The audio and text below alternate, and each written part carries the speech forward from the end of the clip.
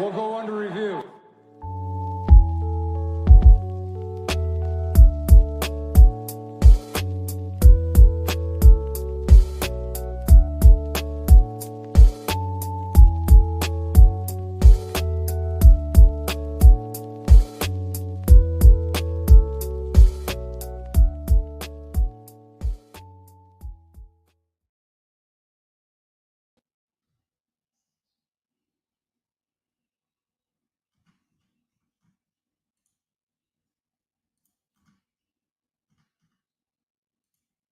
What is going on, everybody? Welcome to day 3 of the NFL draft, hosted by yours truly, Joe DeRosa, at @show_DeRosa on Twitter/X. And for those of you who have watched the show, you might be thinking, what the hell is wrong with your background?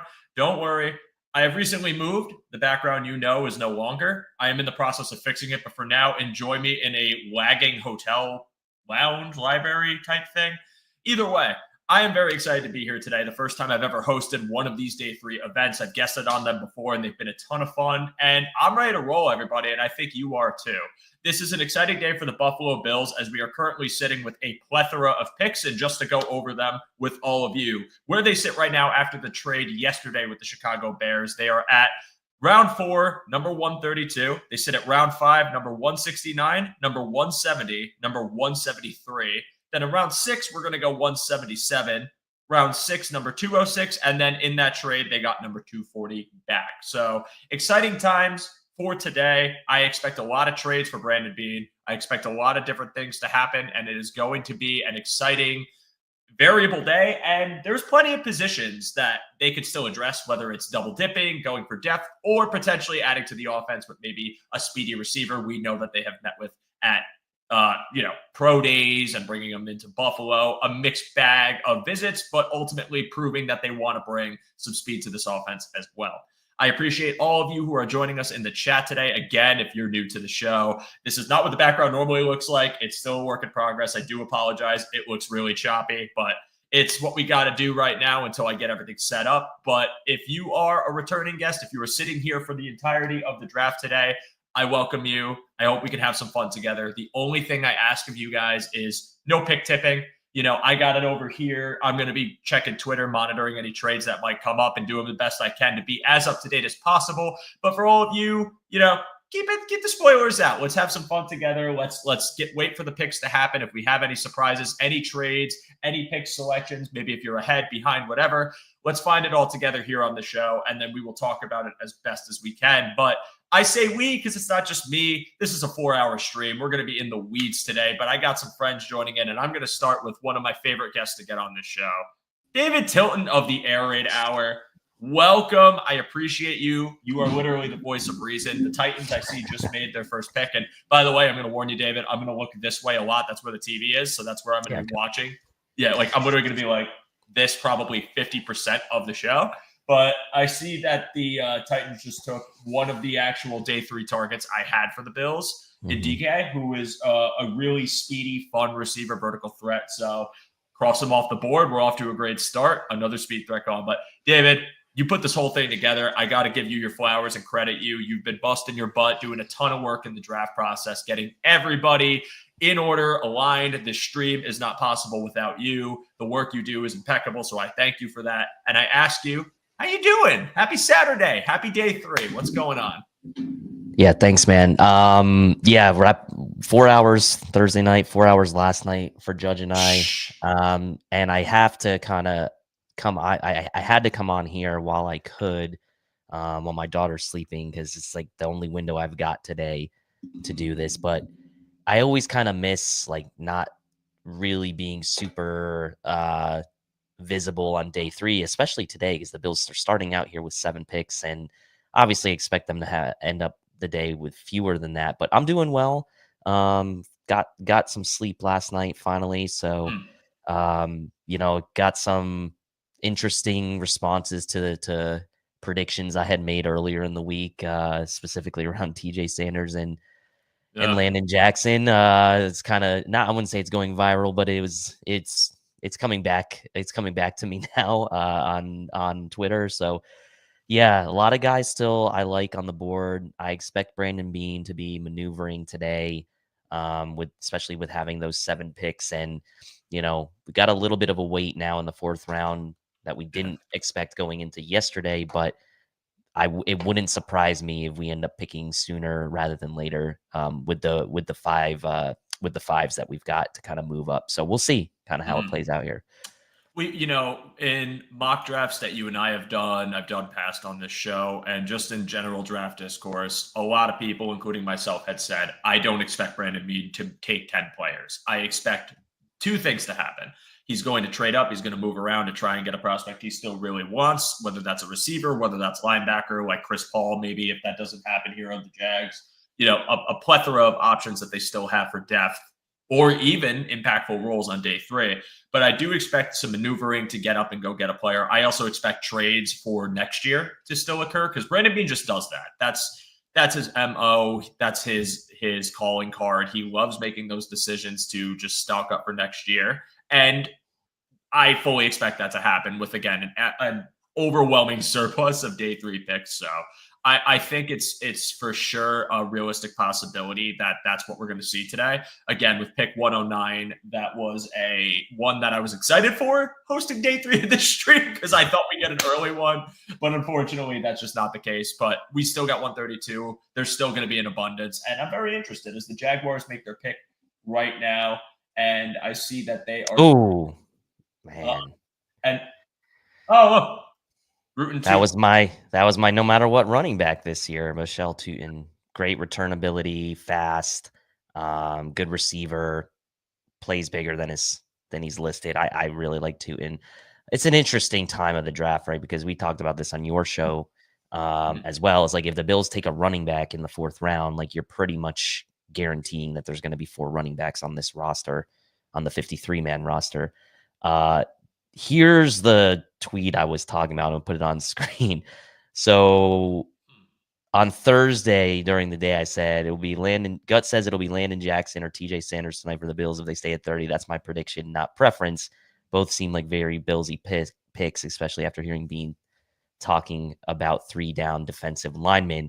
And there were so many replies to that were just, that's awful. It's ridiculous. And at the end of the day, I don't disagree that it wouldn't have been great at 30, but then it's just funny to me now how 2nd round, 3rd round, we end up with both of these guys. So a little bit of a half right prediction there on those 2 guys. But yeah, Tilton here, that was a guy on my list that I liked. I always thought running back was kind of like an outside possibility for the Bills at some point, especially if they kept all their picks today, because it is a good running back draft class. So we'll see if they still end up addressing that position sometime later today. Yeah, I'm so on the fence about it because I think they're going to have one of these day 3 running backs fall into their lap, and they know the James Cook contract situation. It's very real, and sooner than later, basically this final season, Cook is going to be out the door. And I'm not usually so assertive with my takes on contracts. I usually like to believe an extension could happen. But given the trend of what's been going on with the discussions, the discourse around James Cook and the figure, he wants his money. He wants to get paid, and I think he will. But I don't personally think that's going to be with the Buffalo Bills, just given, again, their how do I describe this? The little room they have up against the cap, the other positions that they would like to address. It just doesn't feel to me like they're going to put, a substantial amount of money into that position. So I think for that reason, you have the opportunity to take that running back today. If you decide, hey, we can't find trade partners for next year, we can't go back, we need to do something with this capital. And we just decide, hey, Devin Neal is there, and he seems like a stout back that we could potentially go for. There's a few options. You could go for the kid from Texas, Blue, who has plenty of speed to boot. You could go for someone like. It's funny that I had all these names memorized and now I'm blanking on them. Probably Jarquez Hunter is a guy I like. I like Jarquez Hunter. I like Brashard Smith. Those are 2 guys that I think could be nice fits for the Bills. Both good pass protectors, both good running the ball, catching the ball. So again, it's a really good running back draft class. I'm not going to be mad as running backs go off the board because ultimately it would be a luxury pick for the Bills, to be honest. But to me, the biggest question going into day 3, for the Bills is how many picks do they end up with and where do they maneuver in the sport? And as another running back goes, judges, no matter what running back. Oh, that's so good. Dude, Yeah. okay. I did not like the Jackson Dart trade up for the Giants at all. I did not like that move. Every other decision they've made has been stellar. I mean, I agree. Yeah. So you mean like listen, it's a Bills centric show, but I'm very excited to talk about the other teams and kind of my thoughts on their draft too, because I think that some deserve a lot of praise. I thought the Dart decision was questionable only because I didn't feel like they needed to make the move. What it tells you is, hey, they really wanted to get the fifth-year option for him if he is someone that pans out. But also, with the trend of quarterback contracts, if he's panning out, you're likely going to try and extend him before that fifth year even comes in anyways. So it's like, did you have to give up the capital? Could you just have stayed at pick 33 and been fine taking him? But they like the prospect enough. So that one I was a little bit like, eh. But Abdul Carter, Darius Alexander, now Cam Scatabo, love it. I mean, it's just you already had your guy, Purdue back Tyrone Tracy. Now you have Scatabo as a mix. You already have Malik Neighbors over there. I mean, you bring back Slayton, Wan'Dale Robinson, Theo Johnson, an emerging tight end. I think the Giants probably take a receiver today. But the big thing for me that I like about that team is what the Giants are building on defense. And I think it's getting completely looked past what that is going to look like this year. Because, again, Paulson Adebo broke his leg. He didn't have a ligament tear. It was just a broken leg. I think you can recover from that a little bit easier as long as you can just, acclimate, not do any more damage, get yourself back into your kind of PT regimen. And then all of a sudden, once you build the strength up, you're good to go. And I think Adebo is going to have that. But Javon Holland, Tyler Nubin, you have this insane D line. And if they don't end up moving on from Thibodeau, then you have Abdul Carter, Dexter Lawrence, Darius Alexander, who we liked for the Bills. You have Kayvon Thibodeau rotating in, and then you have Brian Burns, already one of the best pass rushers in the league. I mean, I think Giants fans should be hyped about that. I know, again, might not be – the Bills don't pick for like 30 picks, dude. I got to talk about other teams too, so I like that a lot for them. Yeah, I think obviously the discussion on night one was like, would the Giants potentially take a quarterback with that third pick? And I think they made the right choice in not taking one. Now you can debate whether Jackson Dart or whatever, but I think like for all the flack that Joe Shane and Table have gotten because of the Hard Knock stuff and letting kind of Barkley go and just the look that they've had there, like I think making that pick of Abdul Carter at 3 was just like a good way for them to like really not get any flack in the first round. Yeah. Like it was a very safe and a good pick that you knew was going to get looked at pretty favorably. And then, for the rest, Darius Alexander fell in their lap. Like these are all like, they feel like they could have been Bills picks, and it makes sense because these guys were from the Bills tree, right? But I do like what the Giants are doing. I think the big question, obviously, for them is going to be, can that offensive line continue to get better? And outside of Malik Neighbors, who's going to be that next reliable option for them in the offense? Because I do agree with you on the defensive side. They're looking pretty good. Yes, they brought Slayton back. Wan'Dale, I thought, had some pretty good moments last year. Like they kind of got him going. There were some games where he out-targeted Neighbors or was right there with him. And wow, the Pats take Craig Woodson, a guy who was on my short list for today. Thought he would go maybe in the sixth, 7th round, but that's that just says like what we liked about him. Teams like that. So yeah, the question for the Giants will be the offense, right? And ultimately the quarterback situation there is going to determine kind of how things play out. And it's really the same for a couple teams, right? Like the Jets with Fields, the Giants now with Dart, Winston, Russell Wilson. Like, what's it going to be? I know Dayball came out and said Russell Wilson's going to be the starter. That's fine, right? But it's interesting. You can see the vision for the Giants on the defensive side of the ball, but I'm not like sold on what the vision is yet for them on the offensive side of the ball. Yeah, there's work to be done. I think they have a few pieces in place, especially now with taking Scatabo, that I think can bolster them. But the O-line has been a recurring problem for them. And then, as you alluded to, some other teams in this draft, like the Jets And I mean, you can look at other teams that really desperately need the help, like the Texans, who seem to still have some glaring question marks. Granted, the Texans took somebody yesterday. I think that Finally. when you talk about the position the Giants are in, though, it's interesting to say Dable and Shane, they're not playing with house money, but if they went from the team they were last year to, let's call it a 7-win team, you know, I don't think they're going to lose their jobs as long as there's some semblance of progress. Because I think people are realistic about the fact that while the defense could be very good, it's still in transition and they're still kind of picking up the pieces. But you got to do what you can when you have these skill position players fall to you. And I think that they don't have Barkley anymore, but also the Giants weren't a Saquon Barkley away from winning a Super Bowl, while the Eagles were. So it's not a one-for-one thing. I've always thought that Shane got kind of too much flack for that decision because, again, hamstring yourself to a very big running back contract when you don't have the positions in place to be a juggernaut. What's that going to do for you? You're going to have the Lamborghini in the broken garage. Like it's not something that I think would have been feasible for them. Whereas again, a team like the Eagles was ready to just plug a running back in and win because they had the talent there. They had the OL, they had the quarterback, the receiving core was in place, the defense, had a substantial amount of picks taken in the draft to bolster and free agents. Like it's different for every team, and that's why I never liked kind of the discourse around it. But yeah, as far as kind of taking this back to the Bills, Dave, I'm very interested now just seeing how this board's falling so far to see if maybe one of these defensive prospects that they might have had their eye on fall to them because of a run potentially on running backs or on other ancillary. Like, given where they're at now and the fact that they're picking further away, what are you seeing or what are you hoping happens for the Bills at their spot at 132? For me, like last night in the third round, I was really, for those who were watching, I was vibing with an edge player or a safety, right? It absolutely killed me when the Eagles took Nakuba, by the way. And so I was vibing with edge and safety. And so today, obviously we got the edge and Landon Jackson. So today, kind of this next pick, I'm still vibing with safety a bit.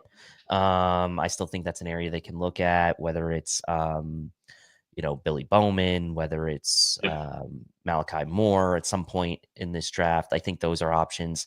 And then receiver, I'm also looking at. And, people are going to talk about like the Royals and the Torrey Hortons, and those guys are awesome. And I love both of those guys.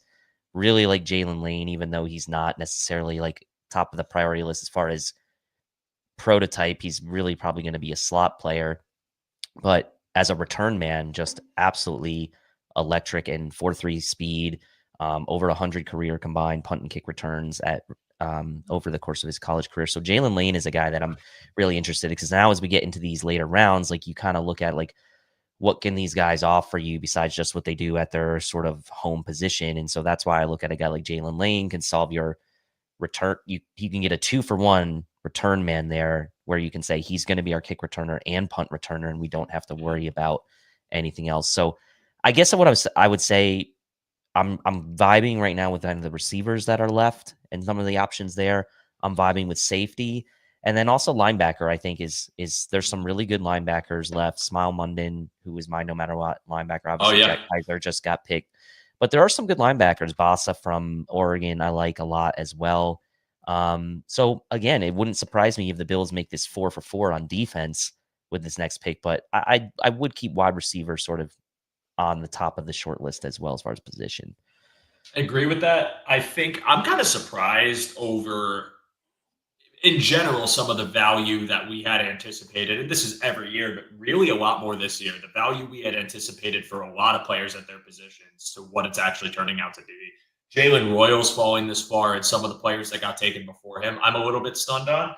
The Raiders just made a pick that was probably on a lot of Bills fans' short lists as far as the wide receiver position is concerned. Well, so, yeah, we talked about him. We talked about him. I think I have a feeling I know who this is. I have a little feeling. Well, it can't be Isaac Tesla because the Lions traded up like 1,000 picks to go steal him. Which, listen, give credit to Campbell. When he wants someone, he'll get them. Yep, I knew it. When you said that, I knew it. Someone literally just mentioned him in the chat too, Lucas. I am so sorry, but Dante Thornton is a Las Vegas Raider. That's an interesting the Raiders. Well, this is interesting for the Raiders because like this is exactly the type of player they needed when they took Besh yesterday. I thought it was like, that's an interesting selection because you figure you've got Bowers and you've got McMyers to work the intermediate areas of the field already. You add Ginty in the first round. Now you're really rounding out that room after you lost Devontae Adams, right? So you've got Thornton now, who is going to represent that downfield threat for them. He's not a nuanced route runner. You know what you're going to get from him day one as a downfield speed threat, one of the highest yards per receptions in the draft. And so that now with Besh, with Jacoby Myers still there, with Genty, with Brock Bowers and Michael Mayer. I have to interrupt you, David. The Bills just traded back up. They're Oh, back wow. at 109. They just came back up. All right. I'm glad I'm on, everybody. then. We got a trade. We had something exciting happen on my stream. He didn't trade back. He went back to 109. David, what do you think it is?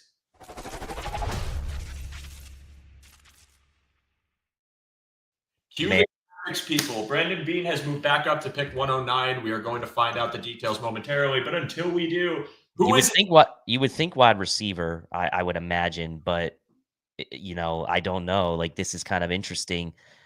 So they give up. Okay, that's fine. They gave up just a 4th and a 5th to move up 23 spots. As you see the trade. With the Bears again. Yes, because the Bears got our 109 obviously yesterday. So 109 back for 132 and 169. And mind you, they have 3 picks in the 170s. So yeah, who cares? Like, that's fine. Like, do not care at all about that. Is it Jalen Royals? That would be interesting. But I will say, a little happy in there. Sorry. No, I will say, like, this is exactly what we thought. Like, we were going to maneuver. I don't mind that compensation whatsoever for moving up 20 plus picks in the 4th round. You give up a 5th when you already had, you had the multiple 5ths already. So totally fine with this. Yeah. And also, again, chat, no pick tipping.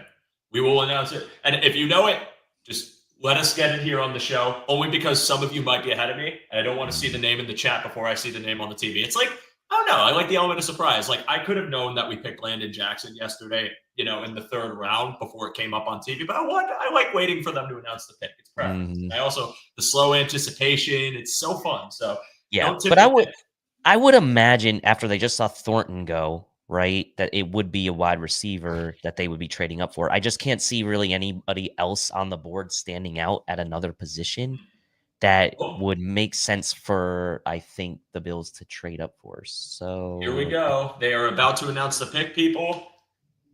David, do you have the graphic for us? Probably not if it's a 4th rounder, but I will play this though.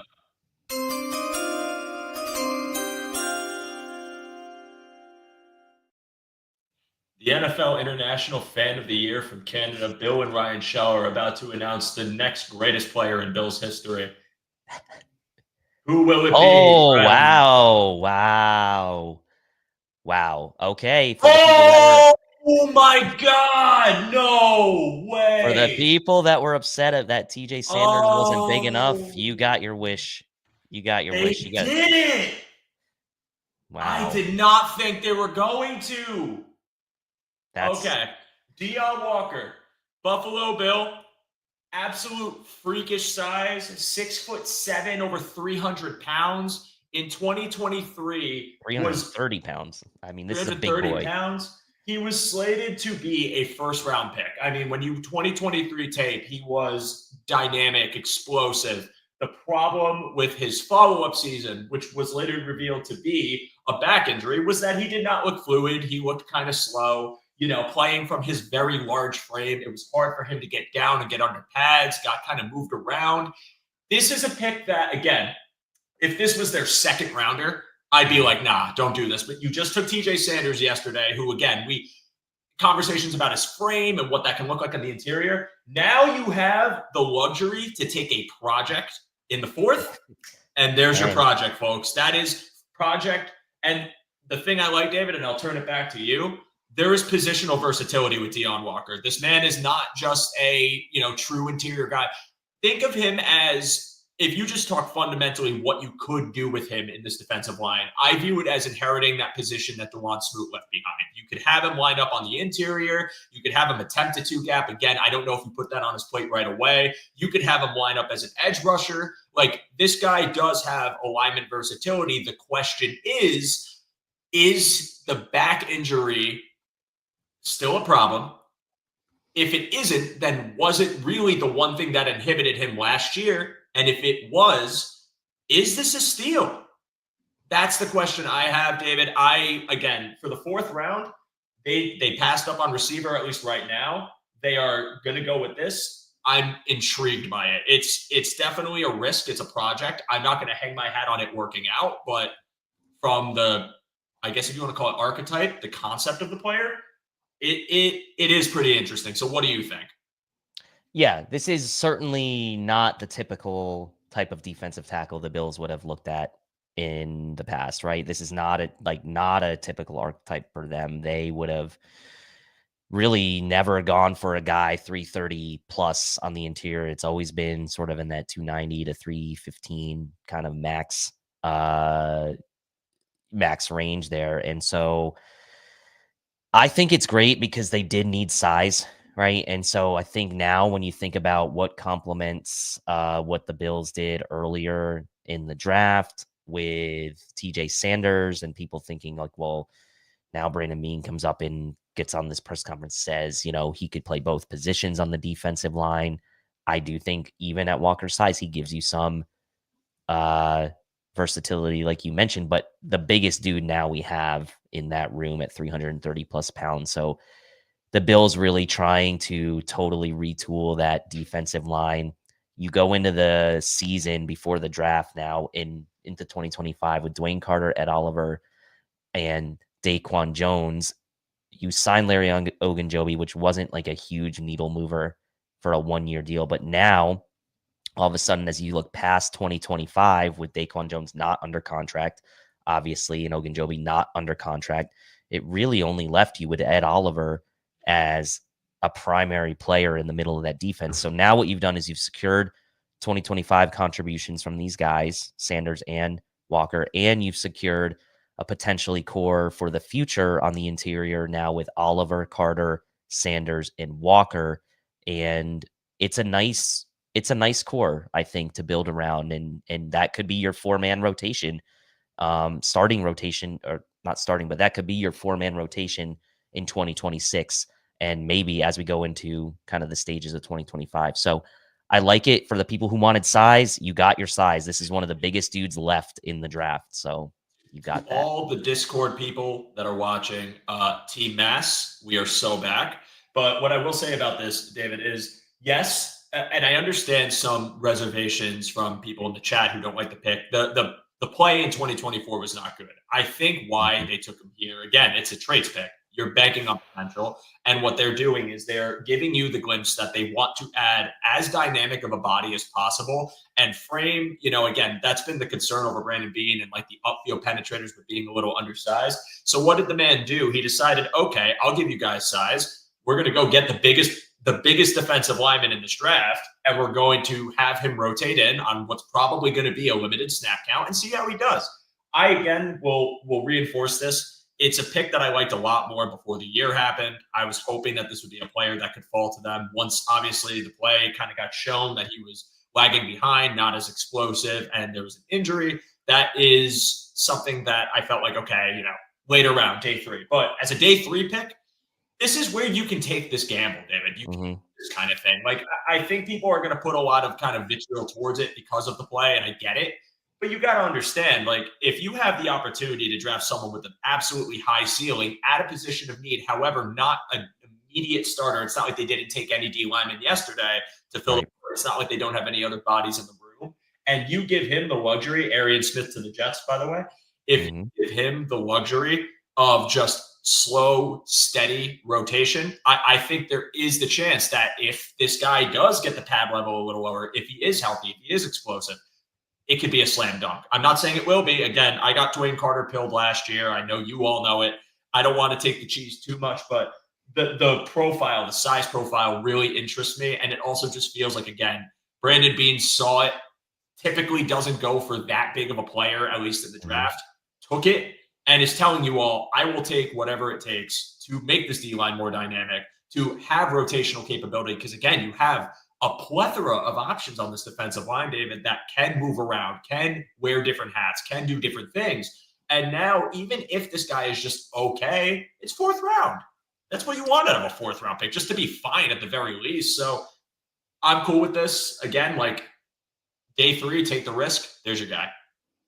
Yeah, and I'm like looking through the weights of the guys left. I mean, literally, it's like Jay Toya and Tim Smith, I think, are the only 2 guys that checked in slightly higher from a weight perspective. But at the end of the day, like Brandon Beane's taking swings to try to fix as a defensive tackle goes here, and Ty Robinson. Oh, Ty to the Robinson. Eagles. Dude, Eagles are crushing. They do Mhm. it every year, but they're crushing this draft. So Walker, yep. With Ogunjobi starting the year suspended, you figure now the Bills have their 5 penciled in defensive tackles that should make the 53-man roster, and Daquan, Ed, Carter, Sanders, and now Walker. I would imagine those are your 5 penciled in defensive tackles for the roster, with Ogunjobi starting the year suspended. And then, kind of see how it goes those first several weeks and how things are going. Like, I think Walker's athletic testing probably dropped him down. I mean, PFF had him as their 92nd overall prospect back in February. They dropped him all the way down to 172 come April. Dane Brugler still had a 4th round grade on Walker. So for Dane, who I really respect in the draft community, like right in line, right, with where he thought he would be going. Obviously, the RAS is going to scare some people off. He did not test well. It was only 3.76, but 4 sacks, 3 batted balls in 2024, 14th best pass rush grade of draft eligible interior linemen with at least 400 defensive snaps. So has some metrics that are working in his favor. And I do think, kind of like Michael Hoyt a little bit with this guy, that they will be able to maybe move him around a little bit, like you said. So I think he's a better athlete than showed in the athletic testing, but we will have to see, right? There are some concerns still for sure. And I'm sure Eric wasn't expecting to have to do a cut up this early today, but I'm sure he's already on it looking at. We have I'll talk to Eric and Ant when we're doing anything for film room, like production stuff or whatever. And, they did their D-line episode. So I just threw, I've had conversations with them in the past about the player, but I threw the name out there. I'm like, what do you guys think of Deion Walker? Like, have you watched him extensively?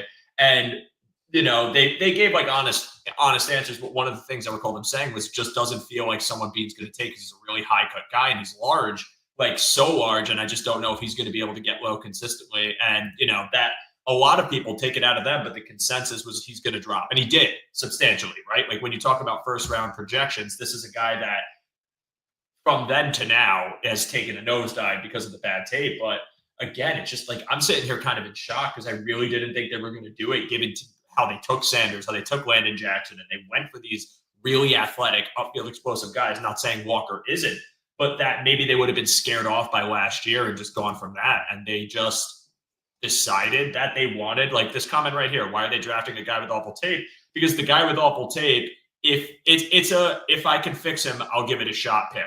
That's all it is. Brandon Beane loves traits, and this is a traits pick. That's how you have to take it. Yeah. Will it work? I don't know, but that's what it is.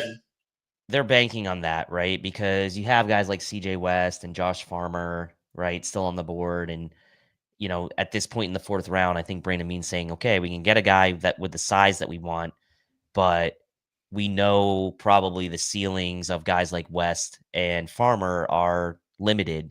So while the floor is probably certainly lower, especially in run defense for a guy like Walker versus a guy like CJ West, in the 4th round, maybe for Brandon Beane, it's worth him to take that risk on ceiling, right, and taking swings. And obviously, they still have a ton more picks today. They only really, at this stage, lost one of those 4th rounders for this move up. So, or one of those 5th rounders, for this move up. So they still have a bunch of stuff to still look at today, and probably won't be the last move we see the Bills make. I would imagine they still have some ammo. Maybe a move up in the 5th round is possible as well, but.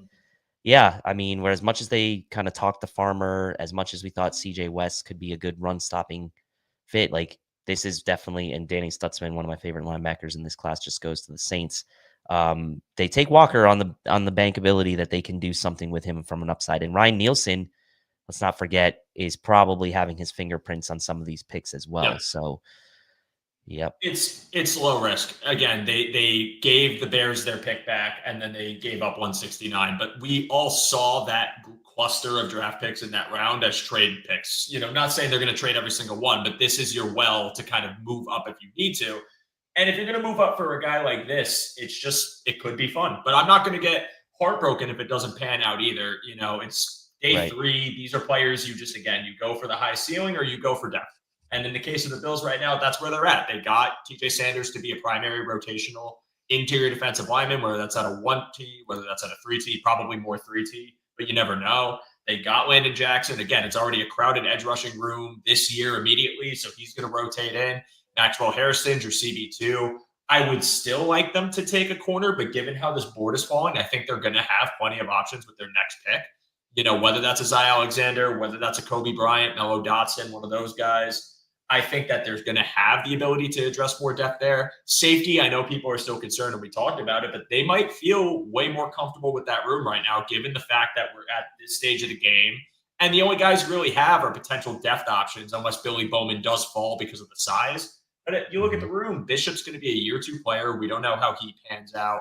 You still have Hamlin for depth at the very least, because I still think he's a serviceable depth safety. Emphasis on serviceable depth safety. Because I don't want people to think I'm calling him an all-pro. And you have, obviously, Taylor Rapp, who is a heat-seeking missile, but I like the play, and I think there is more for him on this team. And then Derek Forrest, who they really like. They made the immediate push to go get that one-year option, that one-year player who, if his athletic profile translates like it did for Washington in the early era of his career, you have a potential tertiary safety that could be really good. But this is fine. I think day 3 picks never make me angry one way or the other, because it's like, okay, you know what I mean? And the trade wasn't like they hauled everything from next year or anything intense. 49ers took CJ West. They took CJ West. Ooh, I kind of like it because they took Alfred Collins yesterday, right? Yeah, I mean, so defensive tackles are really kind of now like coming off the board between Robinson, West, the Bills taking Walker. So maybe Brandon Beane sitting there looking at the board is like, this is going to thin out really quickly in the interior. So for us to double dip, let's do it now for a guy that potentially has some ceiling versus maybe taking the wide receiver 5 at this point. Because I do think right now the depth of what's left, if you compare interior D-line versus wide receiver, I think the depth of what's left right now, at least as it stands, is at wide receiver. Yeah. And, Walter talking about the receiving core a bit, and I know people are unhappy that they haven't taken a receiver, but we got to be more honest about what the receiving room looks like and how much is really needed out of it at this point. And I'm not saying they don't need one at all. Again, if that pick at 109 was Jalen Royals, I would have been very happy with it.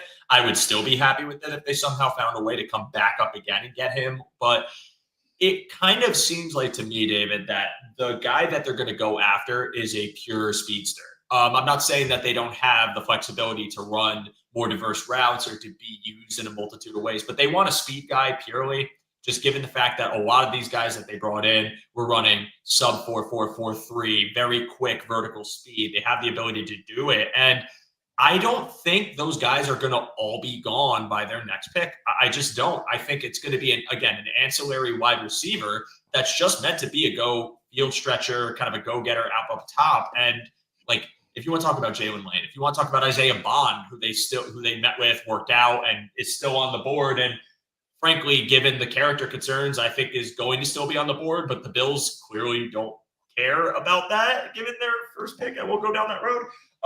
They are a team that wants speed, and I don't think they're neglecting Josh Allen when they don't take a receiver now, like many people are alluding to.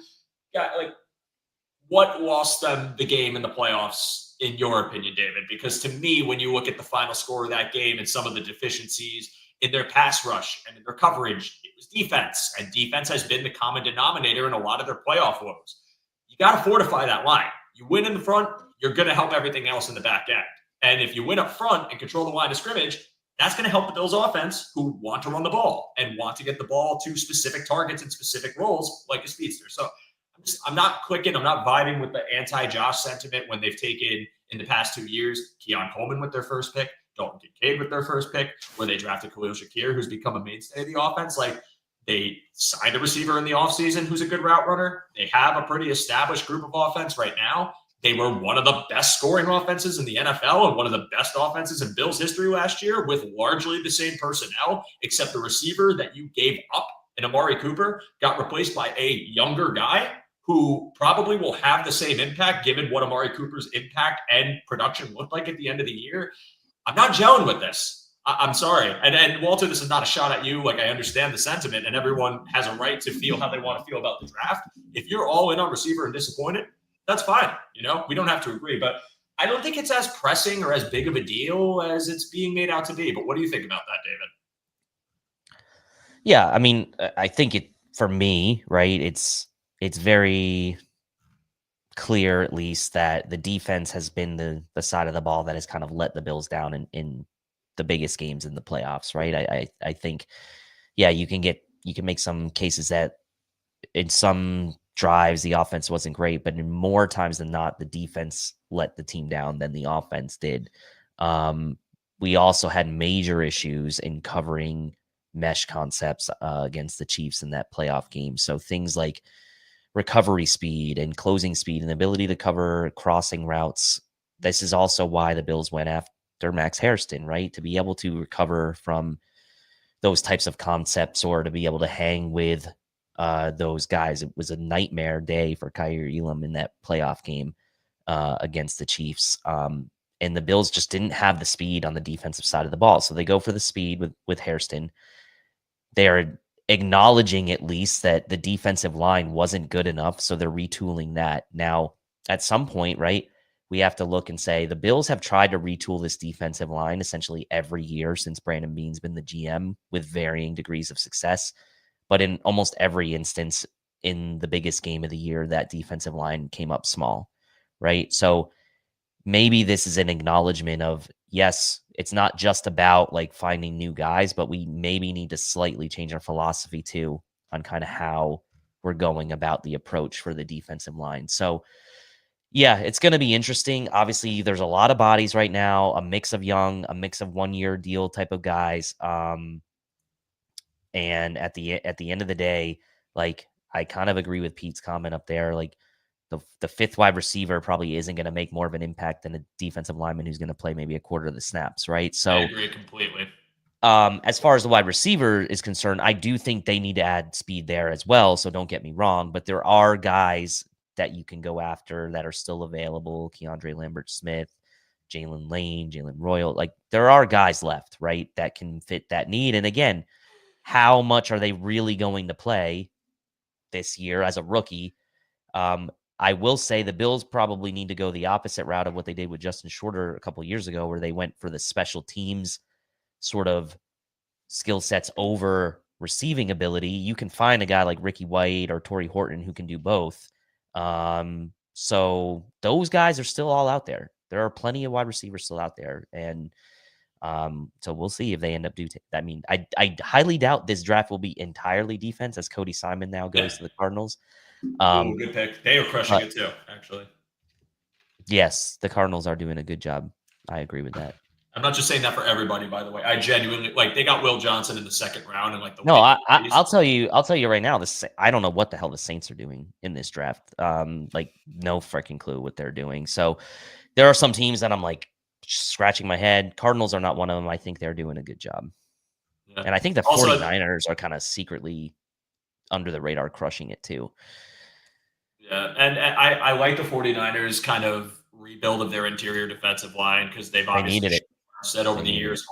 Hargrave got hurt last year. Like, Nick Bosa is kind of a guy that you worry about his health long term. I think that they had to fortify it, and getting Alfred Collins as a true run stuffer, and then adding in CJ West, who is a bit more, I think has a little more in his bag, just a little less size than Alfred Collins. That's a solid draft for them. But Arizona, man, give them credit. I think that what they're doing right now in fortifying their pass rush, like their defense as a whole with Gannon at the helm, who I clowned on a lot, but I actually think is a pretty good coach for them. It's fun.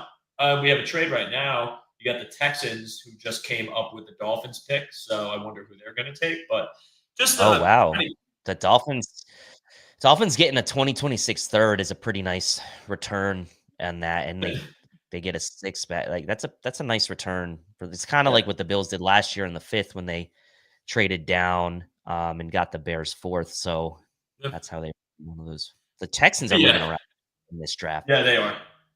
Dude, we got to talk about the Texans taking both of the Iowa State guys. I mean, I hate it because they're a contemporary in the AFC and we're going to have to see them at some point.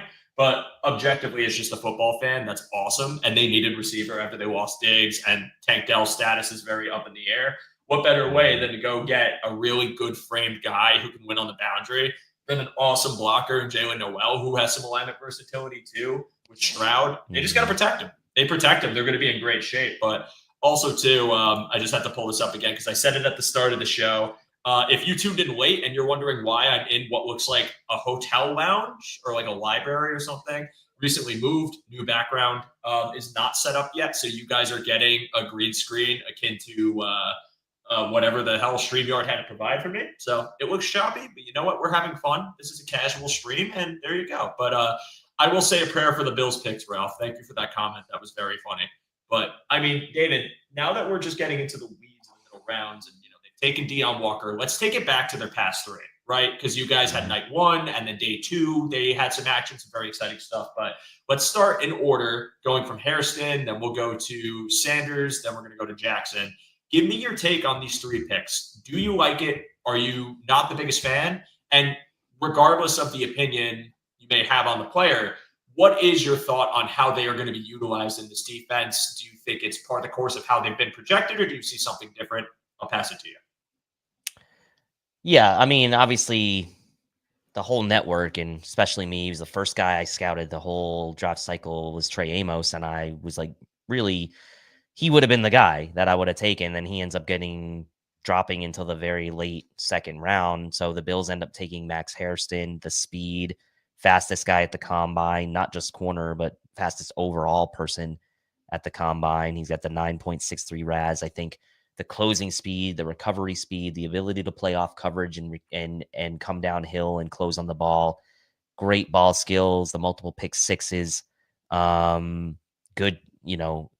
really good traits as far as that concerned. Not the biggest guy, so he will need some coaching up in the run game as far as, diagnosis. Willingness is there, I think, as has been pretty clearly reported. But I think the Bills going in a direction here at corner that I think will complement Christian Benford on the other side, who's a bit bigger, bit stickier maybe. Hairston is the guy that's going to have the closing speed. Hairston is the guy that you're going to expect to cover those crossers that go across the entire field with these speed guys that we're going to see, in the playoffs, whether it's, Zay Flowers with the Ravens or whether it's Xavier Worthy with the Chiefs or Jamar Chase, right? Like he's going to kind of be the guy that's going to be tasked with that coverage. I think for people who are comparing him to Elam, it's a bad comparison. They're not even really the same type of player. Hairston is really a zone first guy. And I think Trey White's style is very similar to Hairston's. Obviously, Hairston has the speed advantage on Trey White, but blending those 2 guys in the room this year now with Trey White as a mentor who plays his best and had played his best in off coverage and kind of coming back to the ball, closing down on the ball with his eyes in the backfield on the quarterback. That was Trey White's calling card, is going to be something that'll really help Max Hairston. So I like the pick. I wanted Amos, obviously, but I'm very happy that they went with that kind of one of those guys from that group, whether it was Revel, Amos, Hairston, that group. So that's my thoughts on Hairston. Reaction before we get to Sanders? I'm getting roasted by the chat right now, but like I always say on this show, if your roast is funny, I'll never take offense. This is incredible. This is probably my favorite comment so far. I'm just waiting for Spin to somehow appear and drop the bomb, but he hasn't shown up yet. So Spin's slacking. You guys are picking up the slack, and I appreciate it. And I appreciate this. Yes, moving does suck, but we got it done. Again, the reverb I know is crazy right now. I still do use the same microphone. Dave will show it. Yeah. My Blue Yeti, but my boom arm literally got broken in the move. So it's just, this is what we're working with, bro. You're working with it, yeah. Woody Marks to the Texans in that pick, that trade up, the running back from USC. The Texans got Woody Marks, the running back. So running back starting to go a bit. So yeah, then we get to TJ Sanders, right? And I think, you listen to Brandon Beane talk about 2 down players, 2.5 down players, 3 down players. He's expecting TJ Sanders to be a 3 down player for sure. They traded up 15 spots, by the way, in the second round. That's a very sizable move up, especially when you consider it's the second round. Rich Hill trade value chart actually had the Bills. Oh, wow. Rams take Jarquez Hunter, one of my favorite running backs in this Taking all draft your guys, Tilton. to Taking pair all your with guys. Kyron Williams. That's going to be a nice tandem there in LA.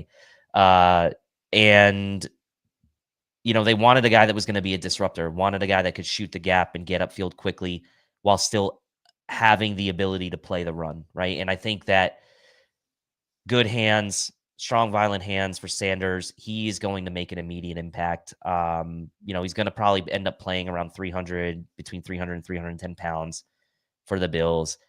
Brandon Beane said that he could play both spots on the interior. So we'll see kind of how it works out with the pick. He kind of made the statement that Dwayne Carter was going to then become kind of the backup to Daquan Jones, which is interesting, right? Because now it's like, well, does that mean TJ Sanders is not going to be a starter?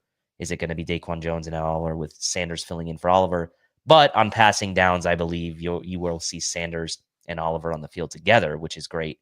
Not Carter or Daquan Jones' strengths, right? So that's pretty good right there. I think that another plus athlete, right, over a 9 RAS for TJ Sanders as well, and playing in the SEC. And then you get to the third round with Landon Jackson, where I think you can really make the case that it was excellent value for the Bills getting Landon Jackson in the third round. Consensus on him was he was a top 30 to 45 prospect in this draft by most draft analysts. I mean, Dane Brugler had him, I think, as his 39th overall prospect. Let me take a look just before 47th overall prospect, and PFF had him as the 39th overall prospect. But the 9.78 RAS, the length, right? Him and Shamar Stewart, the only guys 6'5 plus with 83 plus inch wingspan at the combine.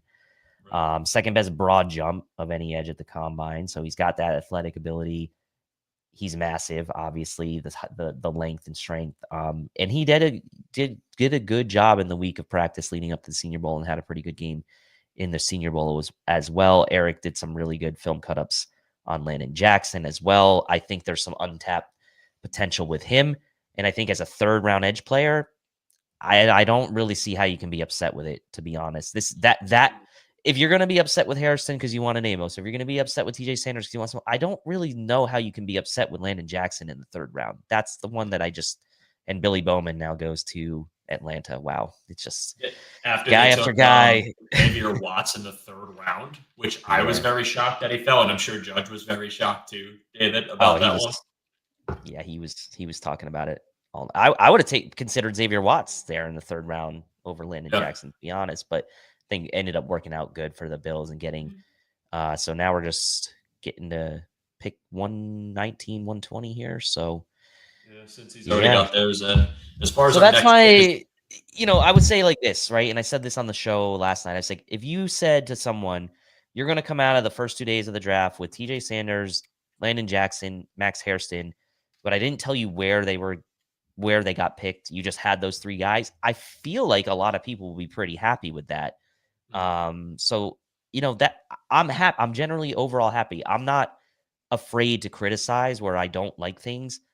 And I'm not afraid to say that I would have taken one guy over another that they did take, but I am certainly happy they addressed the 3 biggest positions of obvious need with the first 3 picks in interior, corner, and edge, which for the most part, everyone I think all agreed on, right? Outside of maybe someone wanting a wide receiver or whatever.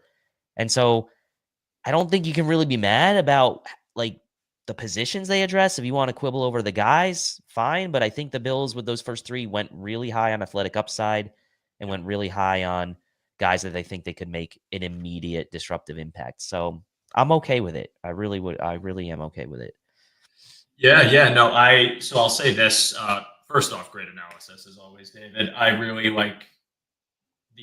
I would say the direction that they went in with these 3 picks. Now, Hairston was not my first choice at corner. I'll be honest. I really did think Yeah, it it was was the same Amos. for me. I mean, it was the It same for felt me. Amos just felt to me like, again, the most ready prospect to go for the Bills defense, especially their secondary. He just seemed like a very sure zone corner with those man traits where even if you wanted to say he was a little bit grabbier than a lot of these prospects, I felt like that's something that could be refined at the next level. And the physicality, the way he fought with his hands, the arm length, all these things that he could do, paired with his processing as a corner and the timing of route recognition, how he can make plays on the ball, all things I thought were a bit more refined and ready to roll for the Bills. But if you want to kind of use Hairston as kind of an example of why I guess if you want to compare it, like taking Hairston as kind of why they took Deion Walker, not for the same exact thing, like obviously value's different, position and need was different. They want to bank on upside. They want to bank on the ceiling of the player. And with Hairston, you can't teach the speed that Hairston plays with. And the recognition he has as a zone corner is really it's really developed. He played primarily zone at Kentucky. He had a very zone heavy defense. I think the number Eric put was 85% of their snaps last year were running zone. And when you look at the Bills, they are, in my opinion, going to get you a higher man rate this year. They're going to play more man coverage just for some of the decisions they made on the coaching staff, some of the people that they're bringing in. Man is going to be more apparent this year. They are probably going to run more cover one this year and have more, soloed up corners. With Hairston, though, they are still going to play a lot of cover three. They are still going to be a heavy zone defense. That's not going anywhere. And Hairston having that forte with the ability to kind of develop with those traits he has as a man corner, I can buy into that idea. It's not that he never played it either at UK, but rather since they didn't play it a lot, you wonder if the small sample size is going to be something that even if he had flashes in college, it might not pan out the next level as the way you'd like it to. But again, if this is a corner that at the very worst is okay in man coverage, but when you talk about as a zone corner sitting in depth, they're having some space to work with closing speed, it does make me a bit more excited at what this player could be for the Bills secondary. Because again, when you talk about disguising, when you talk about rotating your position, when you talk about these corners and where they're going to have to kind of read, react, and jump down, that's something they did a lot last year and the year prior when they brought in Russell Douglas, and he was very good at it. Now imagine a younger player that has more length, more speed, and the ability to break on these routes a bit quicker. And I think what you've created was not just a corner that could, generate opportunity with pass breakups and stall drives out, but one that actually could single-handedly create turnover potential, which this defense, David, and Aaron talks about all the time, but toxic differential and havoc, these traits of this Bills defense that have always been some of the shining points when you evaluate them as a whole. I think Hairston is a direct contributor to that idea, someone that will help those stats maintain their high position and ultimately be a corner that I think is a good fit for this defense. And then if they do play an uptick in man, I still do believe in the traits as well, because the frame is a bit lean. He is a bit of a lighter prospect. So if you talk about physical receivers that might try to jam him up at the line of scrimmage, or maybe on the route stem, they try to bully him off. And even if they don't, if they're more polished and not just drawing a flag or missing a flag, maybe he gets blown off the route stem. But also the recovery speed of the player is also very present, to a point where that might not be the worst thing, because he can come back into a route. He's not down for the count if he gets blown off the ball. He has the speed to go toe for toe with the receiver and catch up. And I mean, you could see reps that he had, whether it was the coverage he had on Isaiah Bond, which I know has been going around and it's a very popular clip. He breaks on one of the fastest receivers in this class effortlessly and makes a beautiful play on the ball. And he can do it left to right, up and down. Like, there are plenty of ways that even if the frame is a deficiency at the next level, that in coverage itself, it's still the speed going to be very positive for this defense. I'm just concerned about the run defense specifically, because it's not always bad, but more often than not, it's poor angle, it's being out of position, and it's also from your poor angle, not being able to compensate with strength to bring a running back down consistently. And I think that is a problem, because the Bills do value members of their secondary being stout run defenders. So I need them to figure that out with him, because if they do, then there's no reason to take this man off the field, and you got yourself an absolute stud that I think I view it as the coverage is already there with him, at least from a baseline level of being productive. But can we fortify the things where you need to get physical up front? And do they even try, Is it something where maybe we try to get him just acclimated as a cover corner and maybe we turn to a different philosophy for defense when it comes to run defense? But I don't know. When we go to our next pick, TJ Sanders, in the moment, and again, members of the Just while Discord. you were, Oh, before yeah. you Sanders, the Bucks took David Walker, the edge player from Central Arkansas. Oh, Really, like, just an absolute stud there. Like, production, obviously off the charts. And man, he was someone I had my eye on. Tampa? Tampa's doing a good job. I think they're doing a really good job. Benjamin Morrison, and then they took Emeka Egbuka was an odd pick, but I think that's Chris Godwin insurance. So whatever. And I like Emeka Egbuka. Like, I think he's a good blocker. I think he's perfect for the slot. I'm sad because I love Jalen McMillan. I'm not giving up on Jalen McMillan. I do think that this is just like a top of the board pick for them. That there was like, let's get him, and then when Godwin, if he gets hurt again, or if we move on from either of these guys, there's already a body there in our scheme. But they are crushing it, dude. I mean, you could talk about some of the other picks. They got Benjamin Morrison yesterday, and if the hip is healthy, he's one of the best individual man corners in this draft. David Walker is so much fun. And with that interior defensive line, Kalijah Cansey, Vita Vea, you have a 6 foot, yes, he's 6 feet, but the dude plays with so much power and is more savvy than just power. He's not just a bull rush. He is someone who will use his arms. He will swipe. He will chop. Ton of fun. A really high motor player. Like, oh, I love that pick for Tampa, dude. He deserves to have a good career. The dude's awesome. Central Arkansas, like, go rep, man. I think like their logo's a bear, but this man might actually be a literal bear in pads and helmet. So awesome player. I really like David Walker. Good for him. But David, just moving on to TJ Sanders. This was a pick when they made the trade. I was firmly convinced they were going edge rusher because they had an abundance, right? You had Easy Raku still there. I didn't think Uman Milan was going to fall. There he was still there. He ended up going in the 3rd round to Carolina. Landon Jackson, of course, like all these players. They took TJ Sanders. And I was a team mass guy, right? Like the same way I'm sitting here telling you I'm okay with the Deion Walker pick because he's, huge and it's the 4th round. Why not? Go get the prolific guy. And if it fails, it fails. It's not that consequential in my opinion. I was hoping that it would be an Alfred Collins, or maybe if they viewed it as like a Jamari Caldwell was really worth the 2nd round pick, or Femi Oladejo, like one of these players that I thought like these were guys that could have fit the Bills defense and been impact, even if it wasn't the sexiest pick. But Sanders to me I was only disappointed because I bought into the frame, but I do think the prospect is very good. I think the disruption potential, the violence he plays with, the high motor, the hand usage, he's a guy that he doesn't have the prototypical one-tech frame, but he does have the play strength to maintain that spot in certain moments. And I think that when you look at the Bills, it's a team that wants to, and said it from Coach Babbage himself, players that as long as they play above their frame, we'll take them. And this is a guy who does that. So I can buy into that. I am worried if it holds him back at the next level for being a consistent one-tech threat. Now, though, if Walker actually does have some panning in his future, then this guy being a rotational true pass rushing threat from the interior becomes a lot more fun. And now you have a combination of size and speed and strength. So I buy into TJ Sanders more today than I did yesterday. I am skeptical, but it could still be a pick that is very productive for the Bills interior. And then I know I'm yapping, so I'll just go with Landon Jackson and say tremendous value at that position. Did not think he was falling to round 3. He did.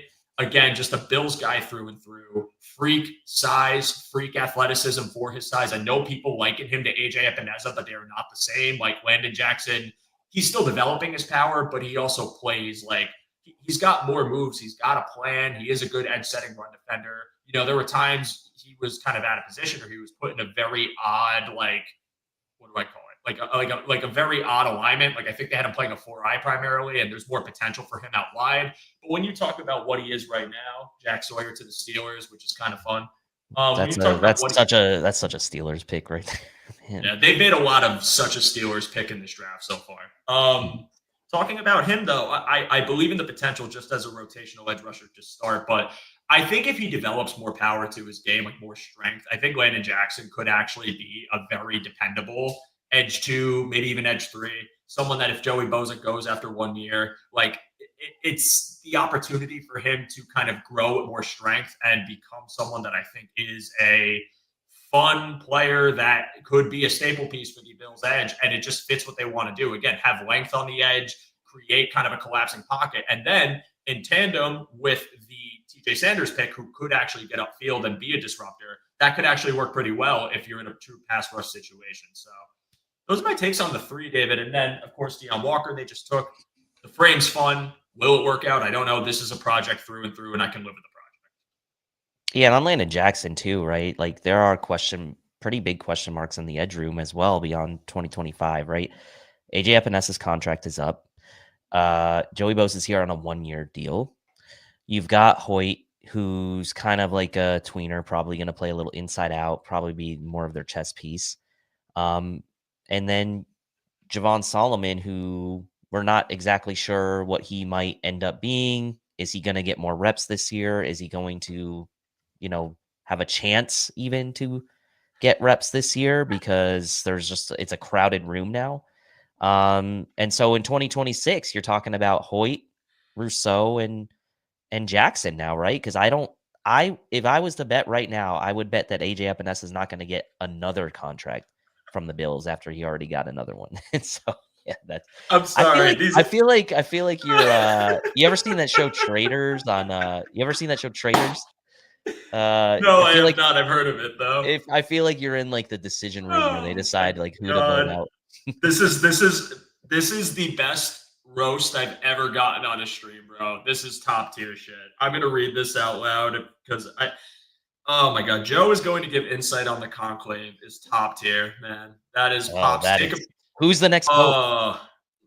Jope. Who's the next Jope? Who's the next Jope?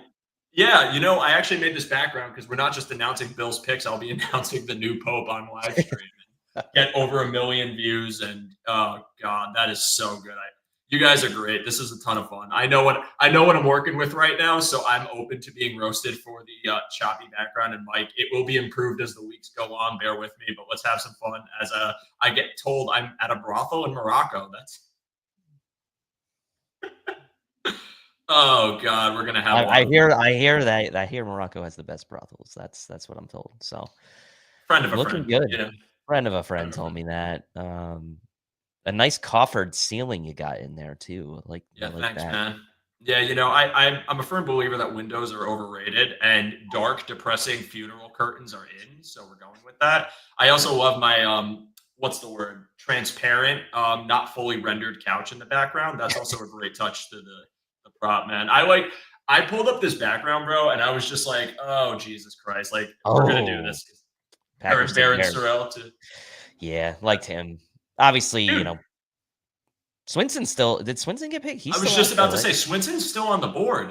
Yeah, he's still. I heard I can't confirm this, but what the whispers were with Swinson was that he was not doing great in his interviews, and there was some not anything in his background besides just like some character concerns. I hate using that term, but that was kind of something that got attached to him. But I think people are bypassing on a really talented player. I mean, when I had James Foster on the show a few weeks ago, he was like, this guy could sneak into the end of the first round. And here he is. We're in the 4th, and this man is still on the board, and some team is about to get him to fall into their lap and be very pleased. So, Aaron Sorrell before him, Jack Sawyer before him. I mean, we had Birch and Stewart go. Jared Ivey's still out there too. I mean, obviously not going to be in the Bills' radar now because he's essentially kind of like a less athletic version of Landon Jackson, but interesting that he's still out there as well. Yeah, this is Kyle Kennard is still out there as well. Kyle Kennard is still out there. We also have there's another edge rusher. I'm trying to think, another popular one.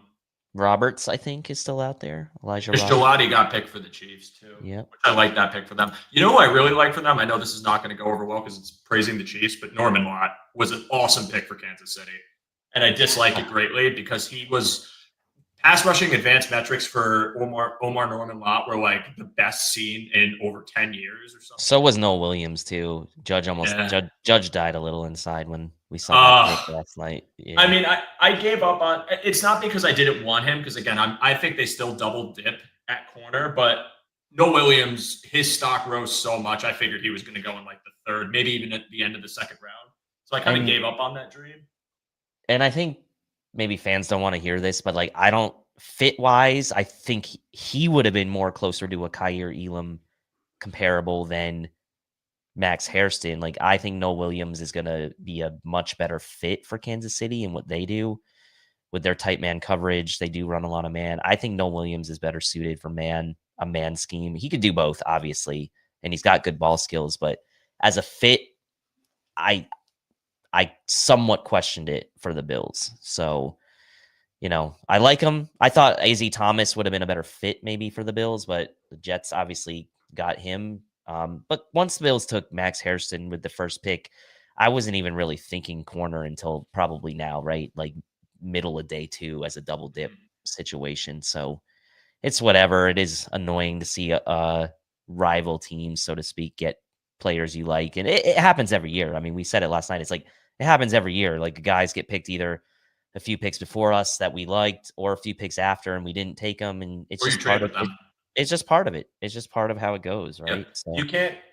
I get more anxiety on draft day from teams I don't like getting players I like than anything else. Like even yesterday, I was in Target and saw that the Pats took Travion Henderson, and I was like, how about they took Kyle Williams too?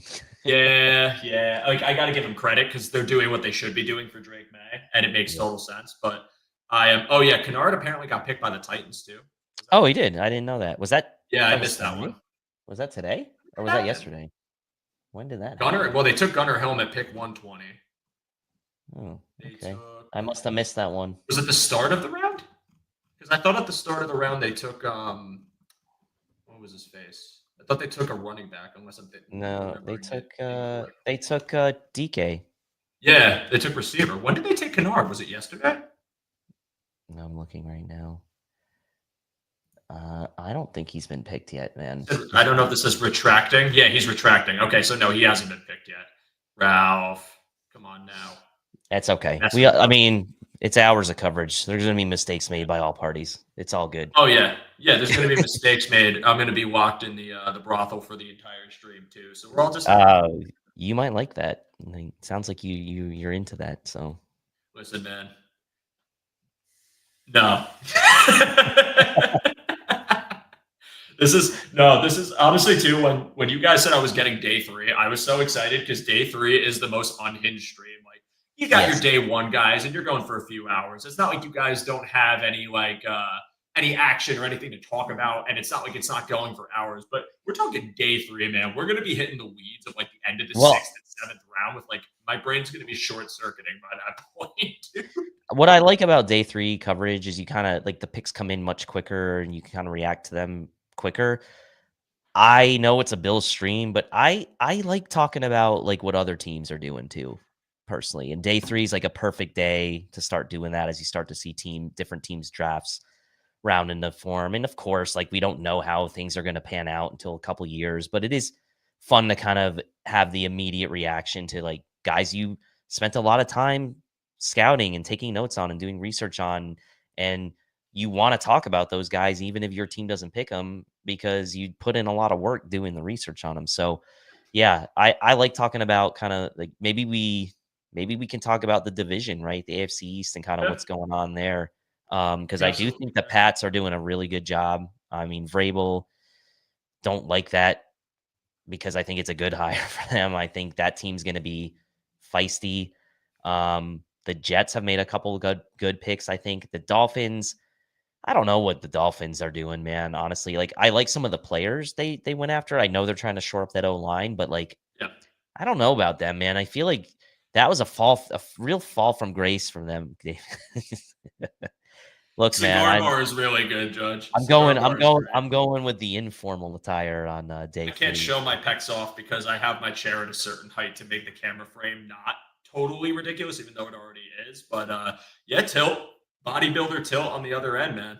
I literally don't work out at all, so it's not. I have to pull this up real fast before you keep going, by the way, because this is the funniest. So I pulled this one up from Seth that says Chris Paul plays with San Antonio first. I love polite insults because, like, how do you get mad at something that's like this? Need updated banter. He didn't call you dumb. He didn't say anything like that. Just saying need updated banter is so dry, but it gets right to the point. Like, X has been kind of cooking in this chat. He's been on the receiver train. I hope they take one for his sake. It's like when you call someone like a dope or a clown. It's like almost more insulting than like swearing at them. You know what I mean? Yeah, exactly. Need updated banter would go to my soul. Like that, I'd be thinking about this comment all day, David. Yeah, well, talking about the AFC East though, specifically, I mean, Kenneth yeah, we Grant got hurt though. I mean, it was a pipe dream. Like, let's be real, that was a pipe dream. But it did hurt that they got him. So, yeah. as Chris So says, it's kind of like, again, we're dealing with a division that, and it's a good position to be in if you're the Buffalo Bills, right? You're picking at the end, they're picking early because you won the division and you were a deep. There goes Kyle Kennard to the Chargers. Hey, Kyle Kennard. Don't worry. Very topical. Very topical. Ralph Wilson, you were only wrong for 5 minutes. Good job. Yes. Yeah, it's another player I'm actually really surprised fell as far as they did. I mean, that was a defensive line that had a lot of havoc to it. And you talk about taking Sanders, and you talk about Nick Scorton going. I thought Kennard would have went probably third round at the latest. But here you are. You got him at 4. And he went to the Chargers, who are also having a fun draft. They took Trey Harris yesterday, which was cool. They took Omari and Hampton, which, like, oh my God, man. Jim Harbaugh was probably jumping up and down when he took that player, just given what the Chargers are doing. Jim Harbaugh and Greg Roman specifically. But this is when we talk about the division itself, you're in a good position when you have to be the one that watches them, they have to get it right? Like they have to get these players because it's early on in the draft. They're going to have the luxury to do it. You can't control that. All you want to do is continuously put them in that position year after year by winning your division and being in that spot. So it's stressful when you see like Henderson, again, go to the Pats or Kenneth Grant go to Miami, but remember why they're there. And they could improve. It could be different. But still, I think when I look at New England's draft right now, they're doing what they got to do for Drake May. They got Will Campbell. I know there's concerns about his arm length. I still think the player is really good and he'll do really well as a tackle. And worst case, if you kick him to guard, yeah, it's a bit of a failure only because you reached at pick 4 to get someone you thought was a stalwart tackle. But he could still be a really good OL. Dylan Sampson to the Browns. So Browns are really killing my Jerome Ford dynasty stock right now. Between Sampson and why am I blanking? Sampson and Judkins. Yeah. Jerome Ford, I might as well. Nick Chubb for like a 2029 6th-round pick. I mean, jeez. I actually like. I hate to say this, like I think like the Browns are not brownsing this draft too much. Like that was, I think they. Off the topic a little bit, the Travis Hunter thing at number 2, right, where the Jags come up. I think the Browns were dead on in making that move and getting out of that spot because, like I said on the stream Thursday, Travis Hunter is not going to change the fortunes of the Browns team success, I don't think, in 2025. Is he a blue chipper? Is he going to make a big impact? Yes. But you move down to 5, right? And you get the defensive lineman in Mason Graham, and then you pick up an extra first next year, as well as the extra second they got this year. I feel like that was a very not Brownsy type of move. And I actually liked the fact that they went down from 2 to 5 in that scenario. So, yeah, it's kind of that conversation we talked about earlier when I brought up Barkley for the Giants, right? And you didn't extend him, but the Eagles got him. I think the big thing that always bothers me about any team evaluation is it kind of removes context when you talk about a good player either being there, not being there, and the decision made around them, because you're ignoring the faults of a roster and what that decision would do for your roster long term. Now, in the case of Barkley, I had said he's a great player. He deserved to get paid. But if you went back to the Giants on the contract he's on now, does that make the Giants a Super Bowl team? Does that make them a contender? What position does that put them in financially to become a contender? Yes, there's always a chance that your draft hits and you can elevate yourselves, but also the financial freedom you get from not paying a running back on a team that has so many holes allows you to allocate it more evenly and draft. And you could have, in my opinion, more opportunities to hit, more opportunities to build a more even keel team that could be a perennial playoff contender. And in the case of the Giants, they just drafted Tyrone Tracy, an 1,000-yard rusher last year, in addition to Malik Neighbors, who was looking to be one of the most, in my eyes, prolific receivers in the league, given his skill set. And then talk about taking Cam Scadaboo and fortifying the defense. This team has put themselves in a better position than I think they would have been if they allocated a very large sum of money to Saquon Barkley. And then you talk about the draft and that similar kind of mindset, but in a different facet of trading. Would they take Jalen Lane? Yeah. Screw you, Commanders. I mean, probably weren't going to get him anyway, but man, Jalen Lane. I'm telling you guys, Jalen Lane is going to be good. I like it. The guy kind of the middle round guy I kind of planted my flag with a couple years ago was Romeo Doubs, right? From a few years back. And like obviously ended up in the Packers. He's made an impact early in his career. It's a bit of an interesting situation there in Green Bay. But Jalen Lane as a middle round guy, like obviously you can all predict that a guy like, Matthew Golden is going to make a big impact. That's like not that difficult to predict. But as far as a middle round guy, I think Jalen Lane is going to make an impact in 2025. I think he's that good. And I think with the Commanders losing Diami Brown, they've got McLaurin, obviously, who plays on the boundary. Having Lane in the slot there, man, I think that's going to be good for Jaden Daniels. Yeah, they're setting themselves up really nicely. And again, you brought in Deebo Samuel to be kind of an immediate impact guy, but taking a guy like Lane too helps you out for the future, right? A vertical threat. I know they lost Deami Brown too. He went over to, I think it's Jacksonville. So they had to offset that loss. And I think they're in a really nice position with McLaurin. You got Ertz back, year 2 of Sinat, like the running back room, with Jaden Daniels always gets elevated. I think they're in a good spot. I do like what Washington just did in that moment, and I think they're Deebo, obviously, they got as well. Yeah. Deebo, like that's a splash move for them, and they didn't really have to give up premium assets to do it. Like they had to give up something, but it's really like that team is doing it in a way that I think is sustainable and could help them long term. I think it's interesting with Dan Quinn teams; they seem to get like galvanized immediately, but long term it usually fizzles out. I wonder if that's going to still be the case now that he has Jaden Daniels there and like someone that is young, ascending, like could potentially be a stalwart top 5 quarterback in the league if he keeps the trend up. So maybe that saves him, and they, the defensive mind paired with a really prolific quarterback, which, we have right now, although it's not everyone's favorite idea. It could be great for Washington long term. But I wanted to pull this up. Shout out to Tippett Canoe, who always joins the show. Appreciate you and appreciate your donation here. It's awesome to be doing this with you guys. This is a ton of fun. If you're having fun watching the stream, if you're having fun with my cigar lounge /brothel / conclave background, feel free to drop a like if you're enjoying the show. We've been doing a ton of work. Judge is going to be so mad. They take Teddy Buchanan. Judge is no matter what linebacker from Cal. That Cal defense had some really good players. Teddy Buchanan's just a machine. The dude's a machine. And of course, he goes to the Ravens. So the Ravens, who are also, I think, of all the drafts, and again, talking solely for the players, probably the best one. I mean, Malachi Starks at 27, Mike Green at, what was it, like 50 something. Yep. They are. You can't deny the talent they've added is huge with the talent they've already had on that roster. That safety tandem of Hamilton and Starks is going to be the best in the league in a few years. I think so. I can confidently say that. Hamilton's already one of the best safeties, but now you free him with Starks, who has the same level of versatility. You want him in the slot, you want him deep, you want him as a nickel corner, like he can do all those things. The Ravens are crushing it. But Tippett Canoe says, I will forever hear the name Samson and immediately say, call Samson and Chappelle's voice from the half-baked movie. It's a great reference. Thank you so much for watching us. We truly appreciate. We appreciate all of you guys. And getting back to the conversation about AFC East, David, the teams that we are up against right now, again, I'm not surprised that they're taking players we like that you hope fall, but I want to start with New England, who I think is doing right by Drake May. I think, again, we must talk about Campbell earlier. The player is someone that, again, there's so much conversation about arm length, and I get it.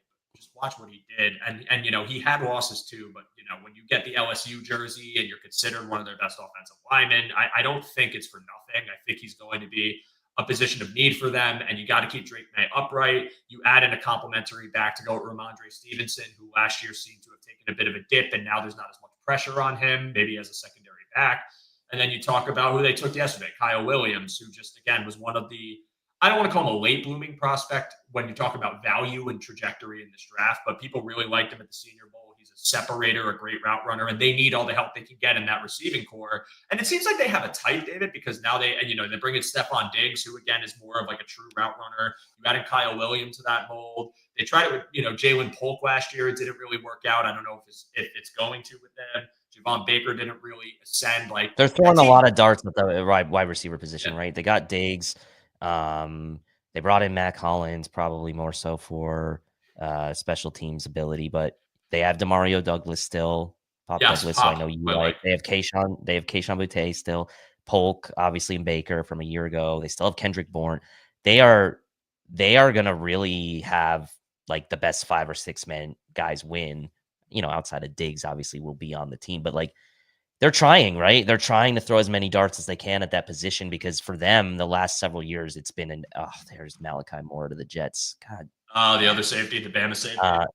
Yeah. And so they are trying to do right by him for sure. And so we'll see. I think, it's been kind of just a dead zone for them for the last couple years. So they're trying at least. And I still don't know that it's like super, I still don't know that there's a ton of super star potential with the group as a whole, but I think having this many darts and this much competition for them going into the season will end up being good for them at that position.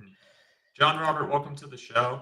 Frequent commenter, always appreciate you watching. What 5th round pick did the Bills use to get Walker? I know the trade deal was they gave Chicago back pick 132 and they gave up 169. So the next pick for them, if I'm not mistaken, is 170. So we got ways to go, but so we got ways to go. I mean, I think at this point, though, with how big the gap is, I'm not going to be surprised at all if Beane makes another move to come up and probably just says screw it to that entire row of 170s, maybe something next year. Well, so someone was asking me about a trade up and like the value. So I looked at what 170 and 173 would get you on the Rich Hill value chart. It's worth about 17 points combined. Just based on value, that would get you up to about pick 134, 135, 136. So in the next, 5 or so picks, if you wanted to trade both of those picks, 170 and 173, you could potentially get up here into the mid 130s for that.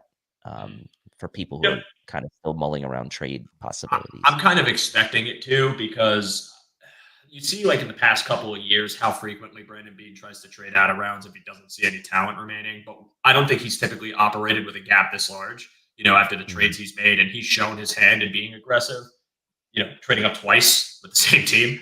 Who knows if they have another one in store? I'm trying to see here. Chicago picks next, and I don't know if they're plotting something again, just given their relationship this year, but I could see Beane coming up again, using like a brunt of those 170s picks and then just shipping off whatever remains, but we'll see. They could really do whatever they want at this point. I think they've hammered. I think one more corner or receiver is where I think they go next. Because Billy Bowman's gone, Senker's gone, Ransom's gone. Like you could probably still go with like an RJ Nickens, but like Malachi Moore is gone. There's a lot of safeties that are getting taken off the board. They're very clearly not urgently going after one. Right. Jalen Reed is a guy that he's still left. I like him. Maybe he's an option at safety because Craig Woodson obviously already went to the Pats. So that's one less guy as well. Keaton Crawford is still out there as well. So there's a couple, but it's thinning out. It's Elijah thinning Clark, out. I think, is still on the board. Yep. And the Saints take a corner, Quincy Riley, who we talked about on our show at length. He's shorter. He's a guy that I think probably would have maybe been a slight possibility as a double dip candidate, but not too upset with that one. The Saints, again, I think are just, I don't know what the hell that franchise is doing, man. I really don't. Like they kick the can until the can is just like in the sewer. Then they go in the sewer and kick it some more down like the stream, and then they get to the sewage plant and they keep kicking it a little more. They're just kicking the can. They're having a lot of fun.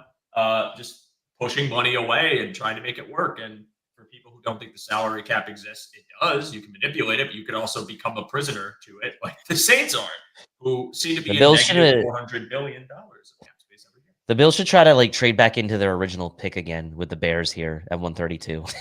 Try to get Jalen Royals. I will not put it past Beane at all to do it. I like listen to try at least. Their front offices make moves frequently. Like think about the Ryan Bates trade. Think about last year's draft when they literally traded with them to get. They traded out of the 4th, I think, with Chicago, and they got the pick this year. It was the 5th with Chicago. I can't remember. The Bears are blue, clapping. and I thought they just popped up. Yeah, they took some. The Bears war room is clapping, so they picked someone. And then the Chiefs are up next after that, so that's one to keep an eye on. Yeah. The Chiefs there at pick 133. We also got to be open to the possibility. Well, it's not just corner receiver. Linebacker and tight end is still a very real possibility too. That kid, Munden's still out there. Like him. Bassa is still out there. Thomas Fadone. There's a few people out there that you could still go for. I think Zy Alexander, Mello Dotson, Kobe Bryant are all still out there. You also have the kid from Florida. What's his name? Jason Marshall, I think, is also still out there. There Yep. is receiver. You still have Jalen Royals, Isaiah Bond. You still have why am I blanking? Torrey You still have the Horton kid still from out there. Corey Horton is still there. That's the one I was trying to think of. He's still there, and that would be a great pick for them too because I like him as a vertical threat. Played through an injury. That's another thing too. I think Brandon Beane is also willing to look past the injury as long as the medical's cleared and their visits with them or any sort of interviewing they did. Because it's like, well, we know that this is going to hamper your production in the year we're watching you. Let's see what you looked like when you were fully healthy the year prior, which is an argument you can make on behalf of Deion Walker. You can make the argument for Torrey Horton too, who missed most of the season. So a pure production profile probably inhibited his draft stock. But as the player, sign me up. I'll do it. I'm open for really any of those four positions next. If it's Chris Paul, if it's Torrey Horton, Jalen Royals, Alexander, any of these guys, works for me, man. Yeah, I do think again too. I think I would imagine if the Bills end up keeping, let's say, the rest of these picks, they could also take a tight end at some point, right? Give a little competition for Davidson. They released obviously Amari Rogers. So really, and no Quentin Morris, obviously he's with the Lions. So it's like literally it's Knox and Kincaid, and then really Davidson is your third guy right now. So they're not deep at tight end as far as bodies for training camp. It'd be interesting to see if they would be interested in a guy like Jackson Hawes, who I like later on as like a blocking tight end. Wouldn't be surprised. So the Bears were clapping for Ruben Hippolyte from Maryland, the linebacker. I guess that's fine. You can clap for that. Yep. Also, Mike L / Michael. I'm going to call you Michael because it rolls off. I am looking at my TV. It's over there. So that is the draft that I am actively watching. We got to mount it somewhere. My desk is adjacent to it. So that is why you're seeing the side of my head more than you're seeing the face. I said at the start of the stream, 50% of the stream is going to be me looking left. So enjoy my profile. Enjoy my large nose. It's fun. We're having a good time here, though. It's the Bears drafted who? This chat's cooking today, man. I love chats like that are going insane with us too, David. Like the longer we're here, it seems like the more unhinged it's getting. Oh, the chat's getting I mean, I think I've actually gone longer than I thought I was going to be able to go. So I'm actually pretty happy about this. I'm expecting my party might end here in the next 20 minutes or so. So we'll see. But man, I'm kind of like hoping I can. It's probably a long shot that I'll make it to the Bills pick at 170, but who knows? I might make it. We'll see. Yeah. And maybe they'll trade up again, and this would have been the pick that they would have had right here at 132. So this is an hour and 40 minutes in, we would have waited for that pick. So there you go. Yeah, absolutely. We're sitting here. But like while I still got you, David, I do want to talk about the rest of the AFC East. We covered the Pats, and the Pats so far have had a pretty solid draft. Again, every decision they've made has made a ton of sense for their offense. But let's move on to the Jets, another team that, again, picking early. I said I was on a different stream. I was on Thomas's stream on Thursday. And I was saying that I think that they really had to prioritize offensive line with their first pick. They did. Membu made just a ton of sense. They had to strengthen that line. It was a glaring weakness for so many years. Finally getting two tackle prospects at the edges. Your interior's fortified. Center's good. You go from there and you take Mason Taylor, who's a really stout tight end, and I think they needed that in their offense. I think it made infinitely more sense to wait on the tight end versus the offensive lineman and not go get Tyler Warren for them. So, just as a football roster building perspective, glad that they made that decision. What do you think about the Jets draft so far? How are you feeling about the, I guess like the immediate, but also long-term, given what they've picked? I mean, I thought Membu was a home run pick for them, right? If you started to look across their offensive line going into the draft, they had Fashanu, who they drafted last year in the first round. They had John Simpson, who they got from Baltimore a year ago before the season, really played well for them at left guard. They have Joe Tippmann at center, another early draft pick, and Vera Tucker, a first-round pick. So now, where was their hole? It was at right tackle. They went out and get Membu. They now have across their line a first-rounder at left tackle, a first-rounder at right guard, a first-rounder at right tackle, a second-rounder at center. And forgive me if I don't remember what round John Simpson was drafted in. But the Jets are finally, I think, getting the offensive line piece right for them. It was a disaster for them 2-3 years ago. What to do with Becton? didn't really know what was going on there. So I think they did a really good job in kind of shoring up their offensive line, at least their starting five. They still end up, right, getting a really solid upside tight end in Mason Taylor in the second round. I think many people, consider a top 3 tight end from this class. AZ Thomas, then at corner, Arian Smith, the speedster, and obviously Malachi Moore, the safety, who we like as a possible option for the Bills here today. And you start to look at that. Okay, well, who were their safeties? They've totally retooled that now, right? They got Andre Cisco from Jacksonville, and now they have Malachi Moore. They got Brandon Stevens from Baltimore, but you would have to imagine that AZ Thomas is going to give him a run for his money opposite Sauce Gardner with how bad the metrics were on Stevens last year. And they've made some other interesting moves, signing Derek Nottie in the offseason. And so I hate to say it, but I think oh my God, no. The Chiefs just took Jalen Royals. Shit. What a just F you right to us right there, man. Goodness. Can't say they didn't have an opportunity to take him. And honestly, I like Royals, but it's not backbreaking to me. I still like Horton. I still like Lambert Smith. This chat's pissed. You can see. I mean, rightfully so. That one stings. Like, that one stings to me more. I don't know. That stings for me. I mean, Kansas City Royals. Get ready for the T-shirts now. You heard it here first. It's gonna be the most easy thing to print unless they get sued for trademark, which actually, they might. Literally one pick after the Bills' original pick at 132. It's like it's just so typical. It's so typical. Again, it sucks to see it go to a rival, but again, I can't sit here and say I'm heartbroken that we didn't get him over the Chiefs because it's a player that it's expendable to me. I just want a body that's fast. If it's not Royals, it's the next guy. I don't think this person you're taking has the coaching staff anticipating that this man's going to be anything more than a wide receiver 5 at 6, maybe higher upside, right?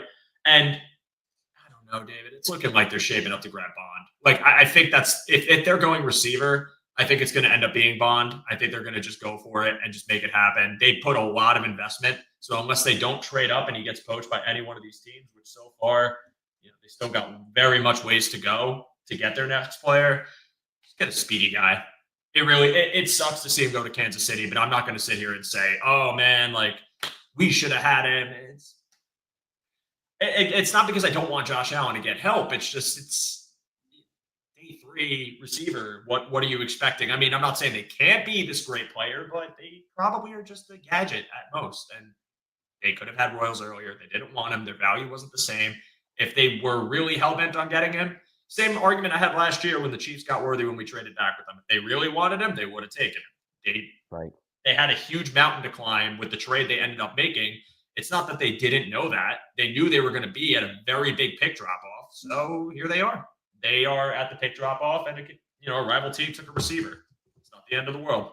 No, it's not the end of the world. And unfortunately, on that note, I am going to have to bow out for now. Maybe back later. We'll see. But yeah, got to spend about 2 hours here with you, and I truly appreciate it. Got to see a Bills pick, which was great as part of coming on. And yeah, I would say in the next, probably hour, you're going to have 2 picks not back to back exactly, but semi back to back. And yeah, we will see what happens there. I'm curious though, to just quickly see who the Broncos take here. My best friend is a Broncos fan. So we've been chatting. Yeah. He was not happy with the Barron pick. I was like, how can you not be happy with that to pair with Surtain? I mean, like that's arguably maybe going to be the best cornerback duo in the league. They said it hurt you so much you have to leave. Pour one out for Tilt. He's going through it, guys. Yeah, it's okay. I've got enough stuff to distract me the rest of the day that hopefully I won't think about it. But I'm already seeing the tweets can't believe they let Royals get to the Chiefs. Oh my God, can I I don't really. Only had 2 picks so far too. I keep forgetting that. That'll be a brief conversation. But yeah, there you go. Yeah. All right, man. So I think Q Robinson, nice. I liked him. Yeah, David, no, I appreciate you being here, joining me in the absolute gauntlet that is day 3. Before you go, let the people know what you got going on, where they can find you, and what's coming next. Yeah, obviously Monday we'll have our normal air raid show, 9 p.m. on Cover One. It'll be the full reaction to the draft picks, as we always do after the draft, and we'll go through each pick. We'll kind of go through our reflect on our initial reactions from draft night, and sort of then our second reactions as we get a chance to, sleep on it for a few days, and we'll be back with you guys on Monday night, 9 p.m. to react to all that. So, this is kind of our Christmas this weekend for the Air Raid Hour. We love the draft.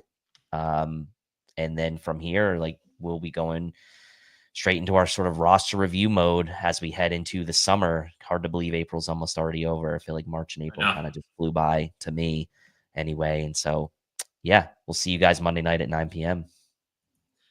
Thank you for being here, man. Thank you for bearing with me through the fun that is the NFL Draft Day 3, a chaotic time. I can already feel my brain short-circuiting, so this is going to be a fun few hours. But this was awesome, man. It's always a pleasure to talk to you. I'll get you back on the show soon, but if you come back, great. If not, enjoy the rest of your Saturday. Have fun. I'm looking forward to just chat, our Discord, everyone's discussion on what the Bills do from here on out with however many players they get. Follow Tilt if you guys haven't. Check out Air Raid Hour if you can. David, thank you. Enjoy the rest of your day, man. Thanks, guys. See you. And as Mr. David Tilton leaves the show, you guys can all join me in the cigar lounge, the choppy cigar lounge that has transparent hands. Again, if you are new, joining the stream delayed, welcome. I appreciate you. If you have watched the show and you're wondering what the hell is going on, freshly moved. You can hear it in my voice. You can tell it from the fake background. Had to make some changes. We're still in the process of doing the background, so this is what we're running with for day 3 of the draft. But I like to think it's symbolic of what day 3 of the draft is all about, which is chaos and disorder and things being out of place. Like taking a very chaotic Pandora's box style of defensive tackle with Bill's 4th-round pick that they traded up for to get pick 109 and get Deion Walker, a player that has been a polarizing point of conversation for a lot of draft analysts, people that love him, people that don't love him, people that think he is someone that might falter because of the frame not really matching the play, and some people thinking that he will live up to that potential. More optimistic people like myself, as you all know. We're just going to have to wait and see. But for all of you, I just want to... I'm sorry, man. I can't. These comments are so good. I appreciate you guys coming up with expert level roasting. Yeah, I know. It is shocking. It is a fake background. The conclave background is still the winner. So I ask you guys, if you are interested in coming up with an even better roast for the background, go for it. I'm ready. I am here. And Rory asks, what is this background? I don't even know what it's called, dude. I truly don't know. It could be Cigar Lounge. It could be Fake Library. It could be a old hotel lobby. I don't know. But I chose it because I needed to pick something, and all the other ones bored me. This one had a lot of character to it. It asked a lot of questions. So this is what we're dealing with. But as for the draft, guys, we were just talking about the AFC East. If you guys have any questions, if you guys have any comments, anything you want to bring up regarding the draft, regarding the division, regarding the conference, leave them below. I will follow up with you. I'll try to answer them as best as I can. And if I don't know it, then I don't know it. We're just going to move on from there. And I'm going to bring up this one that says, hey, I'm new here. Who do you see the Bills getting next year? No Royals. Or getting next, I apologize. No Royals. So we mentioned this before when I had David on. They have when you're on day 3 of the draft, it's very open-ended. This is where you get your depth. This is where you address secondary positions. This is where you address pieces that you could use but not necessarily need. It's a mixed bag, and Brandon Beane has proven throughout the draft so far that he is banking on traits. He's banking on athleticism, profile more than anything else. And with that being said, I think that it's very likely that the Bills are going to address the receiver room today. I think, again, we talked about it earlier, even with Royals gone, there's still a few more speed pieces there. I know that they still have Isaiah Bond, Torrey Horton, at least as of right now. That could change very soon. But there's still a few ancillary options. They could go for Ricky White, the special teams receiver that does have some prowess as well. They could go for Jimmy Horn Jr. out of Colorado. There's a few pieces there that they could get in the later parts of this draft. But for right now, I'm sitting here thinking that that's where they'll go. And if not there, I do think linebacker or corner in a double dip for corner, because they've already double dipped a D-line. Well, at least you could say they triple dipped if you just consider D-line everything. But as far as interior defensive line they've doubled, I think a corner double is very possible as well. And I would like to see them go for someone that, again, has some run defense prowess, someone that might be a little bit more of a sure tackler to provide as a rotational option for Max Hairston, who's developing his frame, kind of figuring things out, getting a little more physical, hopefully putting some more size on the frame. But if not, just getting better at pursuit angles, getting better at locking in and kind of processing in real time to change his body and get better position for tackles. All things that we need to say from him when we talk about run support that I think you could find with some of these later round corners. So for that reason, I am sitting here thinking that they'll go in that direction. Whether it happens, I don't know, man. I've called a lot of things that have been wrong on this show. I'm happy to be wrong again. That is the nature of the game. That is the nature of the draft. We will have to see. Tennessee Titans are picking right now, and they take, I think it's Ayomanor.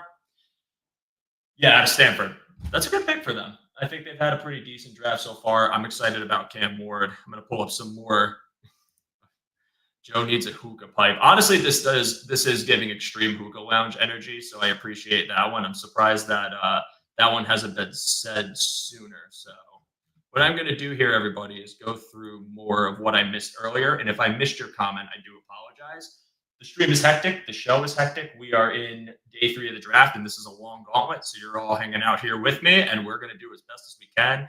Zoff Frazier is another option that I like for the Buffalo Bills in the later parts of the draft. It's kind of interesting to me that we have more players going, at least when it came to intended value for the earlier rounds. This happens every year in the draft. Players fall. It's a mixed bag. Boards are different. But this year, considering how much I felt like there were some consensus picks for second round, third round, the drop-off has seemed like more than in years past, and it's been a ton of fun to see the variance on the board. Again, guys like Horton, guys like Jalen Royals, I never expected to fall the way they did. And a guy like Zoff Frazier, I thought could have gone a little bit earlier. Same thing for guys like Kobe Bryant, like that I mentioned earlier. Patch just traded to pick 137. We're going to see what that looks like. It's a player I'll take. I'll take anyone with the speed. I will take anyone who has, again, any sort of versatility, whether you can line him up as a nickel, whether you can line him up as a boundary. But I think if you're talking about Beane's trajectory for the draft today, you're talking about just banking on the ceiling in day 3, which is what they did with Walker and what they did with several of their picks. So I like him. I think they'll go for him at some point, or at least a corner in general. Is he my first choice? Probably not. Again, I'm a big Zy Alexander fan. He's the one I would want to take next, but we're just going to have to see. So appreciate the comment. Let's keep going. Interesting that Josh Farmer remains on the board. Yeah, Josh Farmer was someone that had a lot of variance in his projection too. People were saying, hey, this could be a player that goes in round 3. This could be a player that falls to day 3, round 5, round 6. I like Josh Farmer, and I actually like the idea of the Bills taking him with their 3rd round pick. I think the problem teams may have is refinement is not there. He is an upfield guy, sometimes to a fault. I feel like with the aggression he plays with, there is a tendency to over pursue and lose balance. And he's not as developed. But I think that for him to fall this far is kind of surprising to me, because I thought, even with all that said, sometimes teams like the Bills, a team that I think would have made a lot of sense for Josh Farmer, these teams are ones that really try to hammer home like just upfield nature of a defensive lineman and just figure out the run defense component later. Because if you're creating chaos and disruption at the line, you're getting someone that's going to be productive, even if it is as a rotational piece. So I'm kind of surprised about it too. And, if the Bills had traded up there, pick 109, and ended up getting Josh Farmer, it would have made sense to me too. Because I would have said, all right, he's a little bit, well, I don't want to say a little bit larger, but just when you talk about like the Bills one tech profile, he is that player that can do that. He is a player that kind of fits that frame that they've looked for in years past with guys like Daquan Jones. And he's a player that I think had not one for one the same skill set, but traits that they like in a defensive tackle. So I thought they could have made that move there too, or went for the receiver again, but they went for Walker. So it is pretty surprising that he fell to that point, and it is pretty surprising that he's still on the board, unless that's where New England's going next, or if I missed it. I'm going to keep checking to make sure I don't miss any players that I say I'm surprised they fell. But yeah, Josh Farmer, someone that I think probably has a future as a rotational 3 tech in the NFL. I think he should be going to a team soon, and if he doesn't, maybe if it's the end of the draft and you still got a 7th round pick to work with, that's where you go. So let's see what we got next. So Certified Genius says, I'd agree, no way the Bills would take Bond given his off-field issue, but they did contact him and have had a chance to have addressed that. Hopefully heard what they needed to. So yeah, that situation, assuming he doesn't go here, and if he does, then so be it. But that situation came out pretty late, and I don't know if that's something that the Bills were doing their due diligence on by having multiple meetings with Isaiah Bond and maybe found out about it and maybe scared them off, or if it's something that they don't feel is too pressing of a matter and decide, hey, the profile fits the room. We want a vertical threat. This guy was primarily a vertical threat at Texas and Alabama. Why don't we do it? Like, why don't we just give it a shot and go for the player and just see if this is a guy that we can take? Oh, Farmer just went to the Pats. Literally as we talked about it, guys. Look at that. That is so funny. Wow. What is the timing of that, man? That is insane. It's almost like you guys predicted it. If only David was here, that would have been a fun reaction. Yeah, I see you guys calling it out too. But getting back to the point here, Bond is a speed threat, and he's someone that I think fits in well with this Bills receiving core and someone that they've met with. So if the character issue isn't something that they're taking as we can't touch him, can't draft him, there you go. He has potential to fall. Again, I thought he might have gone a little bit higher, but that seemed to be the blemish that's making him drop, kind of similar to Mike Breed's drop. So we'll have to see with him, but Josh Farmer going to the Pats is so funny. And again, it makes sense. He's disruptive. He's a rotational guy. They already have, assuming he heals up the way he should be healing up, Barmore on that line, Keon White. Like, they added in Harold Landry. They're a sticky team. They're a team that I think will make some noise in the division this year and potentially finish even in second place there. So we're just going to have to see. But that's a good pick for New England. I can't hate on it. They're having a really good draft. And I like this comment. Pops, you've been cooking today. I appreciate you. Farmer can no longer talk to the Bills every day. Or I'm sorry, yeah. He can talk to them the 2 times of a year, maybe 3 times we play them in a season, but he ain't going to talk to them every day. So, yeah, Bond is one that I'm willing to just wait and see. And Pops, I think he had I can't remember off the top of my head what it was. I don't remember if it was more than just character concerns. Again, I hate that term. Character concerns, or if there was an actual incident. Someone can clarify that in the chat for me, because I checked out when I saw it, because I'm like, all right, maybe the Bills don't do it. But also, they took Hairston, and if you want to go down that road, there was also things there that you could question. So, Savion Williams, I think he got taken by Green Bay, if I'm not mistaken. Yesterday, they took Matthew Golden, they took Williams. I wasn't the biggest fan. I felt like with him, I just didn't really see his fit in the Bills, just given the profile. Again, he's a receiver. You could fit any receiver here, but you take it or leave it. I think for Green Bay, they have an abundance of receiving options. You already have Jaden Reed. You already have Romeo Doubs. You have to remember Christian Watson's likely out for the year too, so they needed to fill that void, and that void is going to be filled with this kid, probably. Or, if Dontavian Wicks doesn't pan out, they probably view him as some sort of ancillary replacement for him. I will say, though, the Matthew Golden pick for Green Bay was stellar, and I love that they finally broke that chain of never taking a first-round receiver since, I think it was 2003.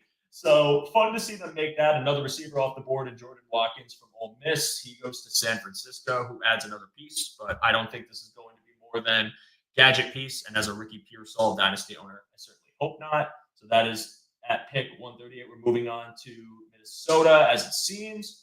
Order Minnesota, Carolina, Baltimore, Minnesota again, which keep an eye out for Buffalo, maybe potentially trying to get back up in this range. You see Minnesota has the 2 picks. Obviously, Buffalo has numerous picks in the 170s that they're trying to, I would imagine, ship off from, whether that's up or down, maybe into next year like they did last year.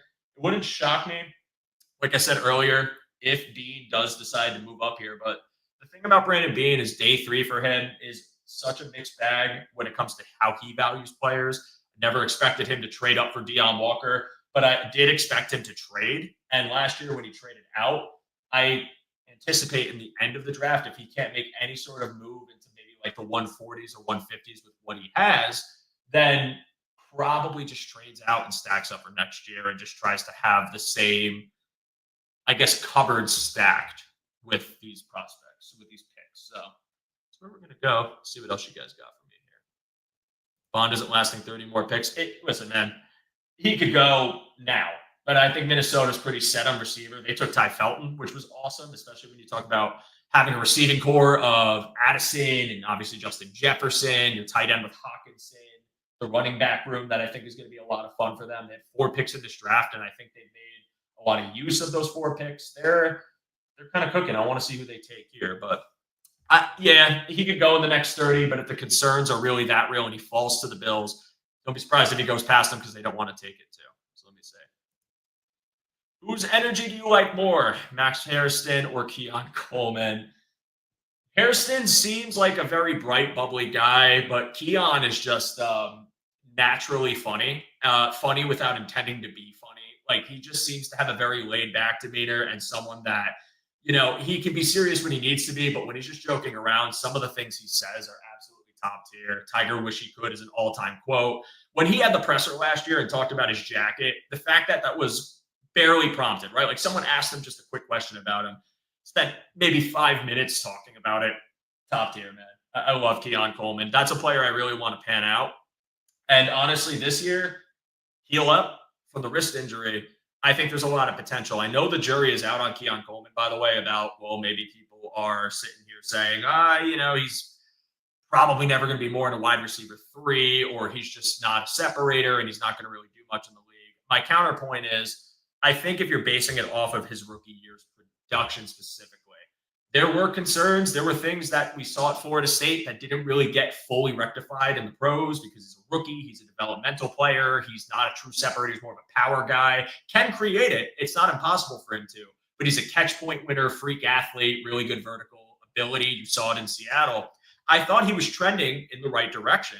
He gets hurt, and he himself said on, I can't remember the name of the podcast, but the Bills offense kind of marched on without him because he missed about 4 games, came back, and they weren't going to shoehorn the player into the game plan they had just because the player's back. And, if you want to make some sort of comparison to kind of the Diggs situation, where Diggs, when he was here, became more of a complementary piece, not a focal point, and where that opened things up for the Bills offense. I think that's the same mindset you could have with this Keon Coleman conversation, where the player goes down, we're just going to adjust. And when he comes back, until the game plan dictates you being our center point, we're just going to work you in as a blocker and very slowly in the receiving game. So I'm giving you long-winded answers because we still have 2:03? We still got 2 hours to go here, people. So you getting long-winded yapping from me just by myself. Let's see what we got here. So I have seen multiple people talk about Shedeur Sanders, and I feel like I'd be doing a disservice not at least touching upon the subject, because my honest opinion on Sanders was that he is a player. When I talk about the other quarterbacks in this draft, and again, I'm doing very baseline quarterback evaluation because we have Josh Allen. My lens for the draft, the NFL draft for the Buffalo Bills, has always been, I am going to look at positions of need and find players at positions of need, and that's who I'm going to focus on. So for this year, edge rusher, cornerback, interior defensive line, linebacker to some extent, tight end to some extent, even running back a little bit. That's where I've kind of kept my eyes on. When it comes to quarterback, I will, look at the profile. I'll watch what I can. I did watch a few games of Shedeur Sanders. I think it was BYU, Colorado State. I can't remember the other 3 that I watched. I know it was a few. Was it? Oh, Baylor was another. Either way, Sanders, to me, I still believe in as a player. I think the fall off is genuinely shocking. You could only make the argument that there must have been something in his meetings with teams that rubbed people the wrong way. I wasn't there. I don't know. I thought Sanders was the second best quarterback in this class. I had him above Jackson Dart. I had him above, again, with a limited perspective, guys like Dylan Gabriel, Tyler Shaw, Jalen Milroe, Jalen Milroe was a lot of fun, but he's far more of a project. Sanders felt safe, right? Like one of those players that I felt like the floor was closer to the ceiling, but he could make it work in the right offense, something that maybe is a bit more West Coast. Timing of their deep ball isn't consistent. It's something that they do because they've worked up to do it with their running attack. Really more of like a get him in rhythm, drop back, and just get the ball out quickly, something across the middle, like a Shanahan system, a McVay system, something along those lines that uses a lot of pre-snap motion and misdirection. I thought Sanders would do well there. And I oftentimes, not one-for-one comparison, but when I thought about, what modern quarterback, what NFL quarterback could I see career arc being similar? I thought about someone like Jared Goff. Again, not saying they're the same player, but rather than just a player that could do well in the pros, be doubted, and end up coming in and being more than serviceable for a good offense. So Sanders falling the way he did was surprising because, I think he's talented. I think the player is extremely talented. I don't think he has the best arm strength. I do think that beyond the short field, the processing when it comes to deep ball accuracy, ability to read longer developing routes, I do have questions about it. I know his O-line was horrible, and you could see that when you watch him. But also some habits were like, again, not trusting his O-line in front of him and then bailing on a clean pocket when it actually was clean. The mental psyche of a quarterback with a bad O-line is such a big thing to keep in mind when you watch them behind one because it really affects their comfort in the play. Sanders, to me, I like him. Never thought this drop-off was going to happen. And truly, I think a team is still going to take him. It is unfortunate that he fell this far. I know people don't like the guy. I think he's overly hated personally, but it's a player that I am shocked to see fall. I thought at the very least Cleveland in the second round, if the Giants, after they made the dart move, thought he'd go there. They prioritized someone else, and we're just going to have to see where he goes. So let's see what we got here. Keaton Crawford, R.J. Mickens, or Hunter Wohler are safeties I think they like. High RAS, good pedigree on the field. And that's all you really need right now. I mean, we're seeing them kind of staying patient. We're at pick 141. We don't see him again until 170 unless they trade up. So they are in a situation where at that spot, do they go receiver? Do they go safety? But if they do, I think they're going to value high athletic score because, again, it's low risk, high reward. If this player is rangy, if this player does have great speed, great lateral agility, can man the middle of the field or be a deep safety, you have the luxury of working them in without really allocating, heavy valued capital to them. But if they're a special teamer, you can never go wrong with a special teamer. Remember, we got rid of their previous special teams coach. We moved on, and now here we are. And it could be a position of need for them where they want to fortify it with different coaching. So let's see. Yes, I think Sweet Spike. If I'm not mistaken, no, I think Keon's was on Monica's podcast, the one I was referring to over. Shadir's getting last, Mr. Irrelevant. Could you imagine, man? That'd be crazy.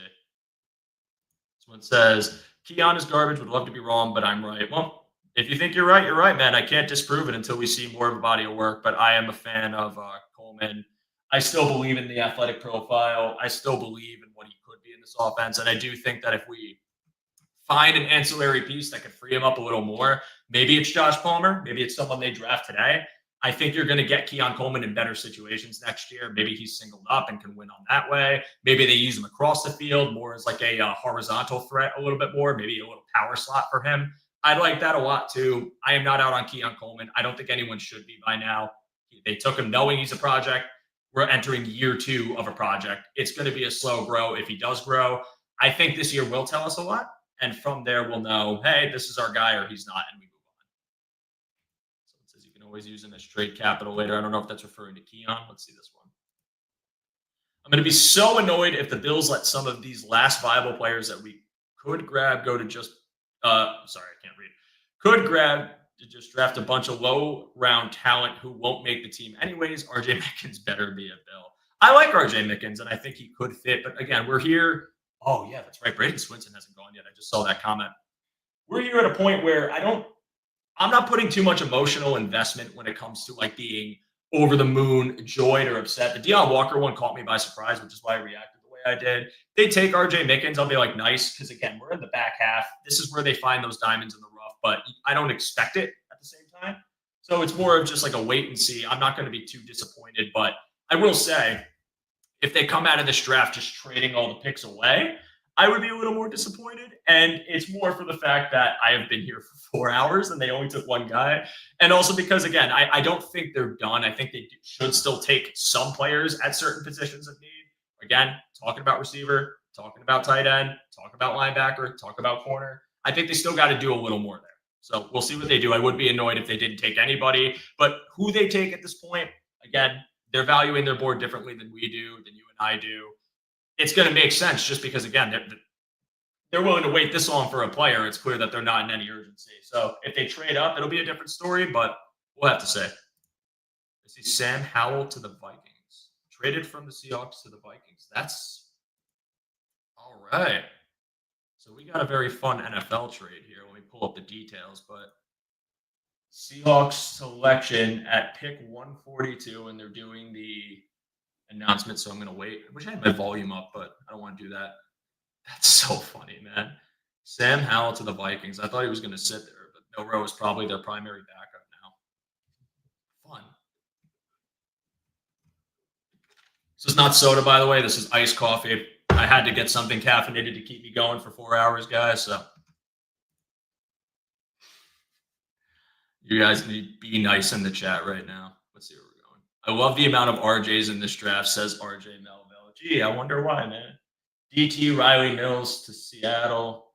Another player I saw in late round projections. Again, we've taken 2, so I'm sitting here saying I don't need another one. If they did, it'd be interesting, but have fun with defensive tackle. I will say, if somehow we get to pick 170, Braden Swinson's still on the board. Do I think they should? Probably not, right? They took an edge rusher. Do I think that I'd be mad at it if they took him? No, I like Braden Swinson a lot. I've said it, that I really enjoy the player. This fall off is insane, unless I missed it. But yeah, I think we're going to sit here and wait. And I appreciate all of you guys being here with me. Let's see what we got here. Sis Benara says they have to have a trade partner and comparable value to the pick they want, which is also true. Again, and this is an interesting point because when we talk about drafting in the offseason, there is a lot of assumptions that it's easy to trade back or it's easy to trade up. And teams are always looking to make a deal to some extent, like with the beginning of the second round yesterday. Giants, Browns, Titans are all fielding calls. They're going to get people that want to move up for premier talent, but it takes 2 to tango. It's not as simple as using the draft calculator. Again, not that this is being applied by anybody here. It's not as simple as using the draft value calculator, crunching it, and then sending it to a team and say, well, our points are pretty even here. Let's swap picks.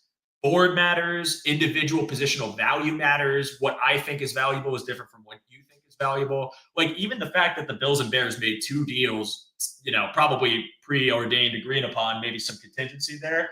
Oh, young Jordan Phillips to Miami. Look at that. Another Jordan Phillips to Miami. You know what this means, everybody. He will be a Bill in 2 years, so start the clock now. Eventual Buffalo Bill, Jordan Phillips, Miami Dolphins. I hate to say it. Good pick.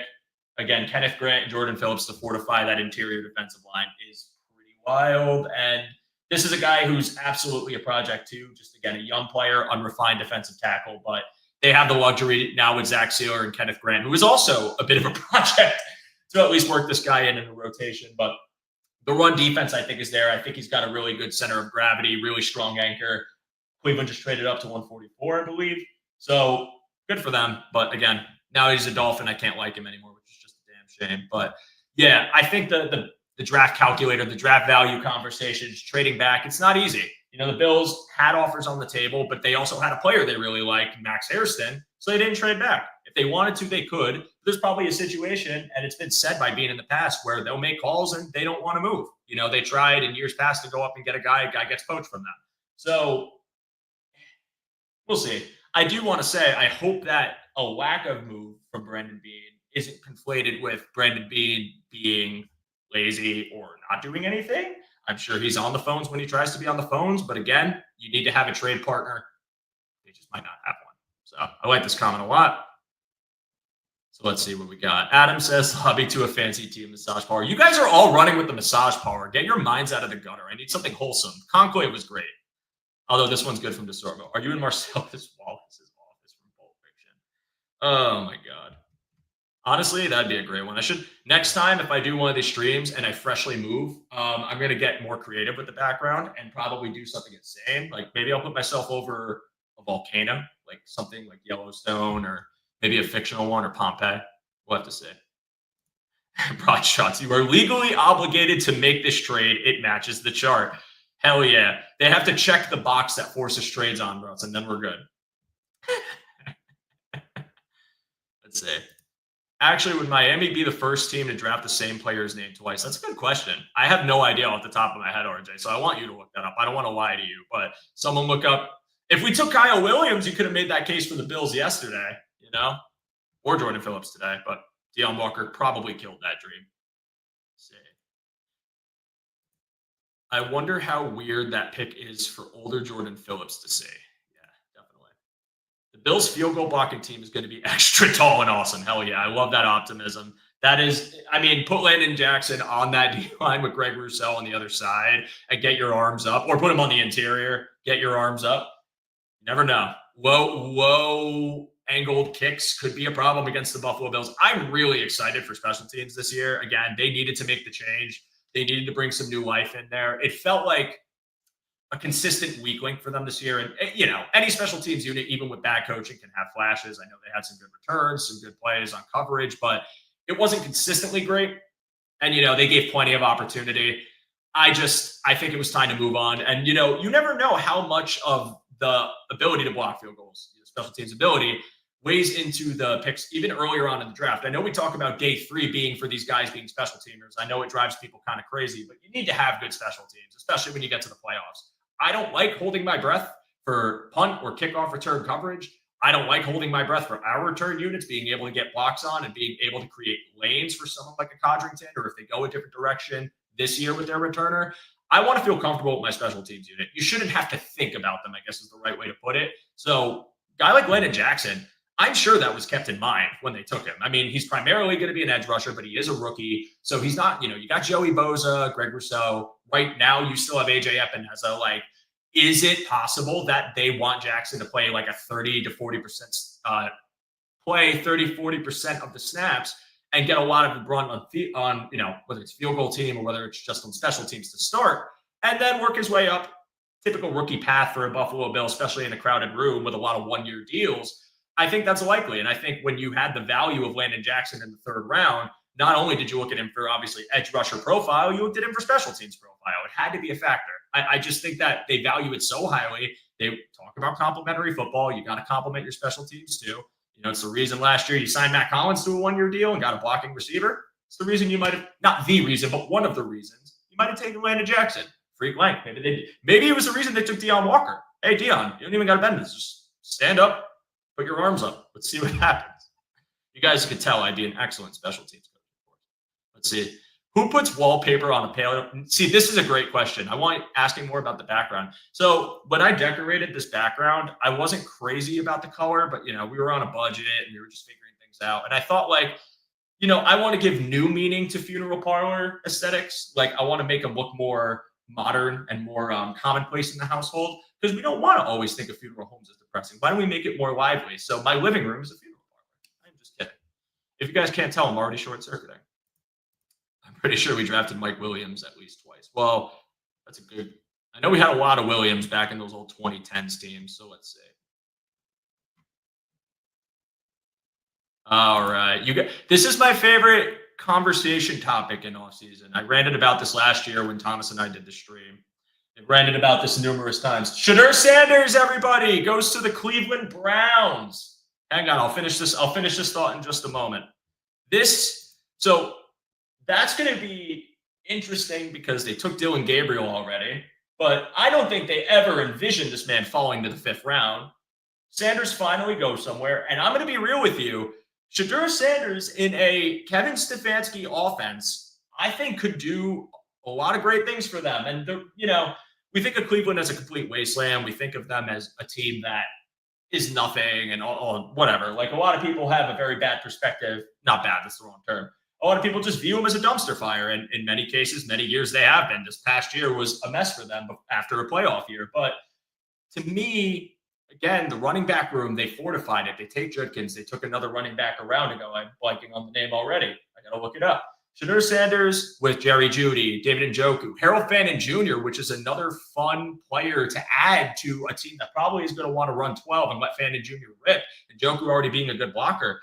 This is an interesting pick for them. And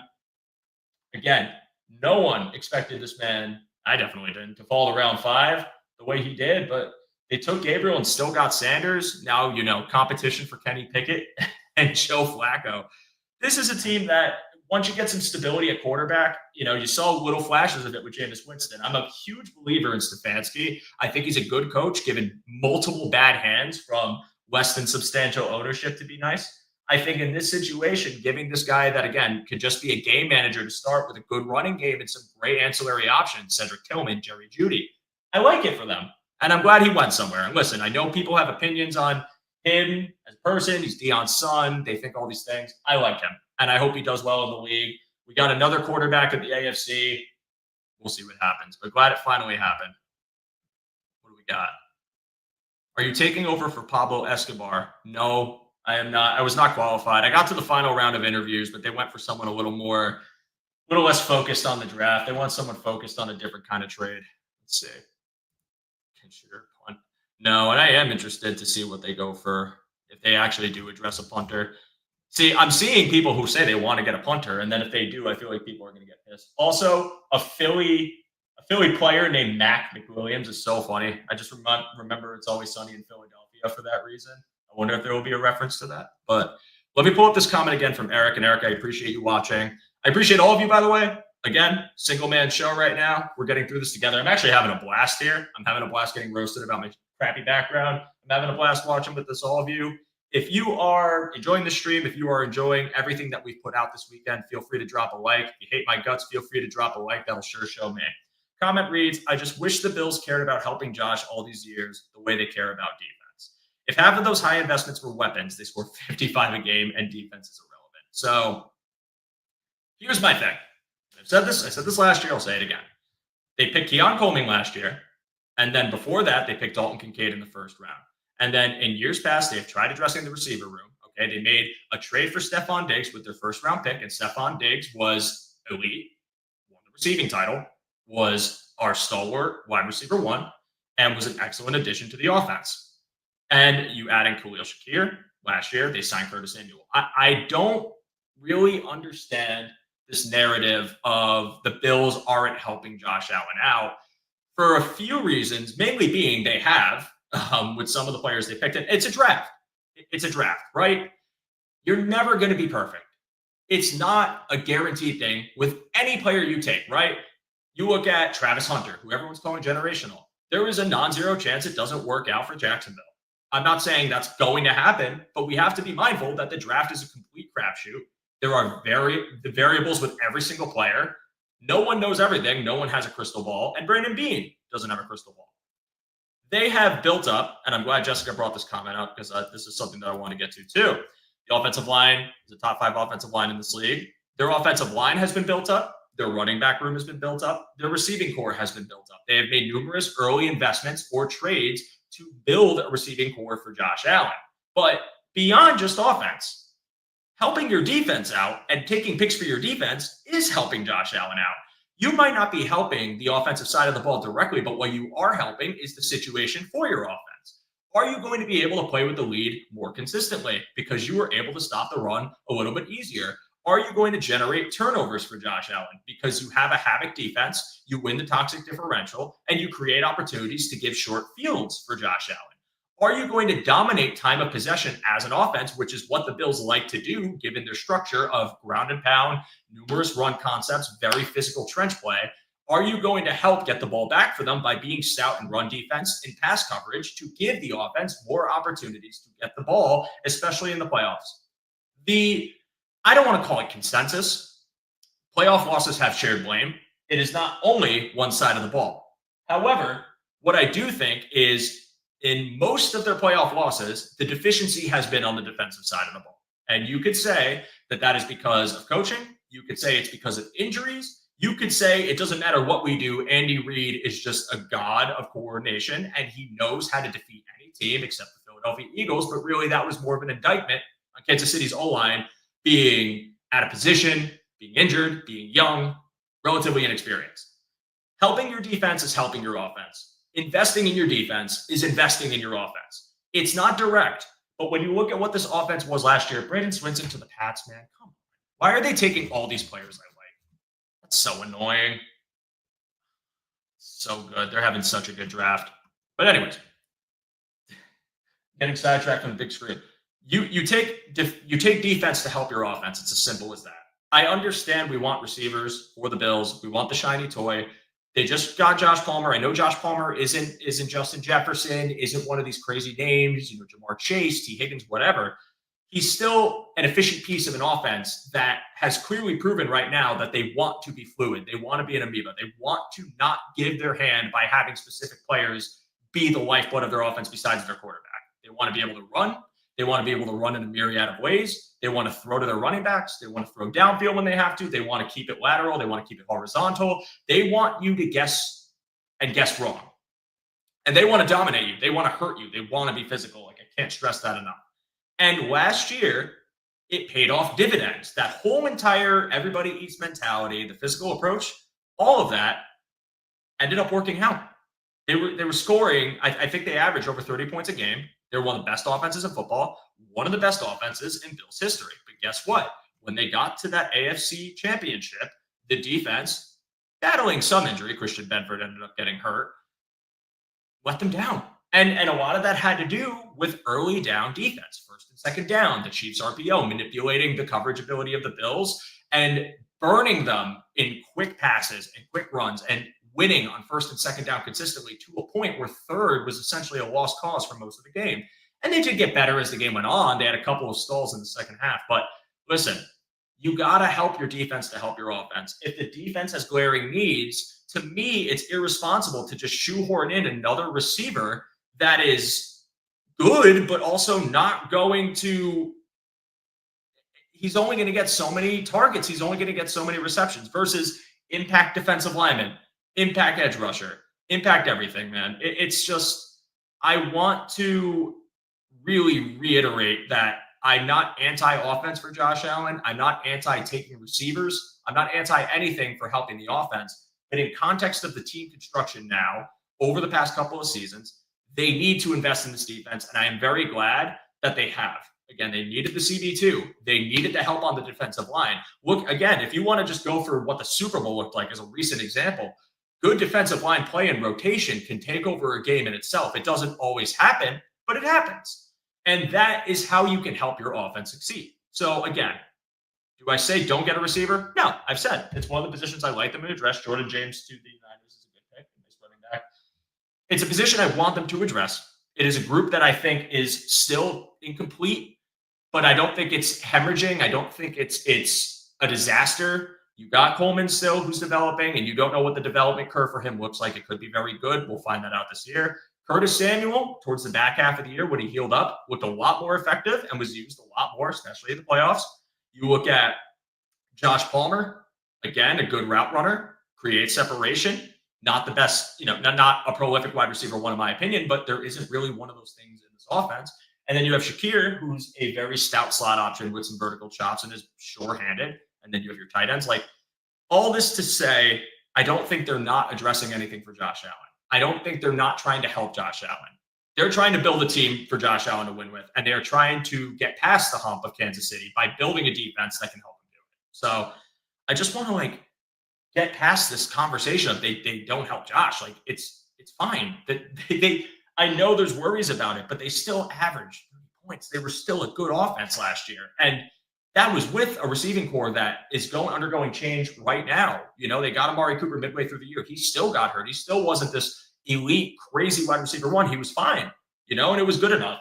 So, yeah, I'm going to leave it at that again. And you're welcome to have the opinion of they got to get receiver, they got to hammer receiver. But it's just, I don't agree that they're not helping Josh.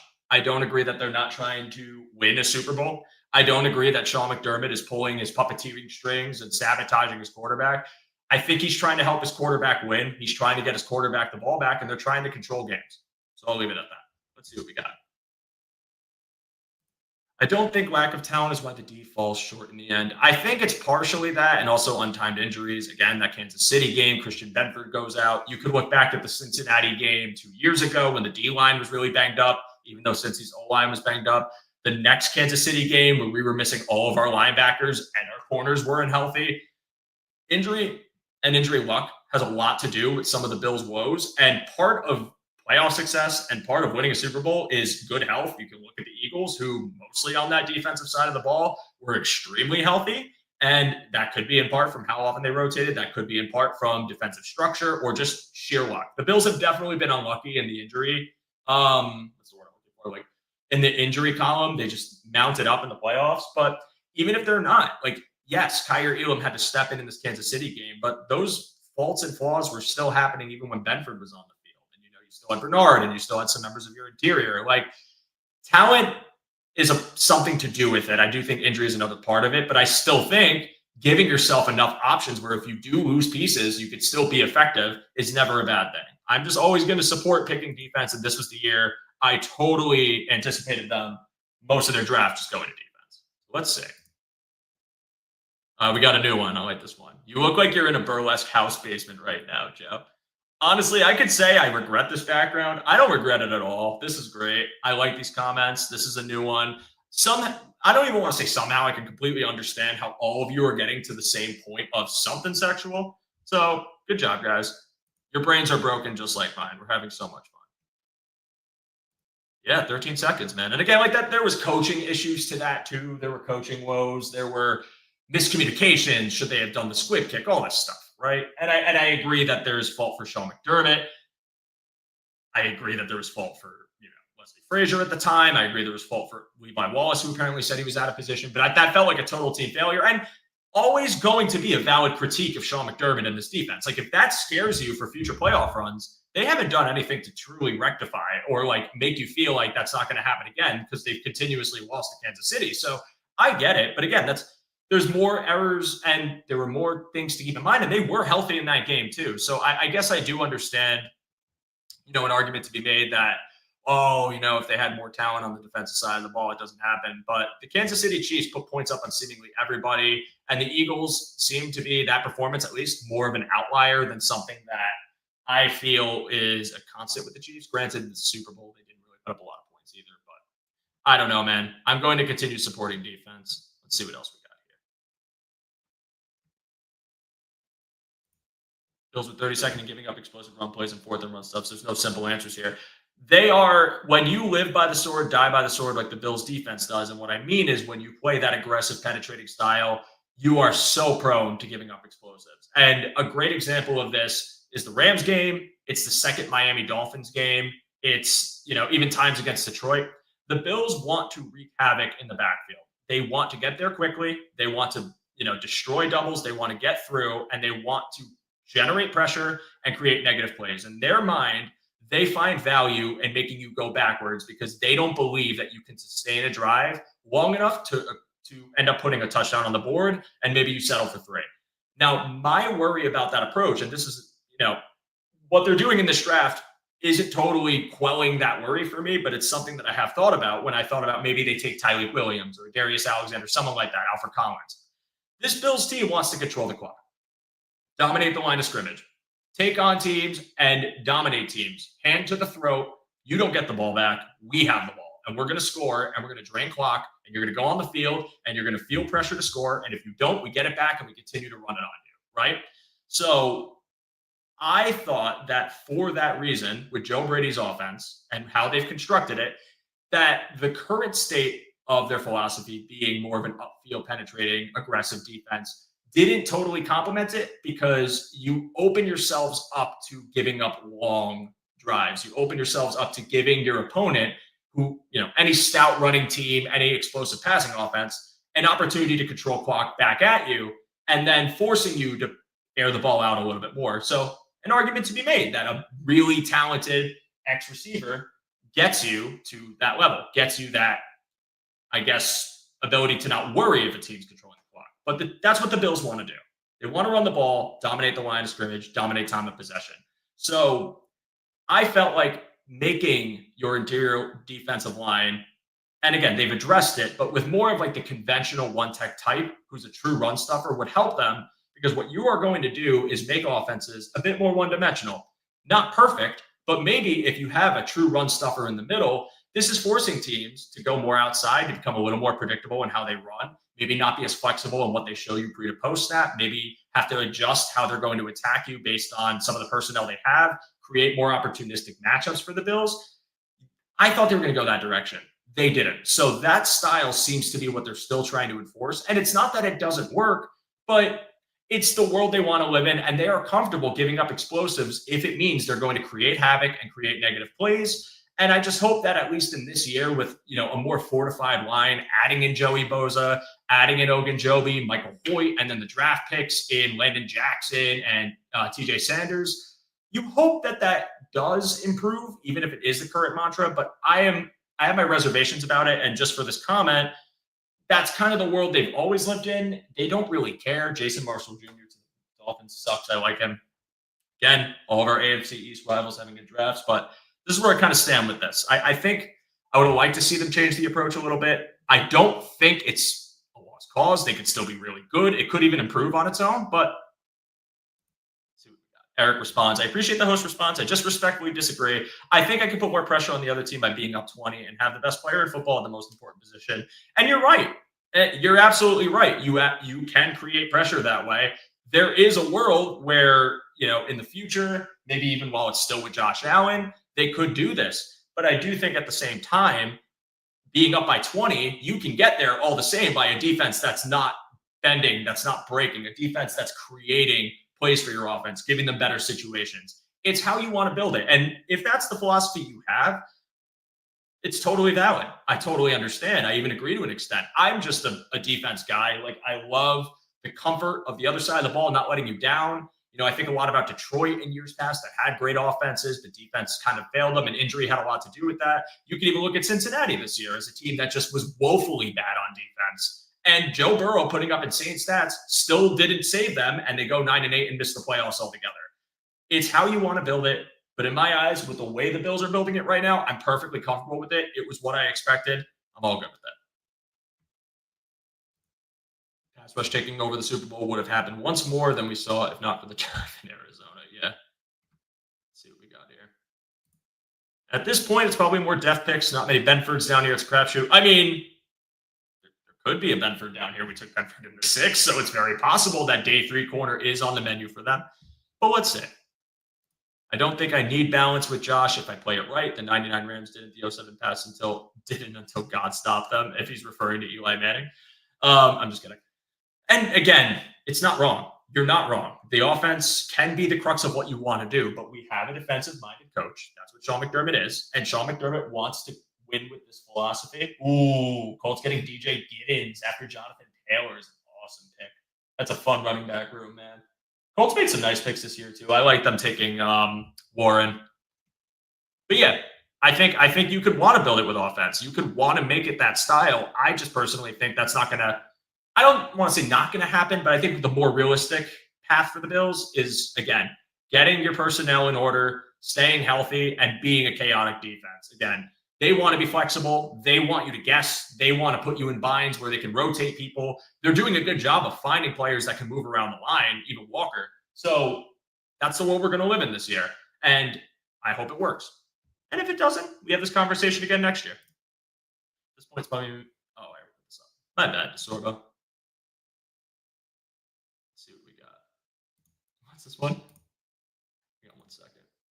Let's not be naive. Beane and coaches are taking to Josh on the hell yeah.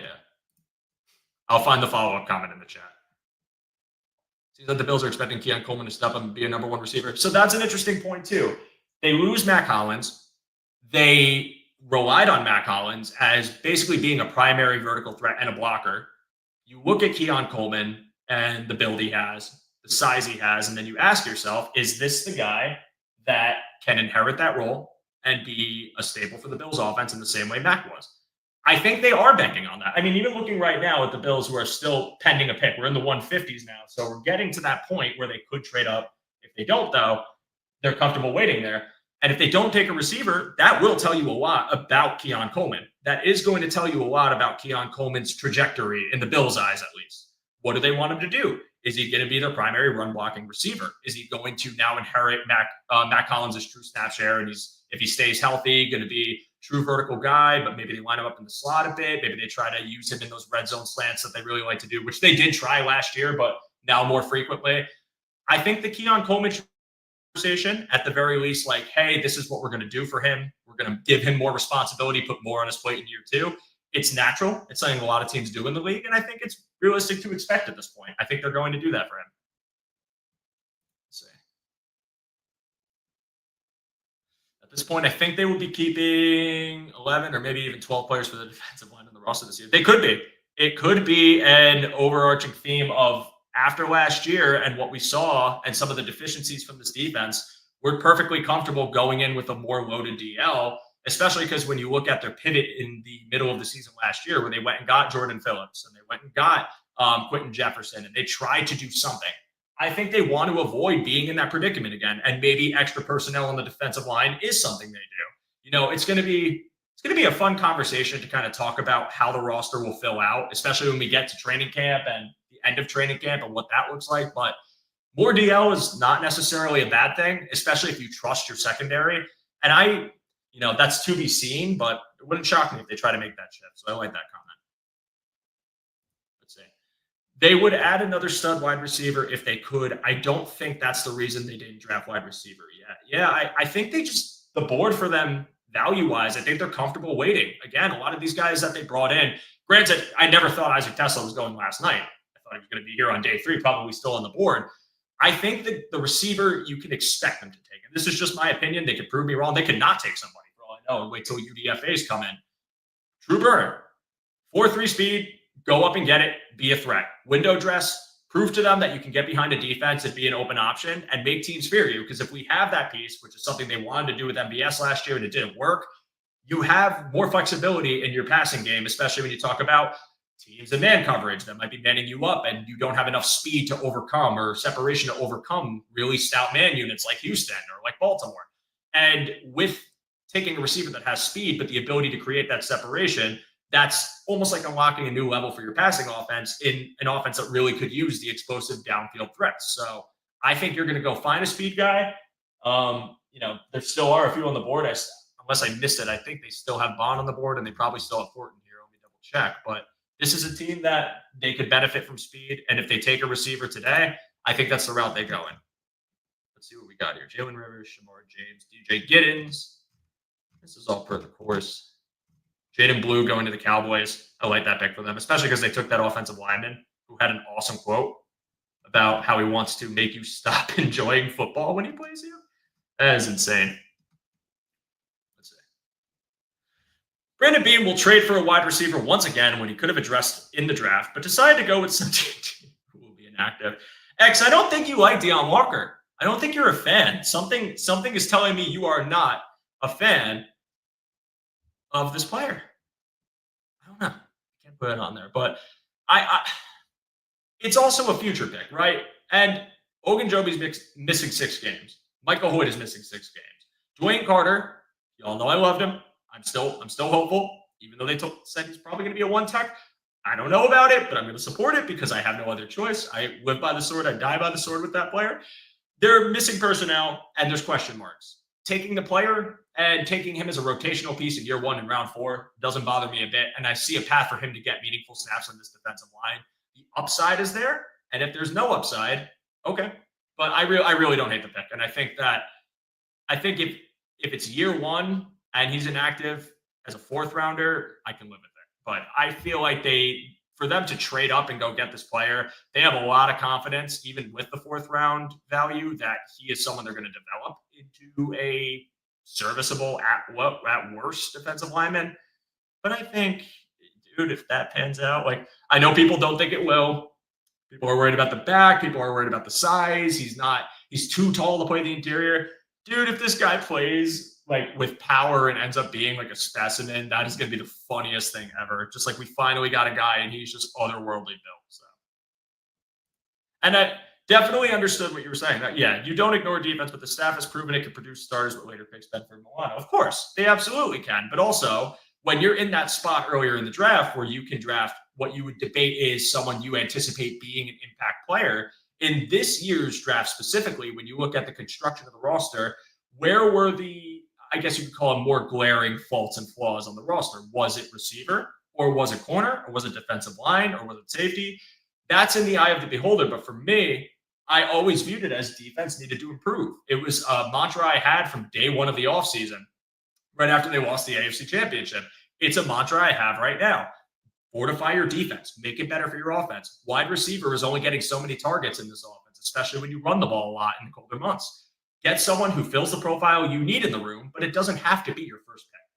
And if they took a Jaden Higgins or something like that, I'd find a way to support it. If they took a Matthew Golden, I'd find a way to support it. I'm not anti-offense either. Not saying you're saying that, but I do think that the needs they had this year were far more pressing for defense than offense. And I think they're still going to address offense. And I know you are not saying ignoring defense. It's just preference for offense, which I get it.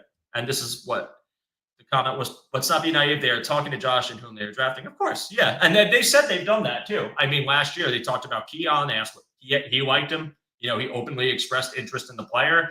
He talked about other guys too. He talked about Brian Thomas, I think. I think he talked about who's the other one that they could have potentially picked. I think he talked about Xavier Legette too. So Josh has input, but I think this year when it came to defense, he probably just said, have at it, do your thing and let me know who we take. And I'm sure that he'll probably still have some input on who they eventually take here. So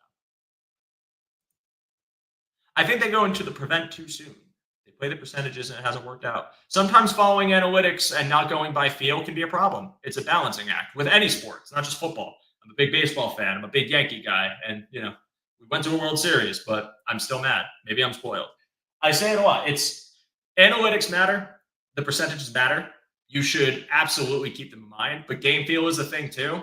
Living by numbers exclusively can get you into trouble. Not living by them at all can get you into trouble. You got to know when to apply it situationally. And sometimes there are moments where I think they get conservative in spots where they should be aggressive, or they get aggressive in spots they should be conservative. And you can kind of see some faults in the armor of Sean McDermott where maybe the game feel isn't perfect. And you could talk about the fake punt against Kansas City. You could talk about some field goals he's done in the past that seemed a little bit on the what do they call it? The coward index or something. It's a balancing act that they're not perfect at. No coach is, but McDermott has definitely had trouble with that. And I think that's a valid criticism of it. He followed it up by saying Elam was a huge miss. Yeah, man, sucks. It really does suck. It's a player I really wanted to buy into. I'm a big optimist with prospects because I know that development is not linear. I'm very patient in my approach of them. I'm very patient in waiting for a player to come into his own. And I'm also willing to wait to see if that's not going to happen. Elam was, again, a raw corner coming in from a different type of scheme, one that played primarily press man at Florida, coming into a more zone-heavy defense with, at the time, not a lot of man shops. Like, they did play it, but it wasn't nearly what I think the ratio will be this year. And I think for that reason, you can make an argument that Elam was probably taken, I've seen people say 3 years too early. But I do think that he was a player that I believed in because I thought they could translate that kind of more typical man, Dolphins are picking, more typical man corner to his own corner. And it just didn't work out. And he wasn't disciplined enough. He didn't have, in my opinion, enough confidence in this game to shine. You could talk about coaching being a problem. You could talk about other things, but it didn't work out and it sucks. And I'm rooting for him in Dallas. We're not going to really see them. I hope he flourishes there because it would say a lot about the situation he was put in. I think you could say it's kind of an indictment on the Bills, but also just he's a player that's young. He's a player that always carried himself well in Buffalo. And I like players that, I want a player like that to succeed. So sucks it didn't work out with us. I hope Hairston does. We can forget about it and move on with another corner if we can. What do we got here? Chat, you have been wonderful. I'm enjoying this very much. All right. I love new joiners. So just join the stream. Is there a reason why it's set in the board game house from Clue? I think we did have a Clue comment earlier. So I don't know if this is the first one, but I do like that. Someone had yeah, here it is. Bill Benz. This one's also really great. Blood will pour down the hallway like The Shining. Yeah, I don't even think if I move my head, there's a doorway. I think it's a window. So door's on the other side. And I will say it again. I just moved. If you guys have watched the show before, you know that I used to have my cool background, but made the move recently. So I'm in the process of getting everything set up. Voice is a little echoier than normal. Background is a choppy Bates Motel-esque background because getting it all set up. And unfortunately, it had to be for the 4-hour stream. But honestly, you guys could have spent time not roasting the background. I'm having a ton of fun watching and seeing all of your creative comments. Keep them coming. This is a good time. Let's keep going with these comments while we keep these draft conversations going because Brandon Beane traded up. I like to think we peaked early on the show. And we are going to see what he does as we get closer and closer to the Bills pick. He'll probably trade back to spite me. So let's see. So Claude says, I see a problem with defensive coaches. It affects how the coach in-game and how they build roster. They do just enough to win and thus allow margin for error, just enough skill position, just enough points. That's an interesting perspective. Hmm. Justin, I don't know if that's really something I'll totally agree with. I do think that if you aren't a fan of the philosophy of your defense catering to your offense, and what I mean is in order, like you're going to make the allocation of all your resources in the draft and free agency to defense, and then really try to help your offense after the fact, then I can understand that. I don't know if it's a defensive coach thing in general. I think defensive coaches maybe just no, I don't even think that's an outdated or anything like that. I don't really think it matters, to be honest with you, because there's been plenty of offensive coaches that have kind of had conservative tendencies too. I think, again, it just comes down to game feel and how in tune you are, and whether as a defensive coach or an offensive coach, if you inherit a head coaching role, how do you manage all these responsibilities at once? We could say Sean McDermott didn't do the best job of it last year when he had to call a defense and be a head coach exclusively as a defensive coordinator. I think he's a great one. And I think now that he doesn't have to wear the DC hat anymore, it opens him up to be better and more like in the zone when he's calling a game. So I don't personally think it's a defensive coach's issue. But again, agree to disagree. I don't totally think that's an off base point. Let's see. Oh, I've got to stop real fast. I'm going to scroll back up to some more comments. I am way behind you guys because I've been yapping, but that's what we do on the show. We yap. DeSorbo, I really appreciate this. Thank you so much for the very kind donation, and I appreciate all of you again. It's just me here, man, and I'm having a blast. And if you hate me, then you're going to hate me for 2 more hours. DeSorbo says, impressive. You can hold the show on your own. Great job. You and the Cover One team are great. Thanks for all you do, even if you're broadcasting from the conclave. Go Bills. Jessica, I see the comment about the funeral home. This is awesome. I love you guys. This is great. But seriously, I appreciate it so much. I love the draft. This is one of my favorite days of the year, or at least chain of days of the year. It's like Dave alluded to it before. It's like Christmas. It really is like Christmas. You spend so much time, so much work watching, scouting, reading, doing everything you can to be as informed. All right, it's all a good one. Of all of these prospects that are going to get taken, when you've got 7 rounds and hundreds of players, it's exhausting. And our network, I'm taking this beyond myself, but Eric, Ant, Greg, Aaron, David, Judge, Adam, and Chris Kepner, like every single person we've had involved, past and present, like all of these people are busting their ass to get this content out. They are doing the Lord's work and putting out just incredible content. They are working tirelessly to give you as detailed information as you could possibly receive on all of these prospects, so that when we watch these things together, we're all having the same conversations. And it's just really cool to be a part of this network and to get to host this. But these guys are great. And when I ask for likes, when I ask for a share on the video, it isn't just for me. It's for this whole network. These guys do everything they can to just, again, try to be a good source of information for not even just the Bills, but for football in general. So if you guys are new to the stream, new to me, new to everybody here, maybe haven't heard of us, well, ignore the background because that's not doing a great job of luring you in. But definitely throw a subscription to YouTube, our YouTube. Check us out on all of our socials. We just passed 100K subs, which is awesome. Eric's got the silver plaque. He showed it on Film Room yesterday, and that was so cool. It's great to be here. It's an exciting time to, be a part of our network. It's an exciting time to follow along. And if you are interested, in the description of this video and on all of our videos, there is a one-pass sign-up link that's $60 a year. And you'll have the opportunity to go ahead and be a member. And it's worth your time. You're in a community of amazing people, amazing insiders, guys, gals, people of all creeds that are just so knowledgeable and fun and supportive of each other.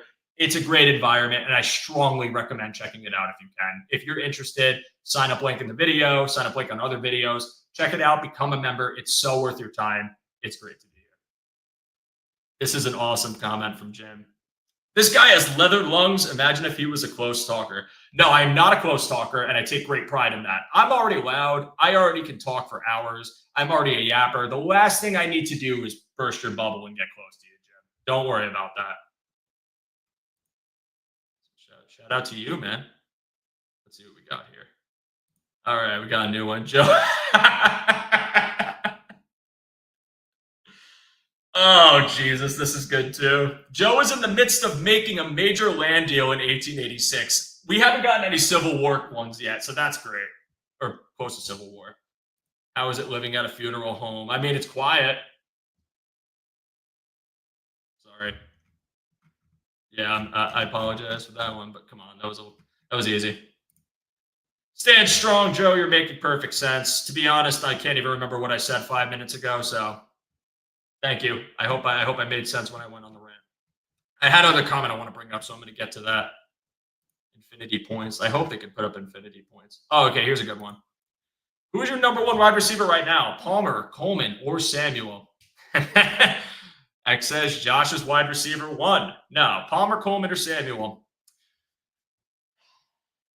Oh, Lambert Smith to the Chargers. He was a Bills target for me. I actually really liked Lambert Smith too.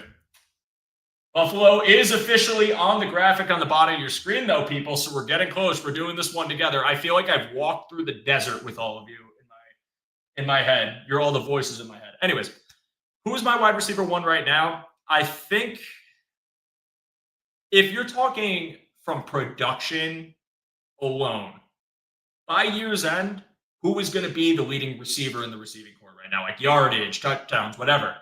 I think it's going to be Josh Palmer. But talking about the scheme itself, I don't believe in wide receiver 1 for this Bills offense because I don't think they believe in wide receiver 1 for this Bills offense. I think Palmer will probably have the yardage count, probably have the production if he stays healthy. But I think because of how often they're distributing this ball, how spread out they want to be, the mix and match ways of offense they go for, I just don't think that they're going to ever put that crown on somebody unless Keon Coleman really does blossom and goes nuclear, and then you can make the argument. Or Josh Palmer has his 1,000-yard breakout year that everyone's anticipated for like 100 years. There's really no wide receiver 1, but production, I'll give you Josh Palmer. And Coleman could develop into that. That's not an indictment on anyone else in the room. Again, Shakir, people make the case he's wide receiver 1. He's definitely a security blanket, and I love Shakir. But I think when we're talking about route running, when we're talking about hands and what they're going to try to do to expand the field and how that could lead to production specifically, I think it's going to be Palmer, but it wouldn't surprise me if it's any of them, to be honest with you. Okay, it wouldn't even surprise me if it's someone they take in the freaking 6th round at this point. Like, it could be anybody. The Bills want to be versatile. They want to be flexible, so they're going to do so. And wide receiver 1 is truly the friends we made along the way. Texas, thank God we got Mad Max. Yeah. KJ Hamler is still the fastest player on the Bills. Okay. Yeah, that is true. And he is still there. I don't know what their plan is with him, but they kept him around. Maybe he is their long-term speedster answer, and they don't even take a receiver. That would tell you a lot, too. Don't take a receiver, and they're just going to go with a Jalen Virgil or a KJ Hamler or someone they find off the street in UDFA. Let's see. I just see Daniel Jones is on the chopping block.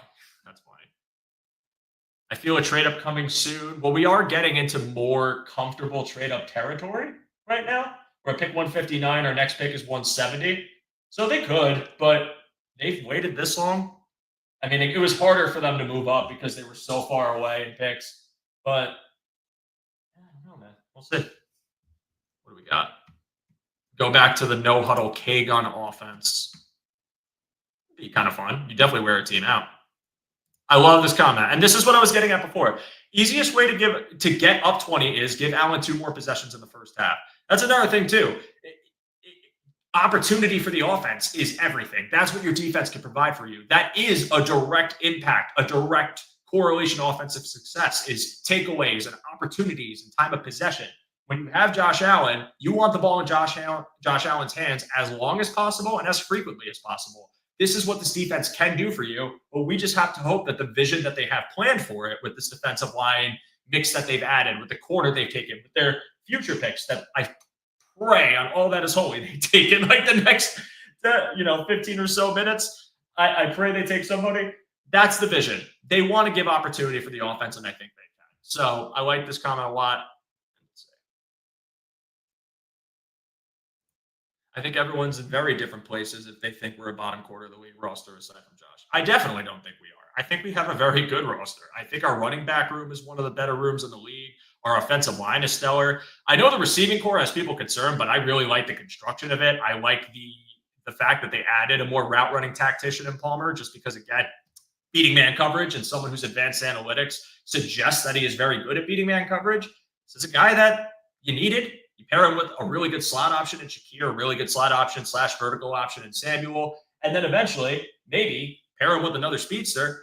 it's a pretty decent room already. Is it the best in the league? No. I think the top end is, role playing receiving versus true alpha dynamic, but that's not the world they want to live in right now. I think it's not that they wouldn't take Justin Jefferson if he went there tomorrow, but when it comes to what they go for as far as priorities, free agency and draft, they want to get serviceable players that make sense for the scheme. So, I don't think it's a bottom quarter of the league roster. And I think I'll say this too.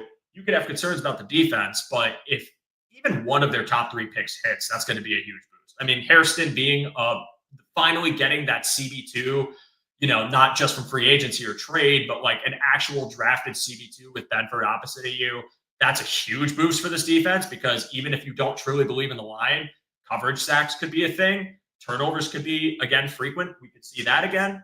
If you get very positive contributions from TJ Sanders, your interior pass rush is really good. That's menacing, and it changes the way that teams have to attack you. Landon Jackson ends up panning out. There's your edge rusher that you needed. You have him in a rotation with Joey Bosa and Greg Rousseau. That's constant havoc. Like, they have an opportunity to really be one of the top rosters in football, even outside of Josh Allen. Take him out of the picture. But we'll have to see. I definitely don't think it's bottom. And I think it's kind of – what's what I'm looking for? It's a dramatic comment to say they're like the worst or whatever, or fire Beane. Like, they're making very, very savvy decisions for the roster right now. Let's say. I think I have this one already. Yeah, I talked about this before, DeSoto. The comp on ESPN for Landon Jackson is AJ Epineza. I think Landon Jackson has, in my opinion, a higher ceiling, and it's just for the athleticism complementing the length he plays with and the potential power he could add. It's not a complete build yet. He's not a complete player yet. But I do think that when it comes to what he could turn into, which is, again, probably the perspective they had of taking him in the 3rd round, is we could mold him. He's still a developing player. He's still young. The length he plays with, the arsenal of pass rush moves he can have, the power he can develop, all of those things could lead him to be a very productive edge rusher. And, AJ is a fine edge rusher. I don't think he's bad by any stretch, but I do think that I would buy into that freakish athleticism for a young player, giving him the higher ceiling and getting him to a point where maybe like the late blooming of AJ Epineza's career, like the 8-7 sacks you get, could be something of the floor or something you see a little more quickly in his career. So I can't shake enough at this conversation. We've gone off the rails. Dude, it's day 3 of the draft. It's 3:02 p.m. I've been live for 2 hours and 56 minutes. Off the rails is what I expected. Rebel Soul, wide receiver and safety were 2 positions I thought would be addressed. They still could be. I mean, they still absolutely could be. I'm not going to say they won't. It's an open-ended thing right now. Another linebacker just went. Is Chris Paul still on the board?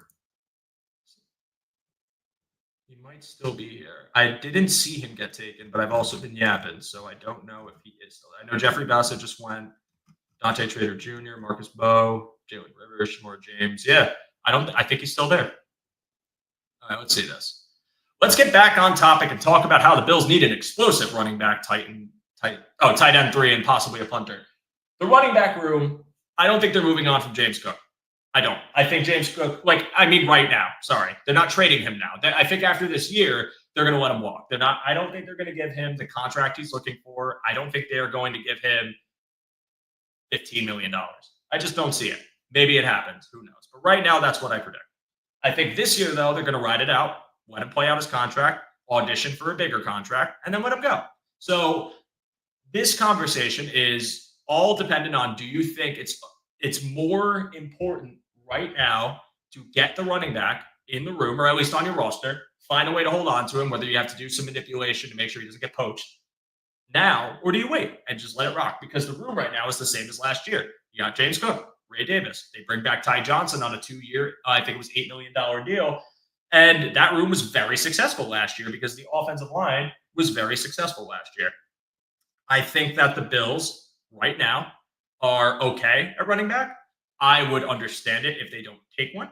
But I do still think that if they did decide to go grab someone who's still floating around, I don't think the Kansas running back went yet. Devin Neal, he might still be on the board. I mocked him a couple days ago. He might still be there. But if they don't take one at all, it's fine. I don't think it's the end of the world. Running back is an important position in the NFL. Support the running backs, support run blocking. But I do think the ability to find an immediate contributor that can be someone you can lean on is easier to do than, let's say, like a top end pass rusher or like a true alpha wide receiver. I think you can find, especially with how this offensive line is constructed, a very capable running back to replicate what James Cook brings to your offense as far as traits, as far as speed, breakaway ability, contact balance. You can find that. So if it's not this year, which I'm not confident they're going to do it just because of how late it is and how many options have already gone off the board, then it's not this year. But I do think that next year we'll expect it to be earlier. And every year, I think you can find someone that's a compliment. We'll just have to see. But what will be the background next year? That's a great question. So hopefully not this. Honestly, this is just like, I'm kind of glad I went with this and didn't just go with nothing because this is way funnier. And like, I don't really care. But if I do have to go for a virtual background next year, I'm hoping for maybe like maybe we get a little more not mortician aesthetic, maybe less pewter in the curtains, and we go for like a more lively thing. Maybe I'll do like the Windows Gateway hill background that everyone had on their PC in 2006. We'll go for that. This is an interesting name too, Sean Dolak. I don't know if he has what grade he's going to have from any team that isn't the Bills, right? They brought him in for the pro day, or I'm sorry, for UB, the local tryout. And they might have a higher value on him for being local and being able to get a little more insight on him than maybe the next team, which means it wouldn't shock me if he goes in their next pick, but I don't know if they're going to do that. Again, Chris Paul is someone that I think if he hasn't gone yet, and I haven't seen any comments refuting it yet, I wouldn't be surprised if that's what they do next, but I like Dolak a lot. You know, the small school bias is what's keeping him from going higher, but this kid plays his ass off. The motor's relentless. The coverage ability's there. Run defense chops are there. A lot of play strength, but deceptively fluid. I think he is a player that could be a really nice depth option and maybe the inheritor for if Matt Milano goes next year too. So we'll see.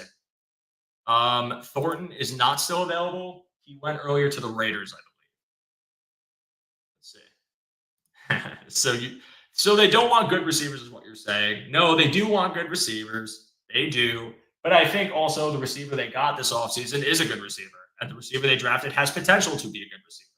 And if they can afford a really good one and it really is as dire of a need as people make it out to be in their eyes, then they'll do it. I'm not saying they won't. I just don't think they have to right now. I think the room's pretty rounded out. So you just need one specific skill set to say you have it to be as versatile as possible.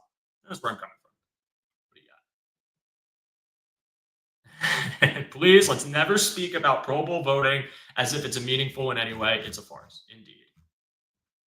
What do we got? I'm going to scroll down a little more. I feel like I'm behind. I want to make sure I didn't miss anything.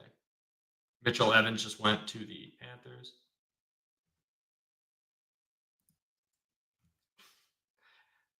I think this is praising the pick. I think he's excited. They are excited about it.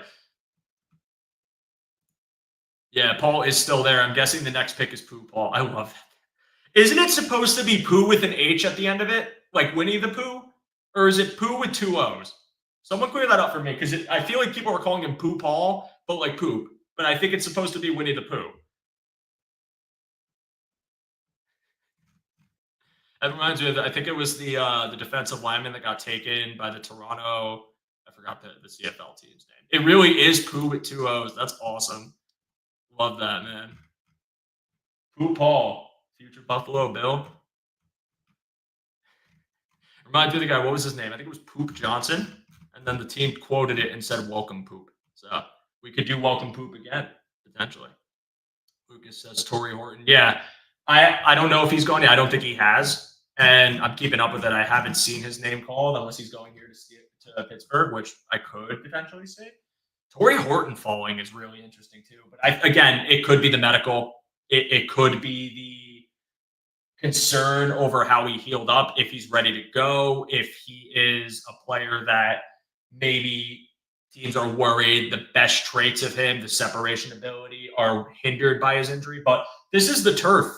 Like this is I would call it the range you could start taking players like that, banking on the upside. I mean, we just saw it with Deion Walker. I'm surprised he hasn't gone yet. I like him. I think we'd be pretty happy if we took him too. I'd be happy. I'd understand it. I understand people wanting a wide receiver one, but we had one of our best offensive seasons last year, feeding everyone. If you force feed a wide receiver one, you become easier to defend as they know where the ball is going. So I do agree with that. Now, I did defend how often the Bills were targeting Diggs in the early part of 2023, the Miami game, the Giants game, how much of a consistent target he was. And he should be. He's a wide receiver one, when he was healthy.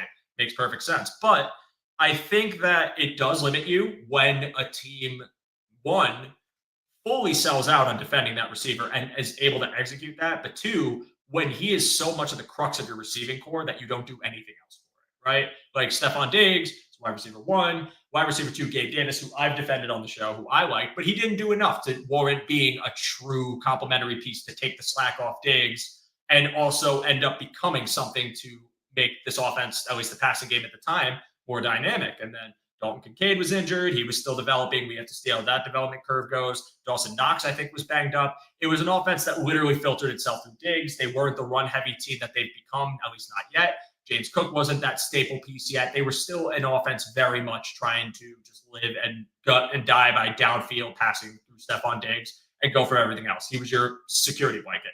And I do like that they've gotten away from that. Again, it's not because it can't work. Anything in offense can work if you execute it correctly and it makes fundamental sense. But now that you have the flexibility to run, the flexibility to target different receivers, you can absolutely win that way without a wide receiver one. And again, this Bills offense that we just saw, they lost to the same behemoth they keep losing to every year. It sucks to see. I'm not happy about it. The offense was good by every metric, by points, by EPA, by yardage. Their rushing stats were great. And that offensive line didn't go anywhere. Knock on wood, it doesn't. They have a good offense already. Wide receiver one, like a Justin Jefferson, of course would make it better because he's one of the best in the league, but that's an extreme example. But I don't think not having one of those guys is going to keep them from putting points on the board. They just want to do it in a more physical, you can call it sexy if you like running, but if you like passing, an unsexy way, and I'm totally cool with that. Yeah, Chris Paul would be a nice grab. I'm seeing people go for it. I gotta say too, because I didn't really talk about it besides just mentioning it earlier. Pat's last two picks were crazy, man. Braden Swinson and Josh Farmer, like two players I liked for the Bills. Of course they get them, and of course they get them in the freaking fifth. The hell? Or was it fourth and fifth? Either way, day three for both of them was never on my bingo card, at least for Swinson. I thought Swinson was round two.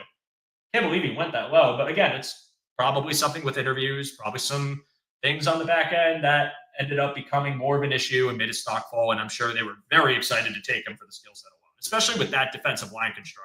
There's a lot of bodies there. Let's keep going here. The Bills should make someone draft a UB player before they have to stop getting all this UDFAs. Imagine UB bias, man.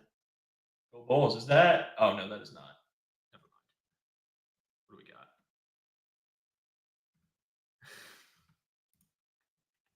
I just watched Chris Paul highlights. I don't know what kind of linebacker he'll be, but he's a heck of a basketball player. Oh, I roll my eyes, but that's good. Lob City Bills, and it's Toronto Argonauts. Thank you. I could not remember that. Dorian Strong. Oh, I like this. Yeah, you could, in theory, do this. Another DT went. That's good. I'm glad we kind of shored that up. Top five that you want the Bills to pick now. If they're still on the board, I'm definitely, I just think, again, for how, basing it off what they showed us, at least with their top 30, and then all of their pre-draft visits, interviews, Zooms, I definitely would like Chris Paul. I think just, again, linebacker is going to become more of a need sooner than we expect it to be. Matt Milano reworked it. This is a prove-it year for him. He's getting older. I love the play. He's one of my favorite Bills of all time, actually. But I do think life after Milano is a thing that's going to happen sooner than we think. And for that reason, I think they should address linebacker. And I think going for someone like a Blue Ball makes a lot of sense. If RJ Mickens is still on the board, which I think he is, I would like that pick as well. Again, just someone that I think has the profile to fit into this Bills defense well as a safety. Tight end just went. Syracuse tight end went. Good for him. But tight end is another position I would like them to address, and I really like Jackson Haas from Georgia Tech. That's a player I'd like them to go for. I think Zy Alexander is still on the board. That's a player I would like to, as well as Al Frazier, as well as Kobe Bryant. Probably those guys. And then for receiver, I would be happy if they went for Torrey Horton. His fall off is concerning me because if he fell this far, it kind of makes me wonder if there is a medical flag that we don't know about, more severe than the injury he had. But if that doesn't exist and he just fell to fall, then I will absolutely take Torrey Horton if he doesn't go in the next 3 picks or 4 picks. Sorry. So those are my players. Some right now. We're getting to the later parts of this draft, so it's going to be open ended. But I will say I am very surprised that they actually waited and didn't make a move, and from 109 just waited all the way till 170.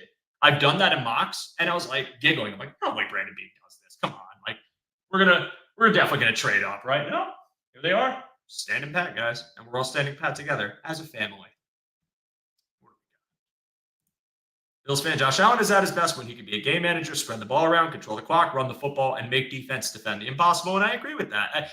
Game manager got such a negative connotation to it, right? Because when you think about it, you think of guys like Alex Smith, or you think of guys like Jared Goff, and you view them as like so limited. They can't.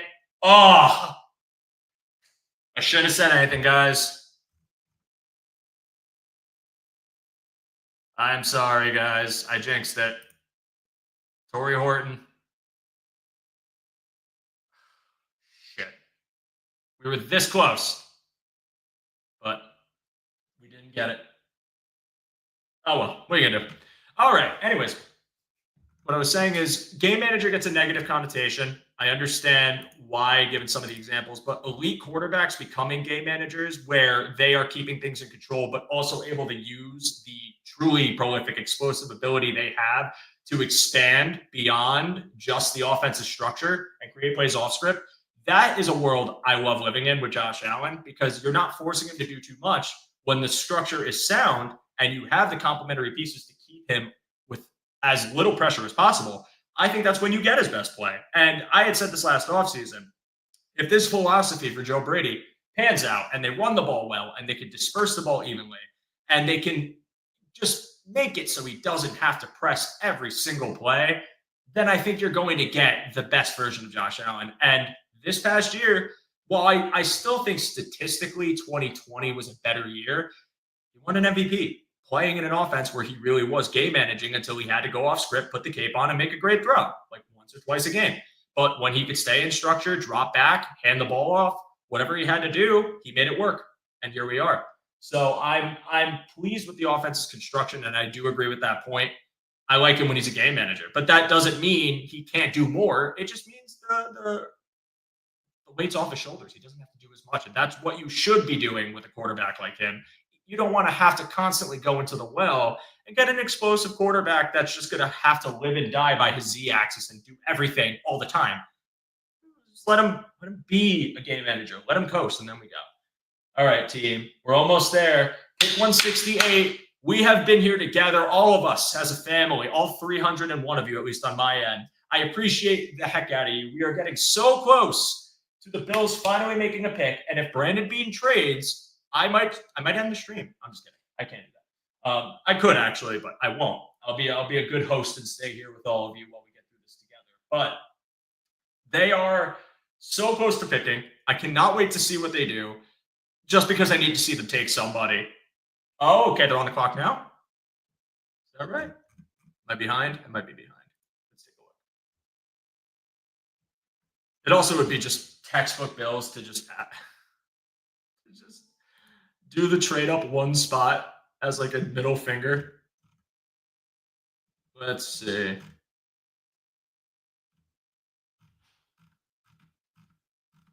trying to see. It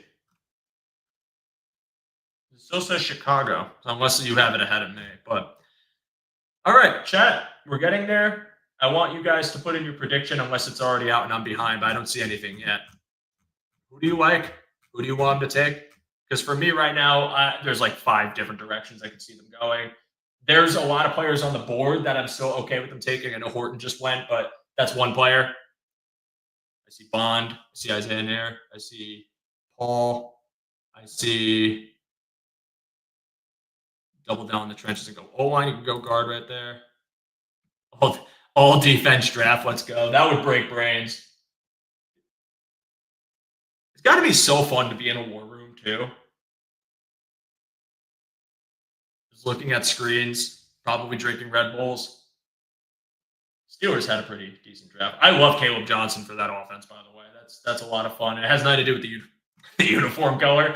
I just think he's a fun physical back, and I thought he was going to go a little higher than he went, but that's a good pick for them. Sucks for Jalen Warren, and it sucks for Jalen Warren fantasy owners, but rules for them. Zoff Frazier. All right, so we got some Zoff Frazier here. Jalen Reed, Poopall, Bonder Reed, not Bond. LOL. Yeah, trust me, I will not blame them at all if they avoid going Isaiah Bond here. But they did not so much. That might be an exaggeration, but they did a lot of work on the player. They did do their due diligence. Zoff Frazier just went to the Bears, so he's off the board.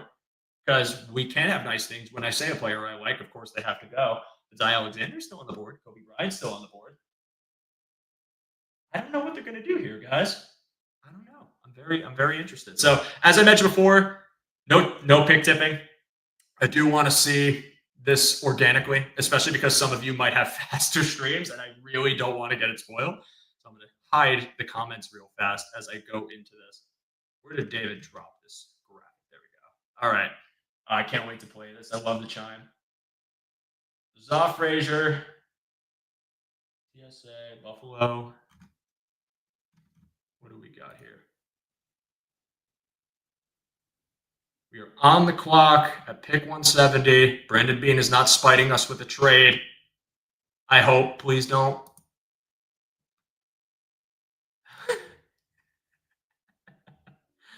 I would love Kobe Bryant. And again, like, he's just a dog. Plays with so much aggression. All right, pick's in, everybody.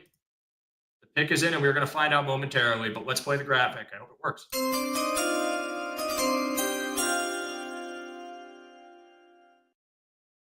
I have not gotten to do anything with that for so long. But the pick is in. Who are the Buffalo Bills taking at 170? They have waited patiently after trading for Deion Walker into the 4th round at pick 109. All these picks later, we finally will have our answer. Who did Brandon Beane decide is going to be the next member of the Buffalo Bills? No spoiler for our chat. Let's see what they want to do. And they might be taking some time, so we're going to wait. Usually it just appears. They're going, late draft coverage pisses me off. When I die, I want the ESPN draft chime to ring. Wow, it's... Could you imagine? I mean, if it is, it is. That would piss a lot of people off, but I think it would just be hilarious.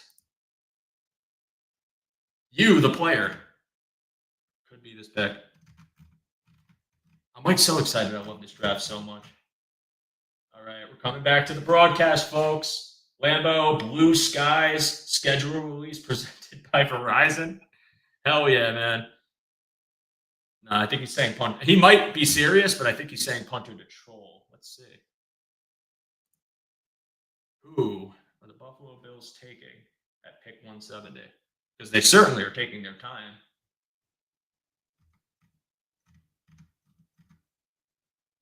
Chargers are building a volleyball team. Oh, okay. Cornerback, Jordan Hancock from Ohio State. So they did address cornerback, and this was someone that I saw mocked in later rounds. They're double dipping, folks. As I do love this comment, which if it pulls up on my screen, yeah, I'm going to be honest with you. Ohio State, this is one of the corners that I didn't really have on my radar, but I am supportive of the double dip at the position. Again, there was a million different directions they could go with corner. I think when you talk about what the Bills are looking for right now, again, they're going to look for hybrid. They're going to look for guys that can play both, and they just want to have depth behind Harrison and probably Trey White. So, I mean, I'm cool with the alignment versatility. I'm cool with the ability to break up. I'm cool with the coverage ability. I think Ohio State, it's hit or miss with cornerbacks, but I think this is probably going to be someone you slot in as a backup, maybe nickel, and then you run from there. But I do like the fact that they got this corner. I do like the fact that with that experience, the run defense comes with it. Again, that's a concern of mine for Harrison. So getting a corner that has those chops, or at least some semblance of that ability, is good. Again, athletic score matters. I think at this point, you're just going to take guys that have the athletic score. So I'm supportive of the pick. Again, I'm not going to get too high or low either way with their pick at 170. It's a cornerback. They needed corners in the room, and I'm okay with that. And I want to bring this up too, asking to make the team, because I said they're going to double dip, and people were curious if they would. Who did Detroit trade with? Oh, they trade up. Yeah.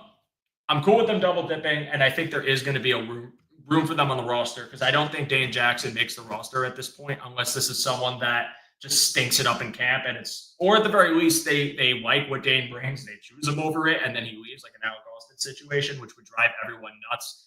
But this is again cornerback depth. Again, when you play for a team like Ohio State, championship team, professional defense, I'm very okay with the pick. I'm comfortable with it. I hope you're all comfortable with it. I hope we're having fun. I'm glad they finally did something. They're going to do something again in 2 picks, so I get to click the graphic again. And yes, Sweet Spike, 9.82 RAS score. So you got an athletic freak. They're very much valuing athleticism in this draft with everyone they're taking. I mean, these guys are, you got to have people that, again, have the closing speed, have the flexibility to be able to move around. I know he's a nickel corner, but they'll have nickel corners play outside too. They're going to do a lot of different things, man. So we just have to wait and see how they use him if they decide to use him. But I'm okay with it. I'll have fun when they draft Bond. Yeah. Yeah, I didn't really have Hancock on my radar, but if they really went for someone who is a bit more of a nickel guy, that's probably why. Again, Taron Johnson, I don't think Taron Johnson is going to be gone anytime soon, but I like having insurance for him, as it seems that with the physical style of play, he's going to go down. He's going to get hurt at some point. And I'm not saying long term, but more so just like having someone to kind of fill the role of a player or two or for a game or two. I do like Cam Lewis, but these are players that they want to move around too. Like their nickel guy, Taron Johnson, he's their primary guy. All their backups tend to have the ability to move around too. I think a lot about Daquan Hardy and what he was doing last year, another X factor for the cornerback room who has that ability to move outside and actually did pretty well in that role. This is a guy who has a lot of experience playing multiple positions, and they're just going with that. So I'm fine with it.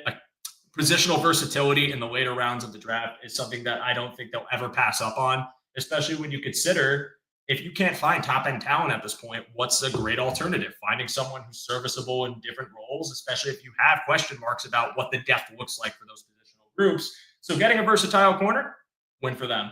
Again, I liked other cornerbacks more, but maybe they felt that versatility was able to be something that they ran with a bit more. So welcome to the team. I'm excited. And we're going to find out very soon who they pick after. And is it going to be Paul? Is it going to be a receiver? Is it going to be a tight end? Is it going to be another D lineman? Could they go with another D lineman? Wait, I thought that said DJ Reed was someone they drafted, but I'm not 100% sure. And yeah, this is kind of what I'm getting at, Pete. I love Taron. Realistically, he's 29, doesn't have a lot of time. He is definitely I don't want to say, long in the tooth. Like he's 29, he's not 100. Never going to play to 100.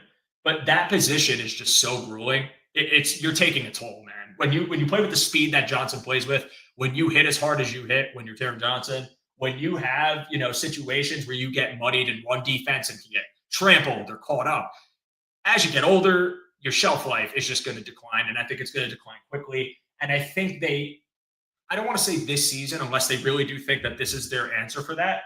But I think the conversation surrounding nickel inheritor is going to happen sooner than later. Love the player. It is nothing against him. Johnson's one of the most, if not the most important player on the Bills defense.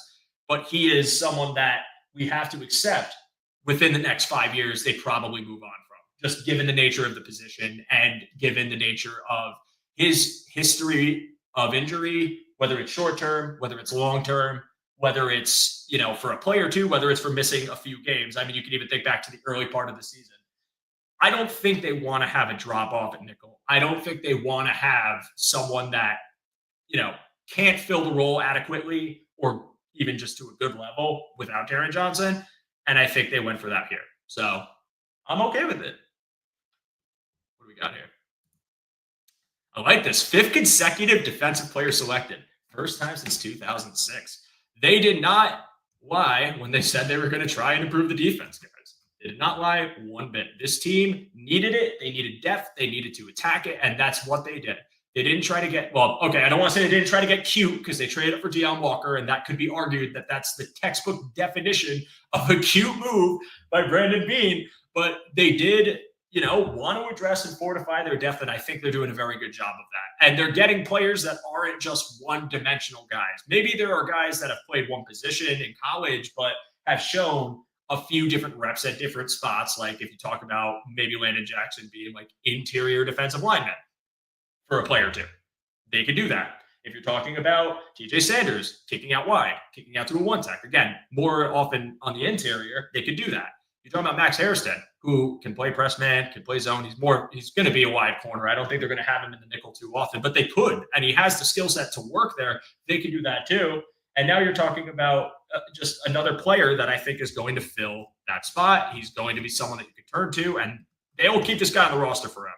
So I am very interested to see what they do now, because now that they got another corner, I don't think they got to double dip anywhere else. I don't think they need to double or triple dip, at a defensive line. Edge rush room, it's set right now. Landon Jackson filling that spot. You still have Solomon, Boza the 1 year, Epineza the 1 year. Unless you're thinking you take someone for long-term at this spot, I don't think they're going to do it. I think my gut now, just given how much they have on this roster, how much room is remaining, it's going to be tight end or receiver. This is my go. I don't really see it being anything else. I'm sorry, linebacker, tight end or receiver. Those three positions, the only real outliers that they haven't a need or some level of a need for that they haven't touched yet. So I want to see what they do.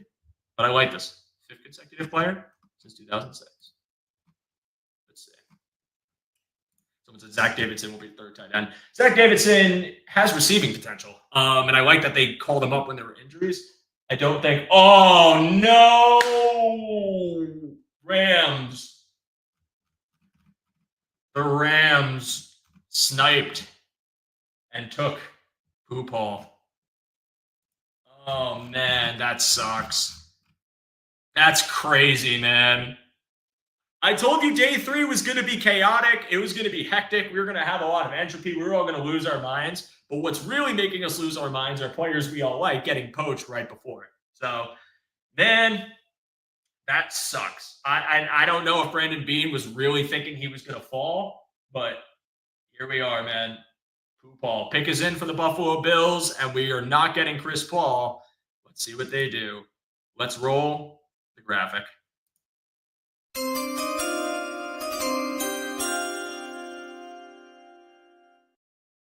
The pick is indeed in. The Bills at round 5, pick 173. Hopefully they don't keep us waiting as long as they did last time. So no trades inbound for Brandon Beane. We are going to find out very shortly who they take. Linebacker is very dried up at this point. I'm sure there's someone they could still grab. At the end of the class, get me someone who can be good in coverage. If they go receiver here, it would make sense. A good tight end here. I know they talked to Thomas Fedone. Maybe they do a Dolak. Maybe they go for it. Maybe they value him as a 5th rounder. We're going to find out. We just went to commercial, so it's not going to be on the TV. If I find it out on Twitter, I'm probably just going to announce it at this point. Let's see what we got here. I can't believe the Rams jumped us for him, man. If that was who the Bills actually wanted, that sucks. They could still go safety too. Yeah, I see Jalen Reed mentioned. Thank God we didn't go defensive line so I can actually like the pick. Yeah, they needed to get another corner in my eyes. I'm glad they did it. I like just at this stage of the game getting someone who's going to pull up everywhere. Who do you guys think it's going to be? I hope it's Jackson Hawes. It's Jackson Hawes? You guys are so fast. Is it really, or are you messing with me? Oh, dude. Yes. Yes. Oh, I wanted this pick. I mentioned him earlier too. I like Jackson Hawes a lot. I know, the blocking ability is there with him. He gets down in the trenches. He can line up in line. This is your floor booster. Plays with so much physicality. Has a high motor. He's like, the term nasty has been used in our chat, and I agree with that. Oh, I actually really like this. It's just, he's got the build. I would say his build's fine. I'm not going to call him, well, if he was elite, I don't think he'd be at this spot. But I think that he is someone that's going to bolster your run game, and you can bring him in. I really like this move by them. I think he has receiving ability too. Again, not the smoothest route runner, not the most polished guy. But if you're asking me to get him in like a goal line situation, I trust him for that. I like Jackson Hawes, man. I like this pick a lot for Brandon Beane and the Buffalo Bills. I think it is absolutely hilarious that our very first offensive player taken in this draft is a day 3 tight end, guys.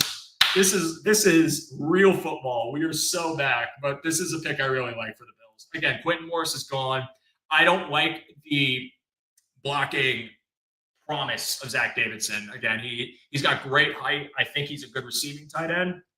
I never bought into him inheriting the tight end 3 role. Jackson Hawes, though, this was a guy I mocked to the Bills in every single mock I could. This is a guy I want just ballers. I want dogs. I want people that are going to try and hurt you. I want people to just push you around. I want someone who has, the ideal frame. And when we talk about what the future of the tight end room looks like, Dawson Knox, I don't know when they're going to move on from the player, but it's possible it could be soon. You also are still having concerns about Dalton Kincaid as a blocker. What does that look like? Is that going to pan out in any way? And if it doesn't, do we need someone that can be a plus run blocker and help us out? Now, it's the NFL. It could look a lot better in college, and then it ends up not panning out the same way. Nothing is a sure thing, but I believe in the player. And even if the blocking technique, even if it's not perfect, I see the vision for the physicality he plays with. I really like this pick on day 3. And I think that this made a ton of sense. They had a need at tight end, and we are slowly but surely closing the door on needs for the Bills, at least immediate ones, because we have our first pick of the 6th round. And then after that, I think we got 2 picks in the 7th. I got to find the list. I know it's 206 and 240. So the end of the 6th and then round 7. Got it. So that is a good pick. I support it. Let me see some of your comments now. What are we doing? We're still just loading up from the SEC. You can't be mad. I mean, this is if you want to argue top-end competition in college football, that's where you got to pull from. Not gotta, but you can pull from it, and it could benefit you. I love when we get people in the chat that actually went to the schools too. I'm sure that's a hype moment for you as a Bills fan and a GT guy. That's awesome. Mickens could still be on the board too. Yeah, sorry I was late to the punch on the announcement, but I think it went. You guys probably saw it on Twitter before I saw it on the broadcast, and I wanted to let that rock. But yeah, this guy's a dog. I'm Boston influence, RJ. Kincaid should probably learn how to catch them. Jeez. Oh, Jesus Christ. Yeah, what am I talking about? Yeah, I messed that one up. Whoops. Oh, well. Like I told you guys, my brain's going to short circuit at the end of this draft, so I'll be wrong sometimes. Hold it against me. It's okay. I'll just look at my pewter curtains to calm down.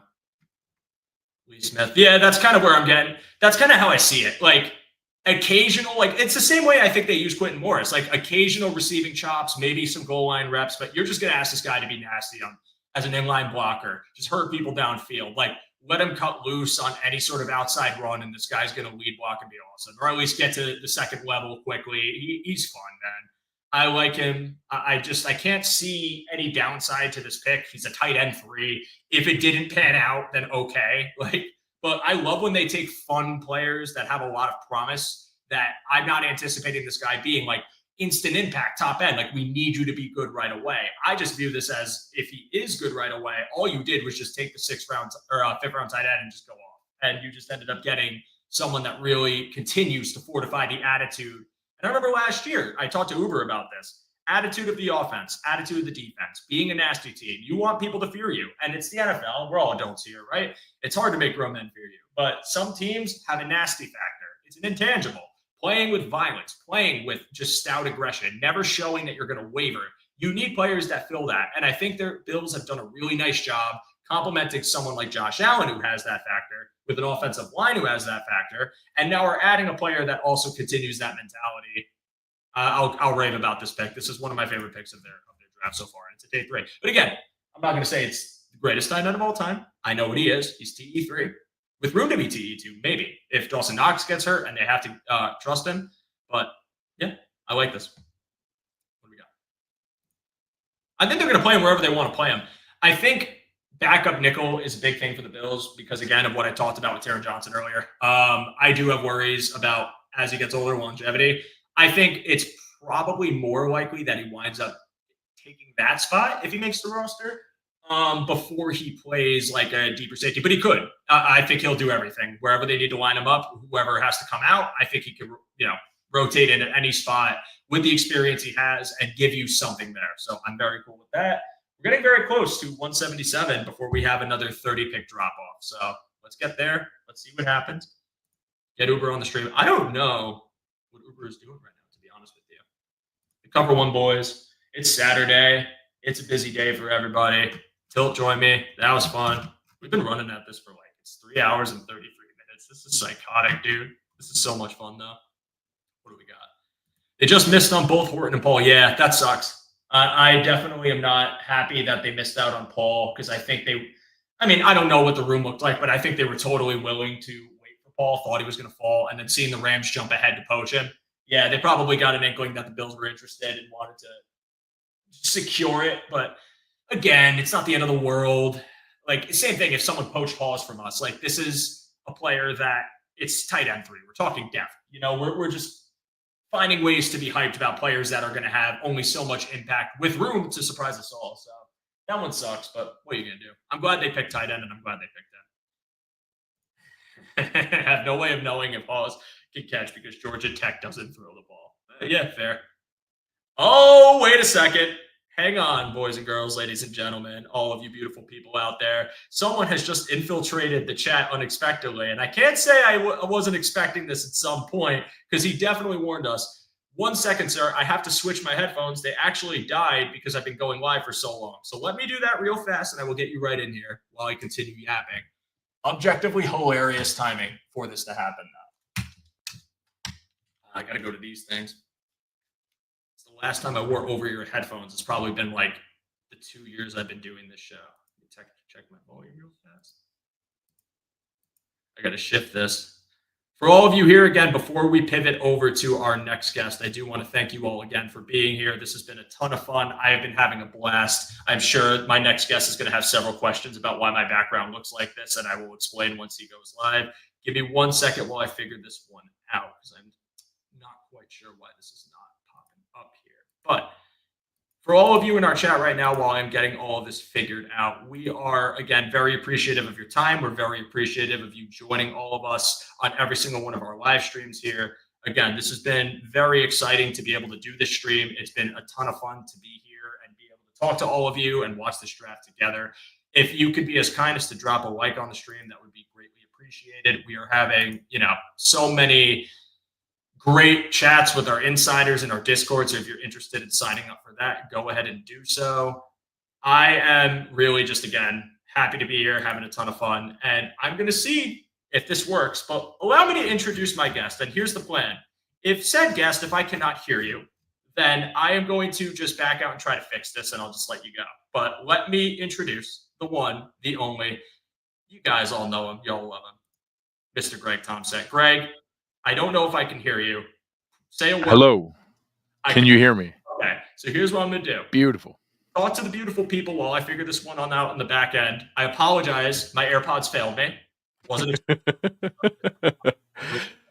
No problem. I can talk all day about large humans. I was really, really excited, obviously, to have Deion Walker picked. I know we've had a lot of discussion about wanting additional beef here on the defensive line. So now adding the biggest dude, Desmond Watson aside, the biggest actual NFL player in the draft, 6'7", 345, Deion Walker, defensive tackle out of Kentucky. The pick is in for our next one here. Our last two that the Bills got, they got cornerback Jordan Hancock out of Ohio State, probably special teams early on, backup nickel, elite athleticism, so maybe he could develop long-term into a replacement for Taron Johnson. I don't know that I expect that level out of him, but it's a possibility. A very versatile player at Ohio State. And then Jackson Hawes, the best blocking tight end in the draft out of Georgia Tech. I like the idea that when we go jumbo with Alec Anderson and Dawson Knox, he can come in for Dalton Kincaid and be a really plus blocker and a really just gritty, nasty player, a guy that fans are going to like. He's, super, super similar, in our history here of, blocking tight ends and everyone that we've had in our history, Lee Smith, all the way down to the big angry man with red hair. Like, he checks every single box of what we've had in that spot in the past. So waiting for them to announce pick 177 for the Bills here. I know that there's a lot of folks who were, unsure on Deion Walker. I would have been unsure early on, but where they got him on day 3, very, very comfortable with that pick. If Deion Walker was able to come out after his sophomore season at Kentucky, he would have been a top 10 pick. It's very, very rare to see a guy move at 6'7", 345 pounds and move the way that he does. It's just not, you don't see anyone who can do that. He played last year, dropped down from a production standpoint, but also still had 7.5 sacks. Like, even in the questionable season that people were concerned about how inconsistent his production was, you're still talking about 7.5 sacks. So not as dominant as, the previous season, but also came out that he played with a stress fracture in his back. So it's hard to know. There's a lot of very inconsistent, outright poor film for Deion Walker, where he's upright too quickly, gets washed out, a lot of those different pieces. There's not nearly as much of that in 2023, again, with the 7.5 sacks in his sophomore season. So, we're going to find out, and I wouldn't want to risk that early on with a pick like that, where you're investing a ton. But in a day 3 pick, I'm perfectly comfortable, finding out. Because if you do harness that, you're talking about a top 10 pick caliber player. Like that's what he was slated for. And if you go back to the way too early mock drafts that come out right after the draft, when like Todd McShay does this, he had him 9th overall. Like, this is a guy who was supposed to be a like game-changing force, and then had a bad junior season. So that's why he dropped to the 4th round. But that's the kind of thing that I'm comfortable taking a swing on, because if you're able to go back and harness that, you got an enormous value in what's there. And if you missed, it's a day 3 pick. Like okay, it's like, oh hey, it's no different than missing on Edifuan Ulafosio. Like, okay, pick didn't work out. I guess it's not the end of the world. So I'm comfortable taking those kind of swings in that spot and being able to see what we can get from it. But 6'7", 345 pounds is enormous for what they can get there. So we are officially in the 6th round. The Bills actually have the first pick in the 6th round from their bajillion trades that they've made. And it's said on the TV screen that the pick is in for like a half hour, and I'm waiting to see who the actual pick is here. Let me play the graphic for you. Beautiful.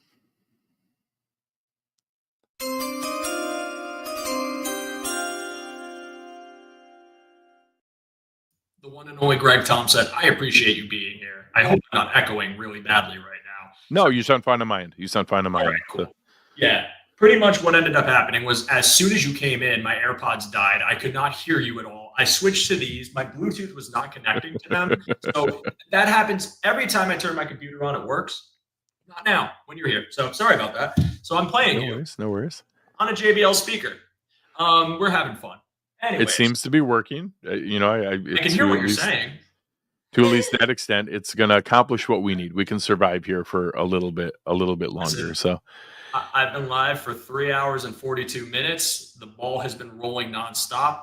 We are having a great time here on day 3. The pick has been in for what feels like 100 years. But seriously, like I keep waiting to figure out, like, has someone leaked it or what's going on? Like, there's a couple receivers that I still like here. We already double dipped at cornerback. Otherwise, I would have said Dorian Strong could have been a pick here. There's a handful of offensive line. Zy Alexander would have been a nice pick as well. Mm-hmm. There's a couple offensive linemen. I don't think it's crazy to pick, a guy who could develop into David Edwards' replacement in the future. So there's a couple different directions. RJ Mickens, the safety out of Clemson, I could see that as well. If we didn't already pick 3 defensive linemen, I wouldn't have minded JJ Pegas, but I just don't know enough about the other stuff and the off-field things with Isaiah Bond to know, is he just off the board? He's obviously off plenty of teams' board, because he's on the field. He's far better than the 177th best player in the draft. So I'm going to assume that the off-field stuff. Wow. No, they did it. Oh, beautiful. The Bills have triple dipped at cornerback, and they take Dorian Strong, who, if you go back to my show 2 weeks ago, and we had Marcus Whitman on, that was Marcus's biggest connection to the to the Bills that he thought he was a top 100 player, and was kind of his favorite alignment to where they envision that. So I'll find that clip from Marcus when he was on talking about that. Yeah, and the fit for him there. Yeah, and we were talking about this before with Hancock because they just took a corner who's also, can play nickel, can play safety. Yeah. I think at this point now, you might have just drafted the previous player to be that tactician, that Swiss Army man as a backup, and this could be someone that actually is more true CB depth, at least in my eyes. I mean, I think that the reoccurring theme here, Greg, and you can tell me if you agree, is every player they've taken has the ability to wear numerous hats at some point. You could say with Hairston, he's a boundary corner, but I do believe there is the opportunity for him to have some nickel snaps, or at the very least, if you talk about versatility as a corner himself, zone and man, that hybrid mentality. If you want to talk about TJ Sanders and as a 3-tech, as a 1 technique, maybe even lined out wide, he could do that. Walker, kind of the same vibe, all over the line. He played a lot of edge, but he's also played interior. And then when you talk about Landon Jackson, he was kind of put into something of like a bind with the position he had at Arkansas. But then you see the potential for him as a true wide edge rusher. You see the potential for him as a interior option. And I kind of say, like, yeah, I like the direction they're going in. But taking another cornerback here is kind of surprising to me because you look at how they build the room, and you want as many players as possible for training camp. But the fact that they went for another corner after they took tight end and still have a touched receiver is very interesting to me. And we had a very long, and by we, I mean me and the voices in my head, which are the chat. We had a long conversation about how they're viewing receiver and the construction of the room.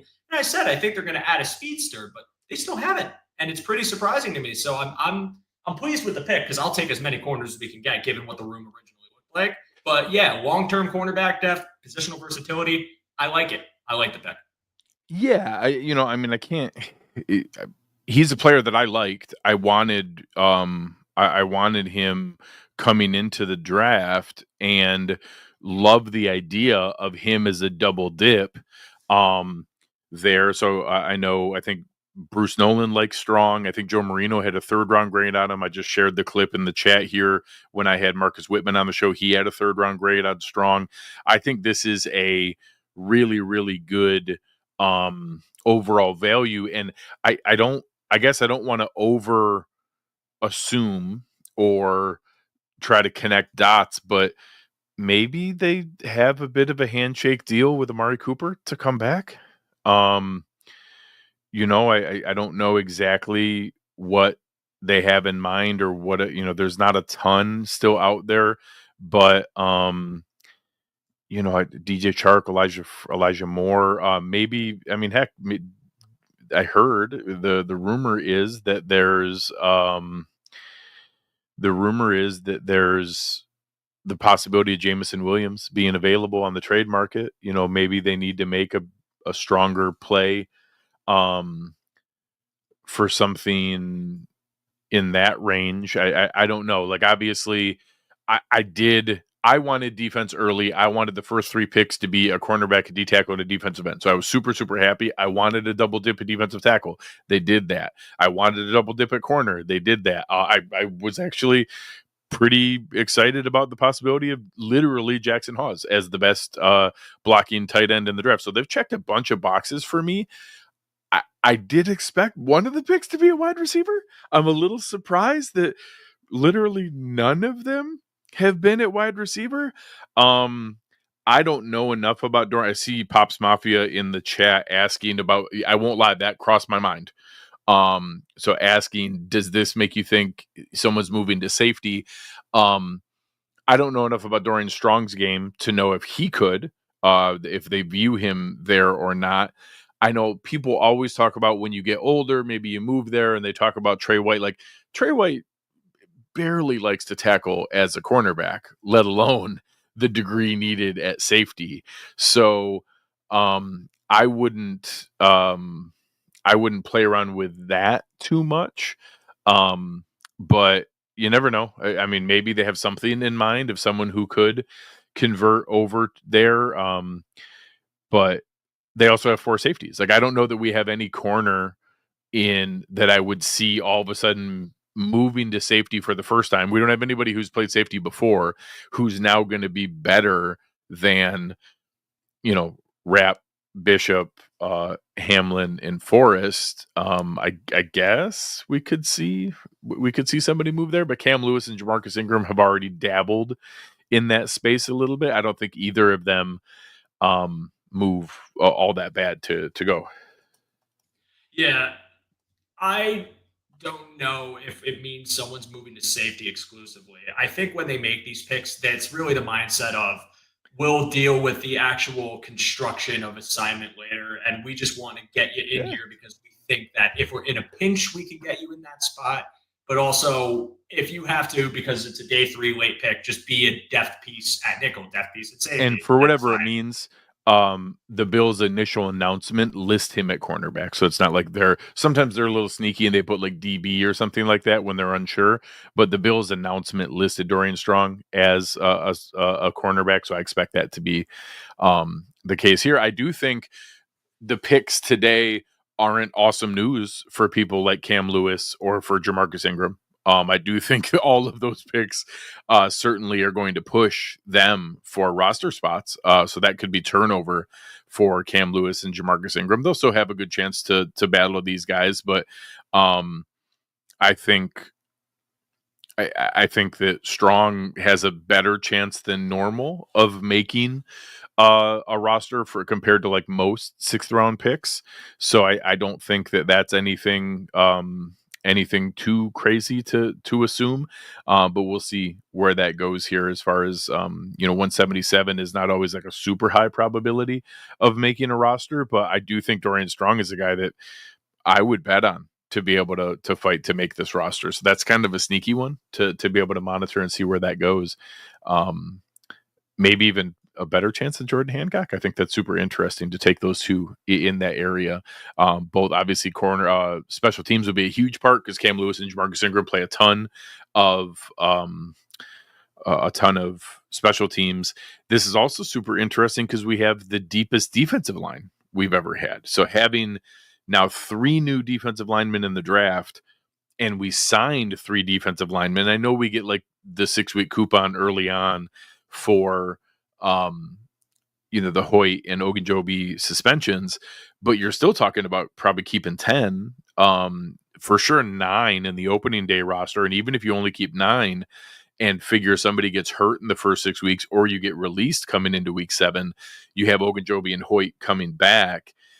And so that's multiple spots there. You don't have a ton of extra DB spots to play around with when you're keeping 9 or 10, for sure 9, but very likely 10 defensive linemen, because you go through and Rousseau, Oliver, Bosa are all absolute locks.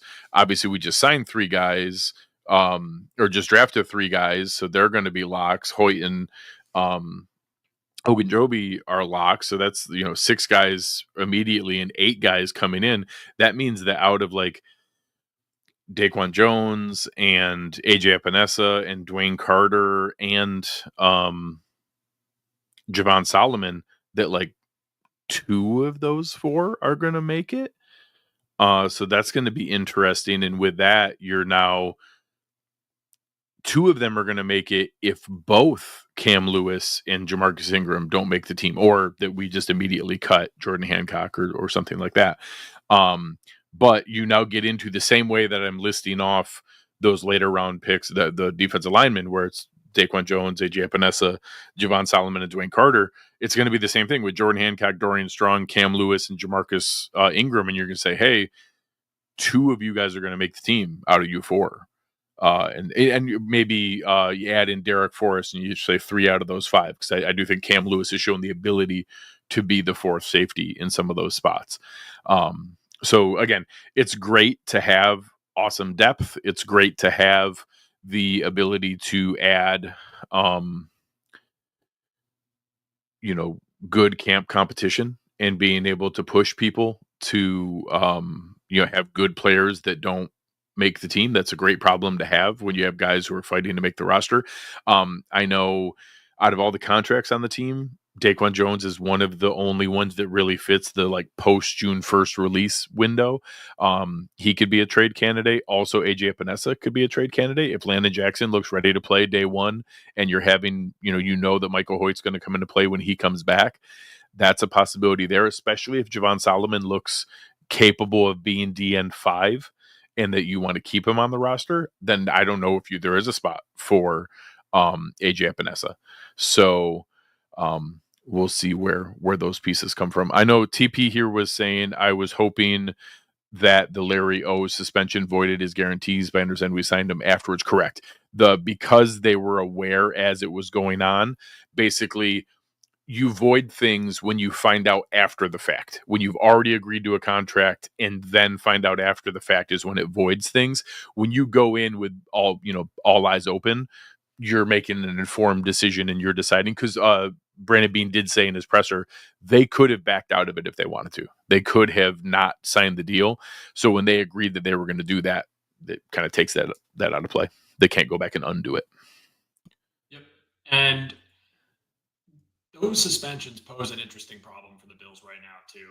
I've wondered what that's going to look like when they address, because I knew DL was still going to be a priority, but now the dynamic of, and someone had mentioned this comment earlier, Greg, just what do you do if it's working, right? Like, what do you do if you've kind of established that the bottom ends that you might have thought could be loose ends when you get to the start of the season? You could even talk about Dwayne Carter, who many consider like a potential someone that could be like someone that could end up being like a cut candidate or just is not going to be a mainstay on the roster. If that actually pans out, what I wonder is what happens, because you have the Larry Ogunjobi contract, you have Michael Hoyt, you obviously signed him for multiple years, and it does pose an interesting dilemma if you're having success and you still have to bring the player that you already gave the money to in, and you can't really move on from him. And I want to see how that pans out. And then, like, in the context of who they've drafted, because I think TJ Sanders is going to be an impact guy. He's going to be someone that continues to, as the year goes on, as his career goes on, be a mainstay in this interior defensive line. But also with someone like Deion Walker, what does that look like in year one? Are they going to move on from Carter immediately? Is it like you said, maybe they move on from some of those guys that only have a year left and they're easy to part ways with? I'm not 100% sure. And I want to see what that looks like. But I think the fact that they've, hammered corner in these later rounds too, it feels like Brandon Beane just needed to, he had his picks. He didn't want to give them up, and he's allocating them some way. And he wanted to bolster the secondary and create competition like you alluded to. So I like how it's gone. I also made a joke earlier. I think the funniest thing is the fact that the only offensive player they've taken so far is a tight end 3 and not a receiver, but to be seen. And, it's day 3 is usually where Beane is trying to make his mark as far as finding the best value and the best output for that value. I like Strong as a prospect. Again, I'm all for having as many options to back up your guys, Hairston and Bedford, as possible. And all we got to see is just whether they want to ride with the guys that they have known, like a Trey White and Dane Jackson, if they believe in the potential of the young player, or if they believe that they could find some mix and some guys have to go. If Daquan Hardy is still in the mix too, because he's someone they took last year that had very positive flashes in the preseason.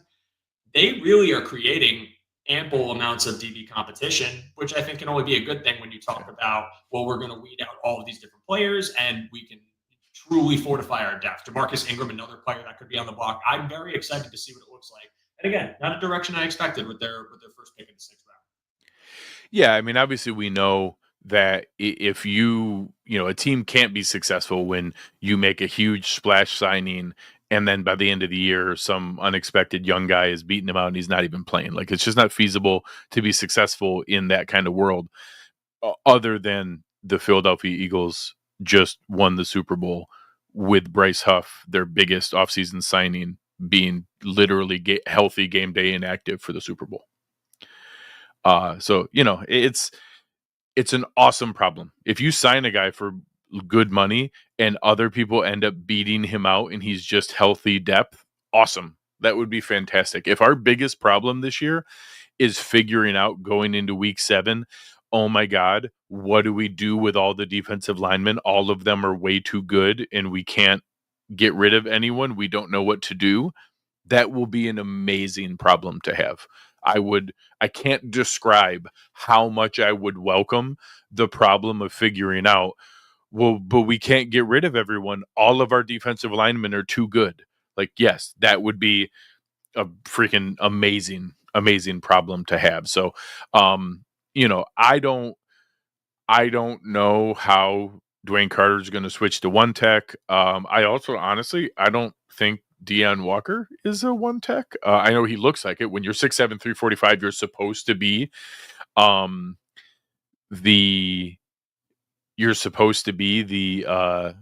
one tech, because that's what you look like, is a big two gapping guy. But he's Jordan Phillips. Like, for all the if we harness the early on success of his 2023 season, he'll be even better. But he's Jordan Phillips, like the guy where Jordan Phillips made what could have been the game-saving sack in the AFC Championship game. He's the one who sacked Patrick Mahomes with his own offensive linemen on third down to stop them from scoring a touchdown that would have made it a 2-score game, held them to a field goal, and gave us the chance to get the ball back with only down 3 and to a chance to win the game and go to the Super Bowl. That ended up not happening for different reasons, but he made Jordan Phillips has made lots of huge splash plays that lots of people remember and are huge highlight plays. He also has 3 or 4 times as many plays that you don't remember where he got washed out like 3 gaps over because he just guessed wrong and got, blindsided and knocked out of the screen and isn't even close to where his job was supposed to be. There's a lot of that in Deion Walker's film this year. Like, he guesses plenty. He moves insanely for a 6'7", 45-pound guy. That's why teams got intoxicated with his potential.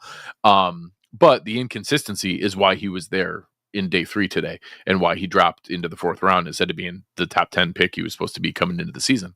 So in that same idea, taking shots at players like this where, hey, early in the season, while Ogunjobi and Hoyt are suspended, we're going to find out what we have in Dwayne Carter. We're going to find out what we have in Javon Solomon. We're going to get snaps immediately for Landon Jackson and Deion Walker and all this stuff where incorrectly, but fans try to say, like, yeah, but McDermott doesn't like to play rookies, even though usually their number one case is when Kyer Elam got beat out by another rookie who was starting at the time. But we don't like to play rookies. So it's going to force some of that to happen early on where they're going to get reps, and then we can make an informed decision 6 weeks in where we could figure out, okay, who's showing, who's playing. God forbid there's an injury, but injuries do happen. That could totally come into play to be able to go that route. But it'll give us a chance to be able to find out what we have, make an informed decision, and have depth like we've never seen before from a defensive line standpoint. And the fact that we brought in 6 new defensive linemen, 3 free agent signings, and 3 like premium draft picks, top 100 draft picks, is crazy to have that kind of investment made in this defensive line room. Yeah, and before I make the point, Greg, does it sound any better now? I know I had to pivot it. We can hear you. It's still a little distant and echoey, but I can hear you. I can hear everything you're saying. Okay, so it wasn't even hearing before. I apologize. Yeah, I think when I made the switch to the speaker, it might have messed things up. I tried adjusting my settings here. And again, like background, because I know you were in here earlier, but with the move, I don't have the setup done yet. So I'm in a funeral home with an echoey mic. So it's funny, that background I downloaded to do like a funny joke commercial clip recording at one point, and I think I must have left it in the StreamYard setup. So fantastic usage. It's great usage. It's been equated to someone said it was the Conclave, which is my favorite one by far. Yeah, like maybe a little bit of like a smoking lounge at a gentleman's club. That could be cigar the VIP room, cigar lounge, gentleman's club, everything you could. Funeral home. I could see funeral home.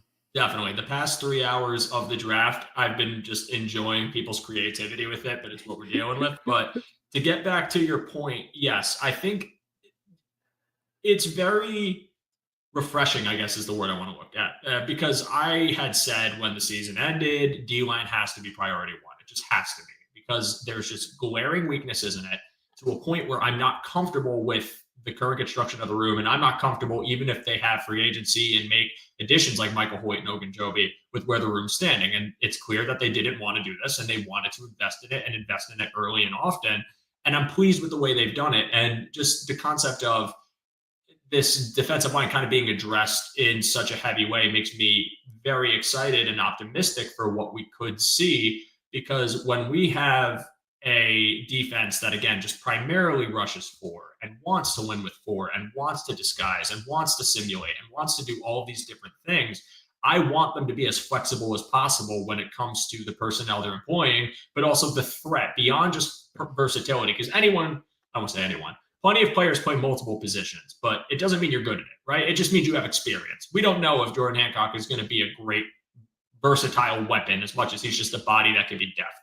But what I do think is, if these guys that you did take and the battles that you have after camp and the roster's finalized, and even with the suspensions, are playing at a high enough level to the point where you feel comfortable rocking with that room, I think you have unlocked something this defense has just truly needed for season after season and just has never been able to fully execute, which is winning with 4, not having to stack the box often, just having that constant threat for run defense where the middle is shored up, but they can do it in a myriad of ways. Yeah. Evidently, I was going to say originally without a big body, but then they drafted Deion Walker, and now they have one. So if you get like output from him and he actually can become a solid run defender, and the back issue doesn't linger, and he actually can get a little lower and play under the pads a little bit more, if you can get the pass rush juice from TJ Sanders, if Landon Jackson develops some power in his game, I feel like they've opened it up where just one of these guys has to flourish for them to really see the floor of the room elevate, and in turn unlock the full potential of what they've wanted from this defense. Because again, past year has just been them trying, but it just never fully worked, and there were only flashes, but it was never consistent. I want consistency, but I think Beane does too, evidently by what he's done in the draft so far, and I'm ready to see what it looks like day one.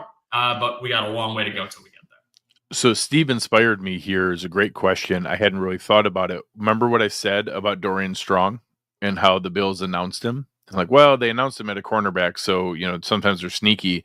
Guess how the Bills announced the pick of Jordan Hancock? They announced the pick of Jordan Hancock as a DB. They announced Dorian Strong as a cornerback.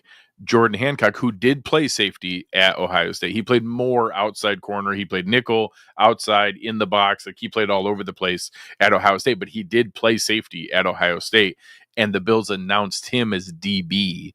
So I do think that's a great call by Steve, that if we look at any of these guys there, it's probably not actually a triple dip at cornerback.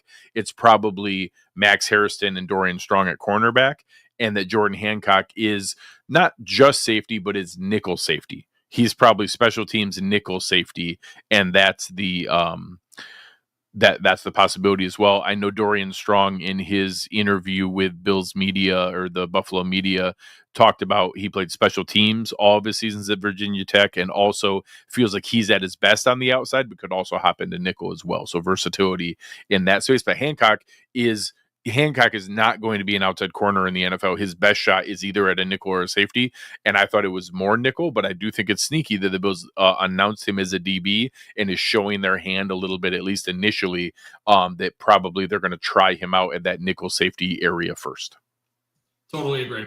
I think it was intentional to do so, and again, when the pick was made, versatility was discussed, and we all felt that this was a player that they're going to get to, whether it's succeed Cam Lewis's role or even just to be another body to compete for the versatility. Michael here saying a lot of different sites are even listing Hancock as a safety, so that's a great call. Yeah. So, I mean, I think you got a guy that can rotate in anywhere you need him, and they value it. But I also think even if it's not a safety and it's as a nickel, the conversation came up, and I'm actually interested in your thoughts on this, Greg, because when I was alone, I didn't have besides the comment section anyone to bounce off. So I'm very excited to get your take on this. But Taron Johnson, 29 years old, he's playing a very physical position. Now, I'm not saying that this is your one-for-one replacement, because it's absolutely not. I think this is more of just like a break glass in case of emergency type pick, but someone who, because of his experience and where he played, the competition he played against, it could be someone that's very serviceable as a backup, where if Taron does go down, you got someone to slot in. But just in general, I mean, what's your long-term outlook on Taron Johnson? as far as longevity's sake, how many more years he may have left? And do you think, similar to our conversations all around about Matt Milano's future with the Buffalo Bills and what that looks like, do you think that life after Taron Johnson might be happening sooner than later? Do you think this is signaling that they might be beginning to think about it? Or do you think we still got a long ways to go? Sit back, relax. We still got a couple more years, and this is just that. So, I wouldn't get too excited about anything because Taron Johnson today is still 28 years old. He turns 29 before the season, but he will just turn 29. That's not like it's some age cliff you need to worry about. Neither is turning 30 right before the season. From a nickel standpoint, that's not something crazy. It's not the long speed. I hope it's not, because I'm 28 turning 29. So if you were You're about to tell me there's a cliff. I mean, yeah, you're screwed, but Taron's fine. The setup there, I will say, there's nothing wrong with preparing for the possibility of a post Taron Johnson world, just like we have to deal with the reality of a post Matt Milano world. But I would say Matt Milano's timeline is probably what we should be looking towards. He turned 30, he's going to turn 31 right at the same time as Taron Johnson. So he's 2 full years older than Taron Johnson. And I think the reckless, aggressive nature of their style of play aligns pretty similarly. So I would look at that in the same timeline, where right now the age third, we pretty much know, hey, this is probably Matt Milano's last season here with the team, and we're preparing for that post Matt Milano world. Well, that would be Taron Johnson finishing his contract. That would be him playing this year in 2025 and playing both 2026 and 2027, his age 29 and age 30 seasons. And that, yes, we do need to prepare for the fact that there's a possibility of that. But I would say, all of that said, this isn't preparing to replace Taron Johnson. This is preparing for the reality that we need someone to fill in for Taron Johnson. That I love Taron Johnson. He's a cover one favorite across the board. You guys know how strongly we all feel about him and his style of play and how lovable he is. He also has only played, he missed games, and has had challenges with the aggressive play that he does. He's a sneaky one where all of us, when I just said that, everybody kind of nods in their head. If you go back and look, he hasn't actually missed games. This past year was the first time he actually missed a lot of games, but he's a guy who's constantly on the injury report, and you're kind of worried about it. And we're not sure if he's going to be able to go this week. And then he miraculously comes back and goes and plays. But, prior to this past year, he played 12 games. The previous seasons, he played 16, 16, 16, 17. And remember, the 1 year, there wasn't a 17th game because of cancellation of the Cincinnati game with the Hamlin incident. So in the previous 4 seasons before that, he missed 1 game.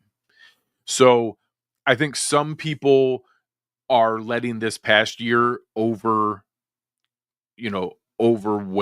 from some recency bias of just how concerned we should be on Taron Johnson, but you still have to prepare. And that's a smart way to do this. So if Jordan Hancock can be a short-term thing, that's fine. I also want to warn people that a late 5th round pick is not the Taron Johnson, insurance plan. No, we're going to have to invest in a nickel corner. We literally made him the highest paid nickel in the league. We obviously value that. We play more nickel than any other team in the league. If we have to plan for replacing Taron Johnson, it will be a significant investment that we will make when the time comes. So I like Jordan Hancock, from that standpoint, that it gives you a little bit of flexibility there, and that he can play nickel. I know TP showed the snap count there, and it did show some both box and deep safety, but it had by far the most slots. So 248 and 164. So that's not nothing. So only 96 at outside corner.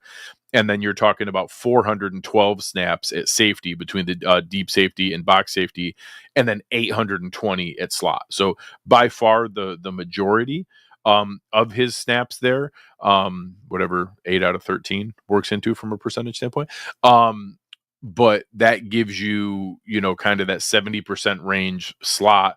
But then another chunk of that was 25% of that, 30% of that at safety, and then 5-10% at corner, or outside corner. So I think that's the kind of guy that, he's a special teams player. Probably his ceiling is more of a backup. I don't think that he's a guy who could there. And Steve's right.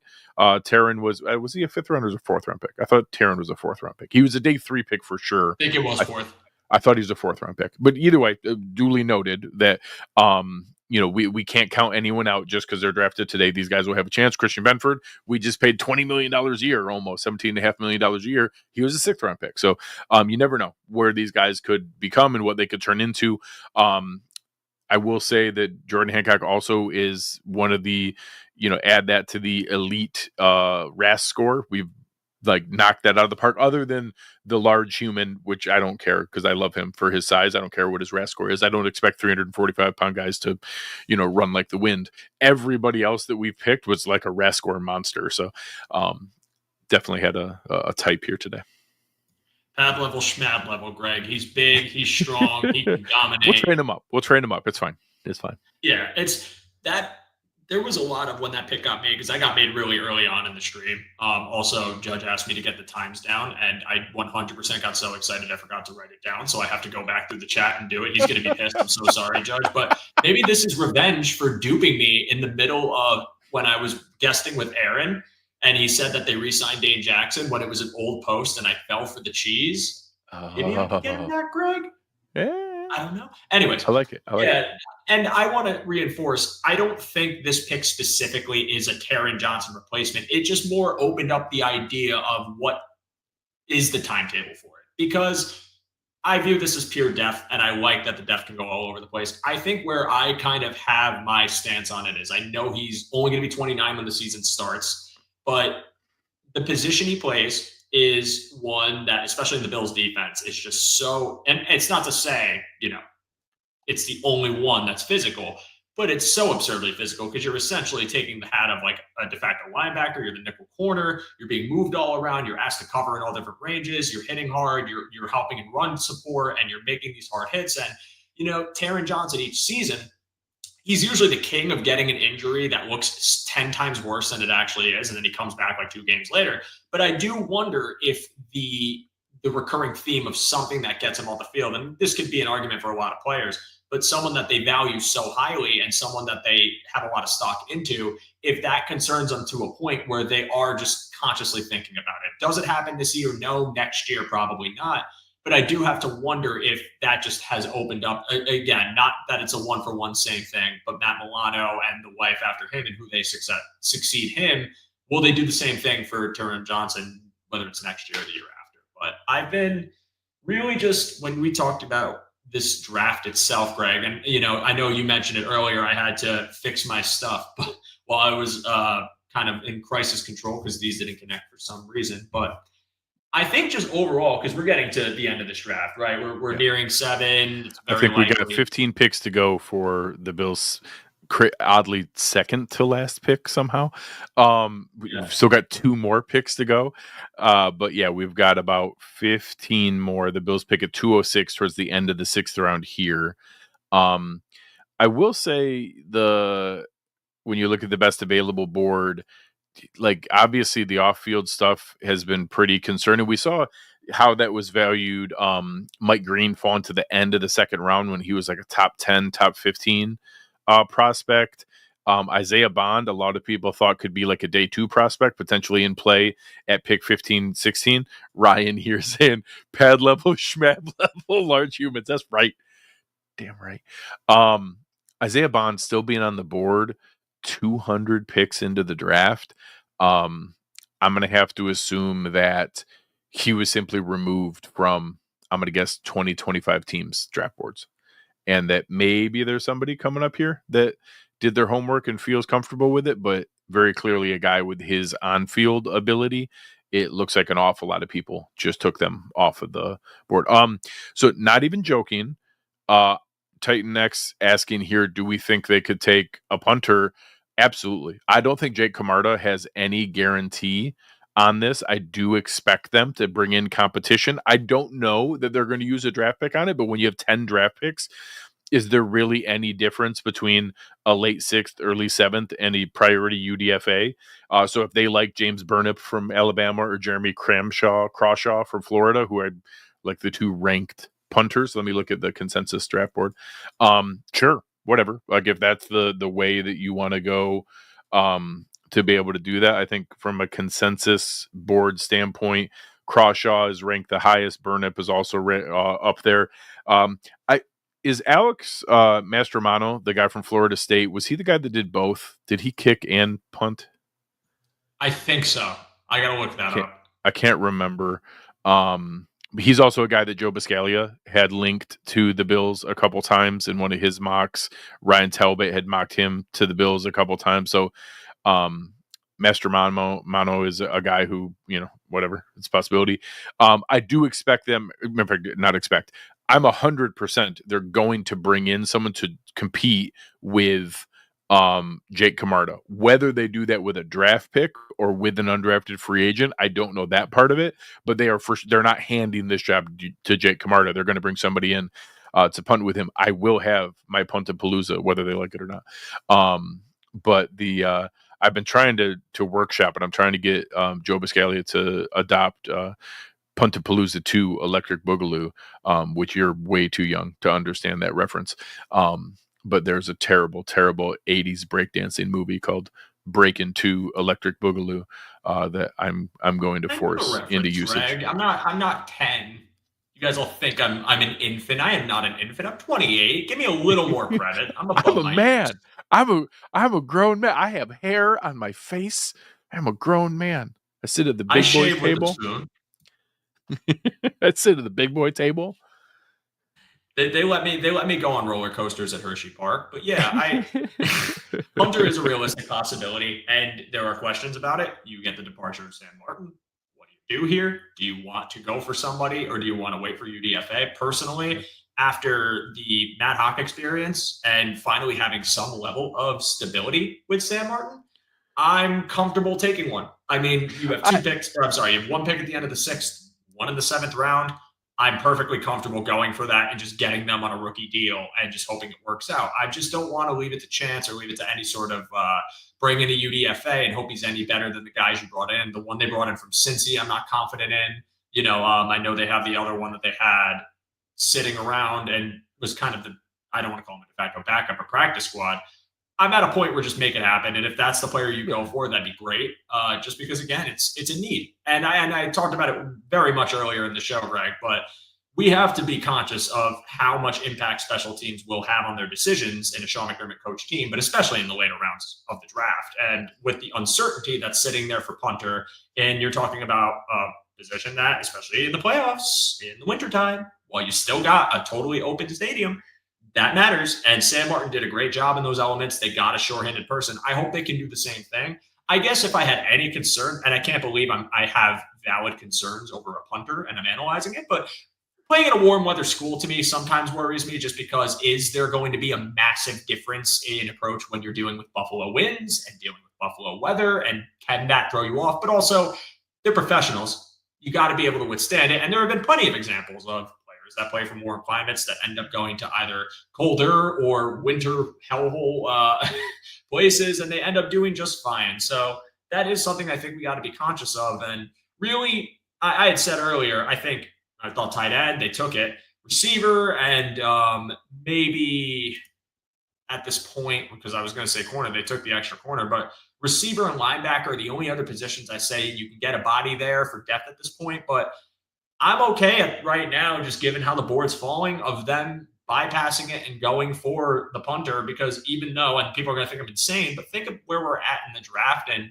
what the upside of a really good punter that you take late could actually look like for this team versus the 390th best receiver you could find that might be fast. I mean, if you want to have a bet here, Titan asking maybe a special teams linebacker, Sean Dolak. Yeah, like you're now at a spot where like that's not a homer, charity pick. Like he's worth a 6th, 7th round pick. Like he is a draftable prospect for sure.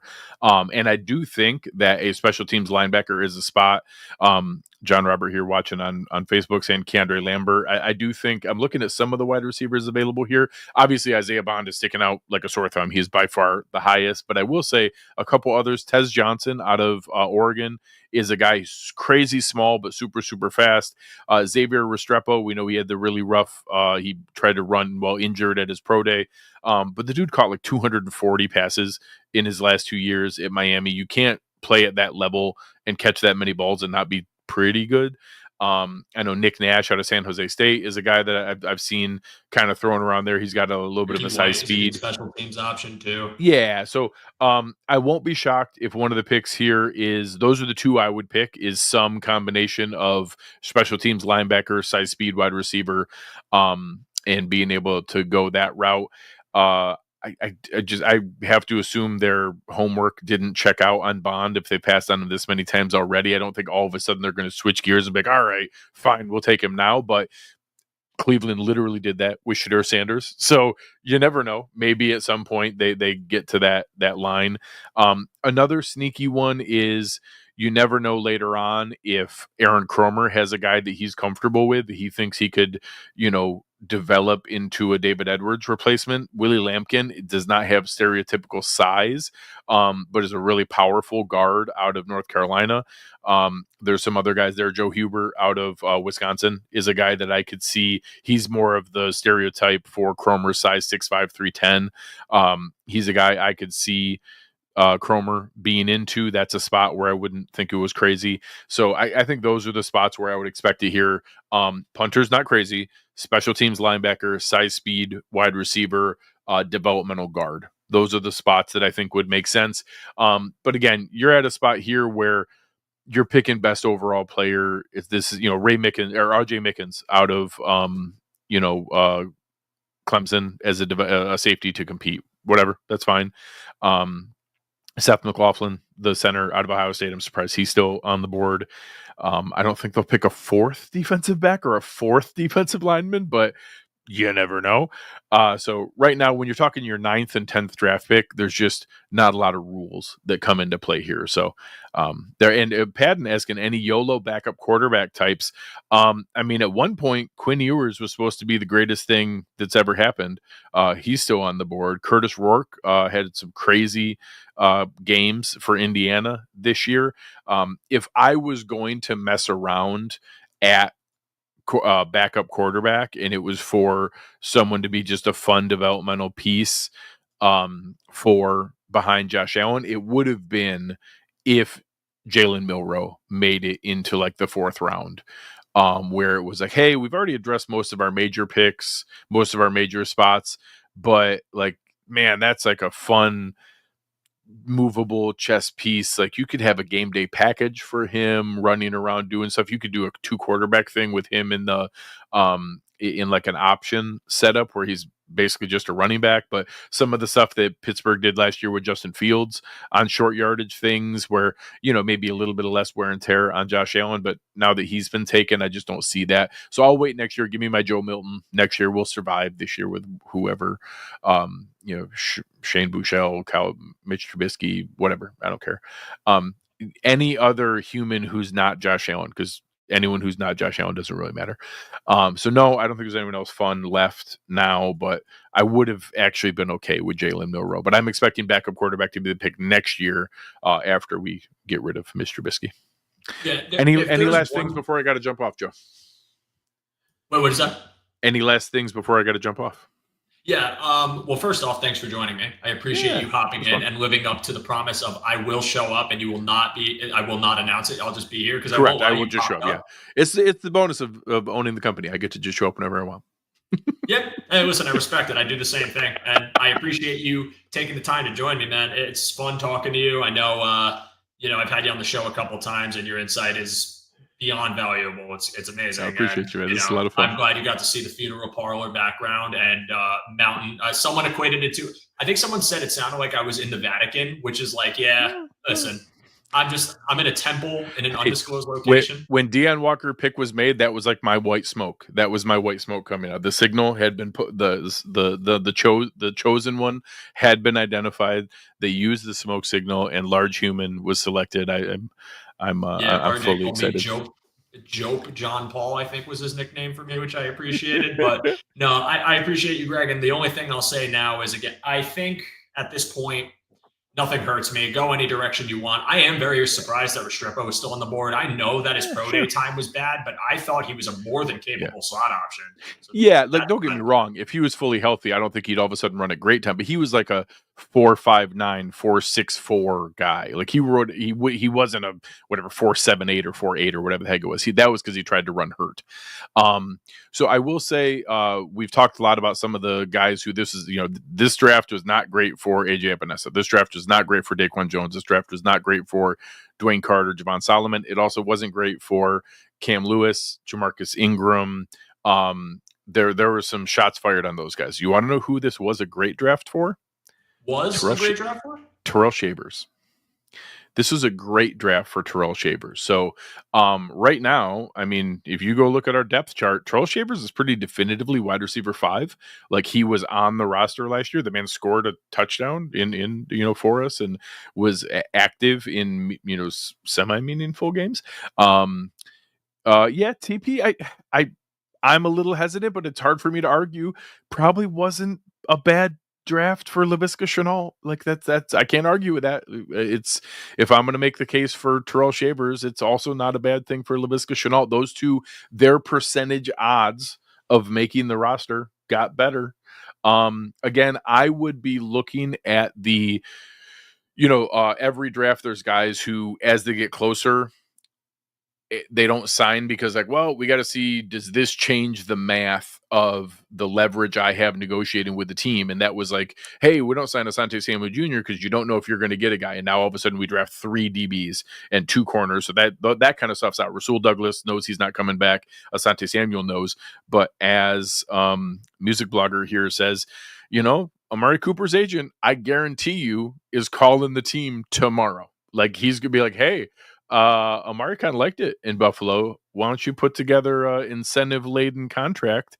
And honestly, with the low level of production that Cooper had last year here, which obviously frustrated a lot of Bills fans, it also sets it up very easily for low thresholds for not likely to be earned incentives on the contract because, his production wasn't that high. So, something like 45 catches, 550 yards, you could put those out there and he wouldn't get any money unless he achieved them. 5 touchdowns. Those are all things where you could set pretty low thresholds and be able to do that to go through. My favorite, Ryan is spot on. I would absolutely send a future pick for Jameson Williams. If the Lions are seriously considering moving him, it's pretty cheap on this year's deal. I don't remember the number exactly. 3.5-4 million. His 5th year option is 15 million. I don't love that right now. I don't think a 2-year $19 million deal is terrible, but I would probably see it as more of a rental per se, and maybe a conditional pick that if we did extend him, they got a higher pick. So I'd even do like a 5th that could become a 3rd. I don't think that's crazy. Something in that range, but I would absolutely take a stab at Jameson Williams. So if there's a chance that they could pick up somebody like that, he is exactly what we would want for the definition of a size speed guy on the outside. He's one of the fastest players in the NFL. If they had a chance to be able to do that, I would be open there. I think the most likely is Amari Cooper just because he's already been here and they know that they like him in-house. I think I haven't closed the door on Amari Cooper yet. I think he was a contributor and someone that even if he didn't live up to elite potential, like some had expected, he's 30 years old, it's still someone that is familiar with the room, and what you're getting is continuity, which is never a bad thing. And I think at this stage of the game, the money could be right now that he's waited this long and hasn't gotten a team. And the market after the draft, I don't want to say dries up, but it's definitely not what he might have anticipated going into it. And for that reason, I'm open to the idea, especially where we're at in the draft, where do you really think you're finding a receiver now that might give you as much of a dynamic profile as Cooper, even though Cooper's older? I don't think so, personally. Super quick scanning here. Elijah Moore is probably the best younger receiver that's still unsigned: DJ Chark, Amari Cooper, and then some of the older names like a Nelson Aguilar, Keenan Allen, Robert Woods, Allen Robinson. But you're talking 32, 33-year-old guys. I just don't think that's what they'd be looking for. I do think Cooper's possible. DJ Chark's maybe semi-interesting. I don't, because I'm saying size, speed. I guess that's not opposed to that at all if he's still around, because I liked him last year too. He was an option when we were talking about that same like vacated profile in the receiving core, taller guy with speed. But then you kind of go back to what you said originally about Terrell Shavers, and you kind of have it, and he had a good camp. In all sincerity, I think it makes sense to give him a shot. Yeah, is DJ Chark better than Terrell Shavers? Honestly, he's probably not. He's probably not. Terrell Shavers is probably that good and at least has potential. It's probably Cooper or a trade that we're not thinking of right now. So Jameson Williams or something else. But I do think we're going to add some competition at wide receiver because there's only 4 roster locks right now. And again, Curtis Samuel's only a roster lock financially. I don't know that production wise he's a roster lock, but his contract it costs the same to cut him that it does to keep him. So I'm guessing we're going to. And again, when he was healthy, we saw that production. Alone Metzer here saying we could just take Isaiah Bond at 206. 100%, they absolutely could. My guess is the fact that they just passed on him 3 times at 170, 173, and 177. He's a guy that if you were going off his on-field rankings, he's a top 100 ranked player. They would have just taken him there. They would have taken him there and then taken Hancock at 206 or Strong at 206 or Hawes at 206. They would have risked that. The fact that they had those guys ranked higher, to me, is telling me they have him just strictly off the board, that they just took him off the board, which very clearly he hasn't been taken in the first 200 picks.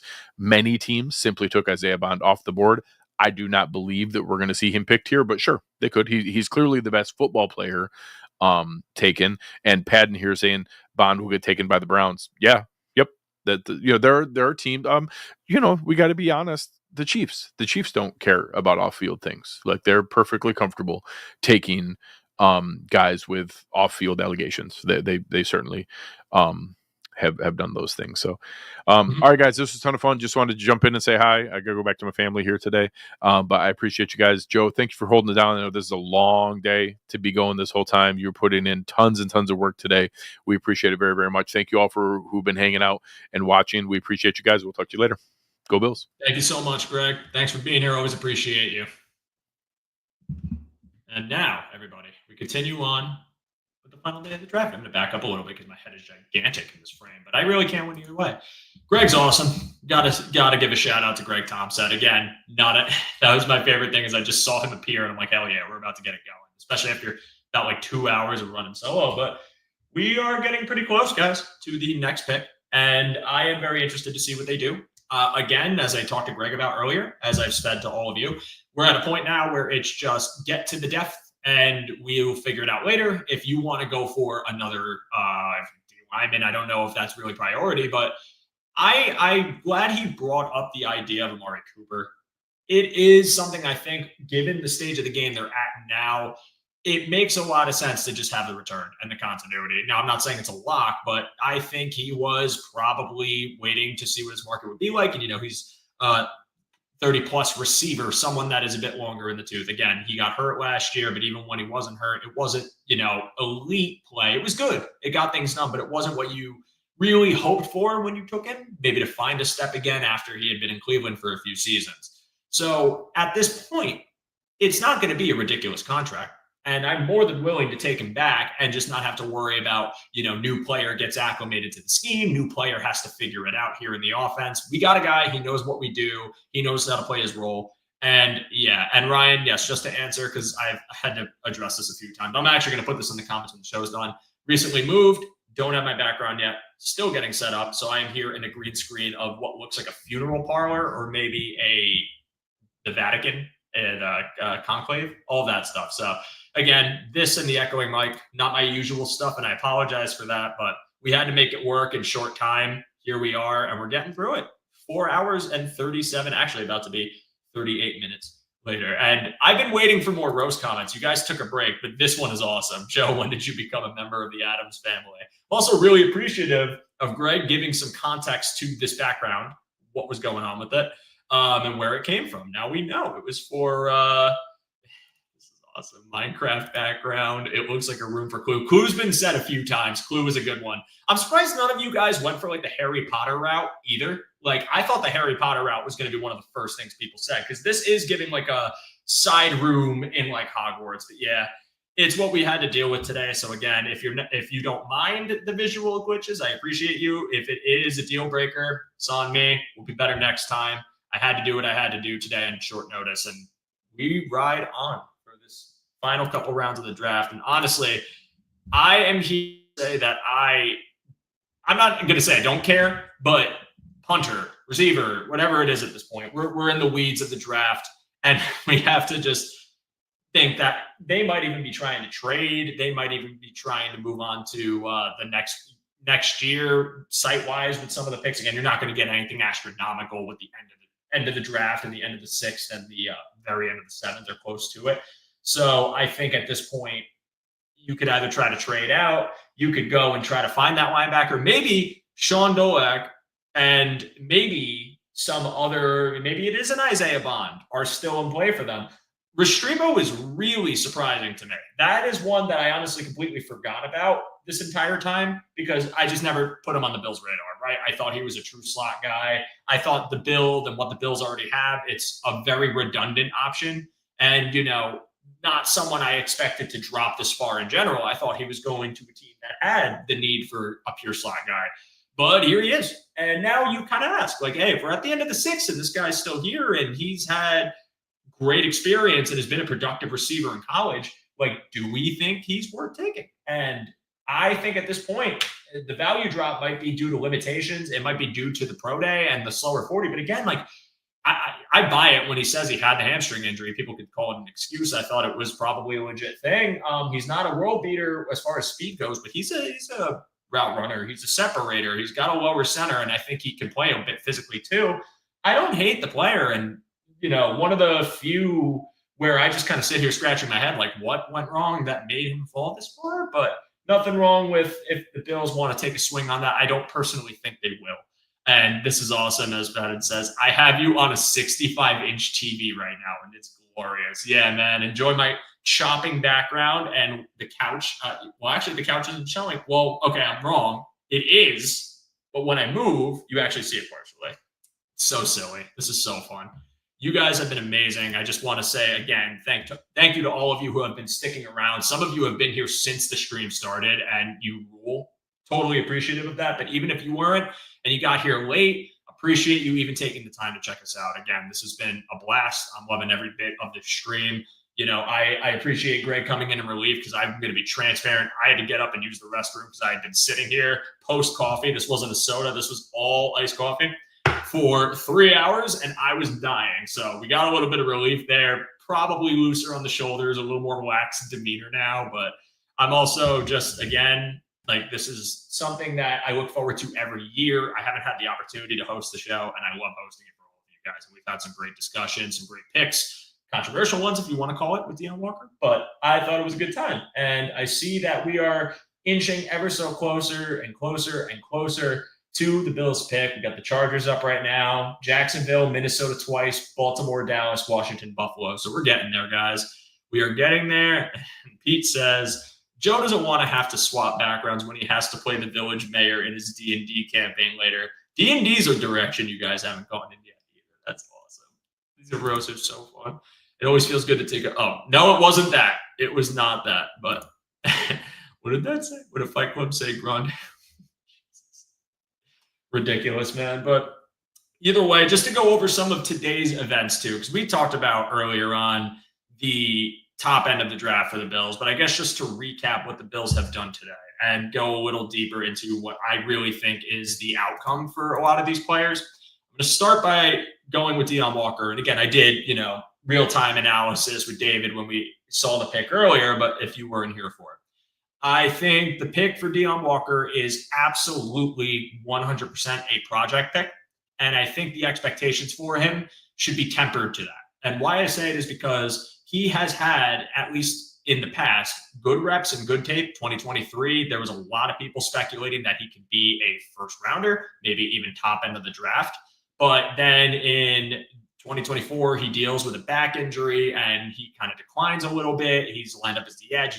You could argue the back injury hampered him from getting the chance to line up in different spots on their DL. Not that it didn't happen, but really like the frequency.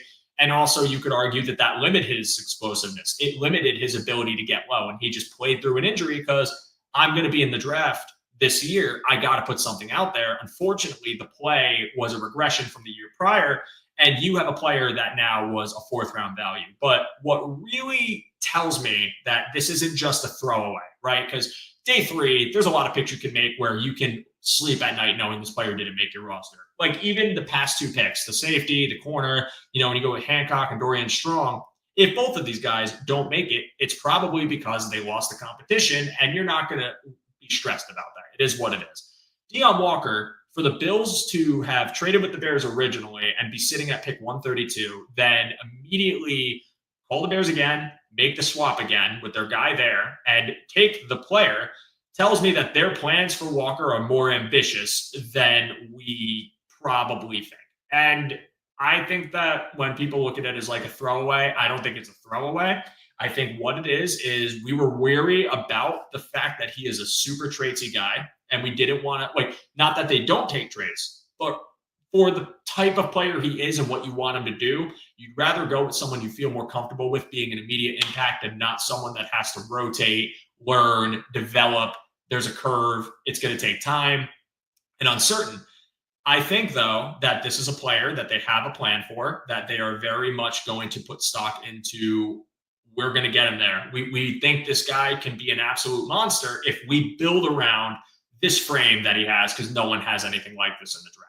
He's a taller player. Pad level has been a problem. Can it still be one? Absolutely. Despite being the weight he is and the size he is, there have been times where he's gotten blown off his blocks in double teams. Now, again, the back injury probably has a lot to do with it. But also, that back injury to me probably isn't as big of a concern if they were willing to make the trade to go get the player. So for realistic expectations of Deion Walker, I almost say Deion Dawkins every time, Deion Walker, I think expect rotational one tack, but really tactical support all over the line. This is also a really good one. I'm going to interrupt real fast. Keebler Elf Tree after the money studio is a new one. That's good. Keebler Elf Tree. This probably is what it looks like inside the Keebler Elf Tree, like in their personal room. This is amazing, man. You guys lucky. I went on a almost 5-hour stream with this choppy background, and I'm having fun with it. But anyways, talking about Walker, the realistic approach to me is probably something in the periphery of like a DE4. But what he's going to do is they're probably going to ask him to be probably the nose 1, maybe a backup 2 gap, or at least try to get him to do it and see how he fares. But I think it's probably more of a potentially dynamic version of what Smoot was doing. Because when they brought in Dewan Smoot had alignment versatility all over. You could line him up inside. You could line him up as a wide edge rusher, 4 all over. I think Deion Walker, you can do that. But you got to see that he's healthy. You got to see that he's improving. And then you can trust him to take on more roles over time. I think what it is, in my eyes, nice to see is that he wasn't the only interior defensive lineman they took, that they went for that kind of true Bills profile 3/1 tech in TJ Sanders, then pivoted to getting the size to back him up, which I think is an ideal situation if you do decide also to keep DaQuan Jones and keep him like as a central part of this defensive line, as a central part of this unit, and let Deion Walker learn behind him and slowly build rapport in this defense. Again, I don't know what the true expectations as far as what his ceiling or potential will be, because it seems like sky's the limit, and variability with him is either to the moon or to the depths of hell. It really can go either way. But I like the idea of the player. I like where they took him, because 4th round is far more palatable for a project player like that than 3rd and 2nd. And I think that they've done a nice job of addressing the depth of their DL in this class with a lot of high potential players, where even if one of them pans out to start, That's probably really good to start, and that probably is going to give you a lot of results quickly. So, especially in the wake of suspensions too, we got to keep in mind you don't have Hoyt, you don't have Ogunjobi. 6 games, 6 weeks, I guess, of a player not being around, and you have to do something to fill the void. So he's going to get some run early, and then from there, you decide what you want to do when you get Ogunjobi back and how that works into the mix. What does it mean for Dwayne Carter? We're going to have to find out. It would be a shame if Carter really never lives up to any potential at all. I'm rooting for the guy, but this is the break right now. There's a lot of competition in that room, and you gotta make yourself a case. So as far as Jordan Hancock goes, their next pick at 170, again, listed as DB, a versatile player to me. Again, we had the conversation about Taron Johnson. I don't think he's the replacement. What I think you just got was a younger backup option to line up as a nickel corner, to line up as a strong safety, to line up as a free safety, to give him the opportunity to go wherever he's needed, or even just to be a true special teams guy to start out. Brandon Beane loves his guys that can wear multiple hats. Again, I said it before, I'll say it again. He wants guys that can take on multiple roles, be versatile, freelance, in totally different places. It's just, I don't think he's going to be a starter. I think what you're going to get from him in the most realistic fashion is maybe at best backup nickel corner if they don't decide to give that role to Daquan Hardy, who showed promise in the preseason last year, as I mentioned before. But I like the pick. I can never be mad at taking someone who, again, if someone has to playoff, if someone gets hurt for 3 games, there's always a guy there to go grab and just say, hey, this is your spot, make it work for the game. Now, you get into trouble with that too, evidently proven by the Baltimore game where we were playing with several backups, and they got kind of bested by a really powerful running team. But I still think the idea in theory makes a ton of sense, and you can never go wrong when you're at this stage of the draft. So that works for me. Pick is in for Dallas. We're getting close. We're 2 picks away. And when that happens, I will roll the graphic again. But Dorian Strong, boundary depth. I mean, listed truly as a corner. I think he was someone that was on the Bills' radar. I think, again, you're getting a guy that can play a mix of zone and man. He's had potential. I know there's been some concerns about how he is in coverages when it comes to, again, how he can handle route stems, more physical receivers. Is he going to be too handsy? What does he look like when he's in zone coverage? Is he disciplined enough to read and react quickly? But I think there's potential there. And even if it's not fortified right away, I think you have the ability to mold any DB that's coming from, more of that background to be that kind of cornerback. And I like the idea of not putting all the stock in a backup of Trey White or a backup of Dane Jackson, but rather go get yourself another corner. I actually skipped a player, so I'll go back to him. But go get yourself another corner, have as many DB bodies in the room for next year, and the best will win, and you'll have your room proven from that. But I think they just wanted to be secure in their picks.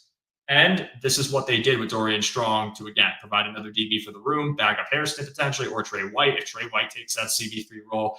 A lot of different options you can do, and taking another body is something I welcomed. Double dipping at corner is something I welcomed as well. Jackson Hawes, I love the pick. Again, when you talk about the nasty factor and adding in a physical blocker, again, you lose Quentin Morris, you want to build that roll up, build up the blocking 4 of your tight end room. Maybe Dalton Kincaid is hurt. Maybe he's not hurt, and maybe you just really want to run the shit out of the ball.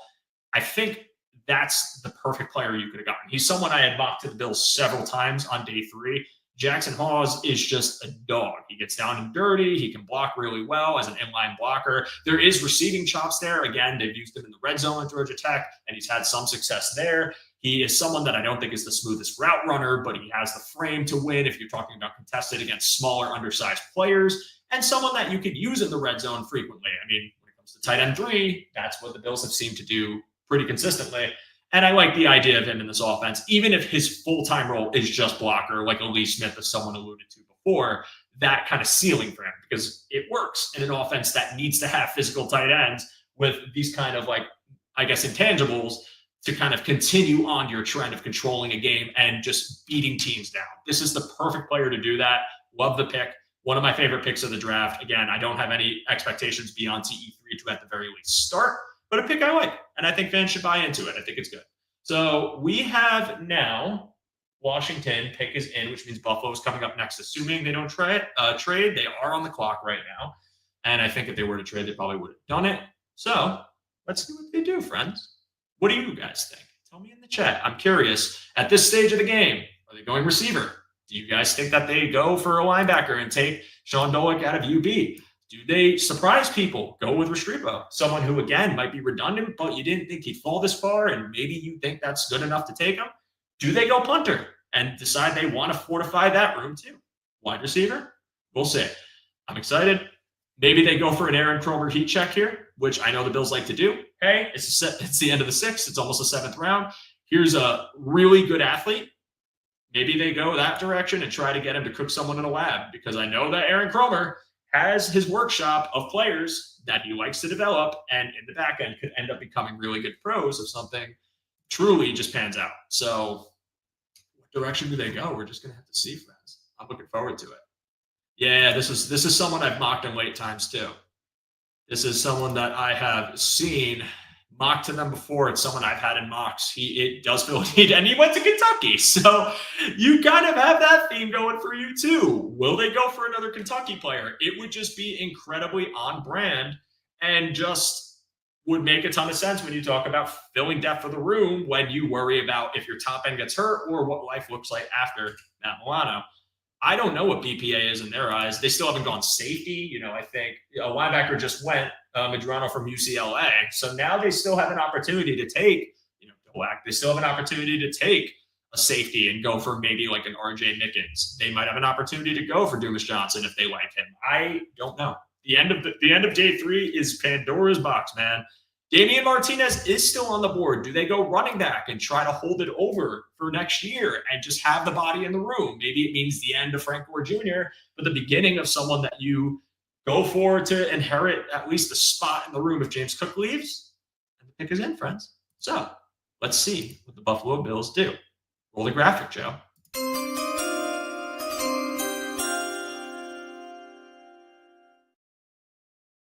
Friends, the pick is in. The Buffalo Bills are on the clock at the end of the 6th round.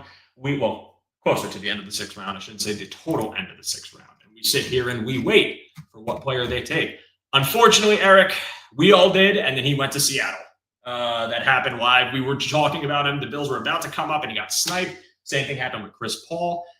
I do like Ricky White. I see Ricky White being mentioned, and I think special teams ability matters. Would be a good pick.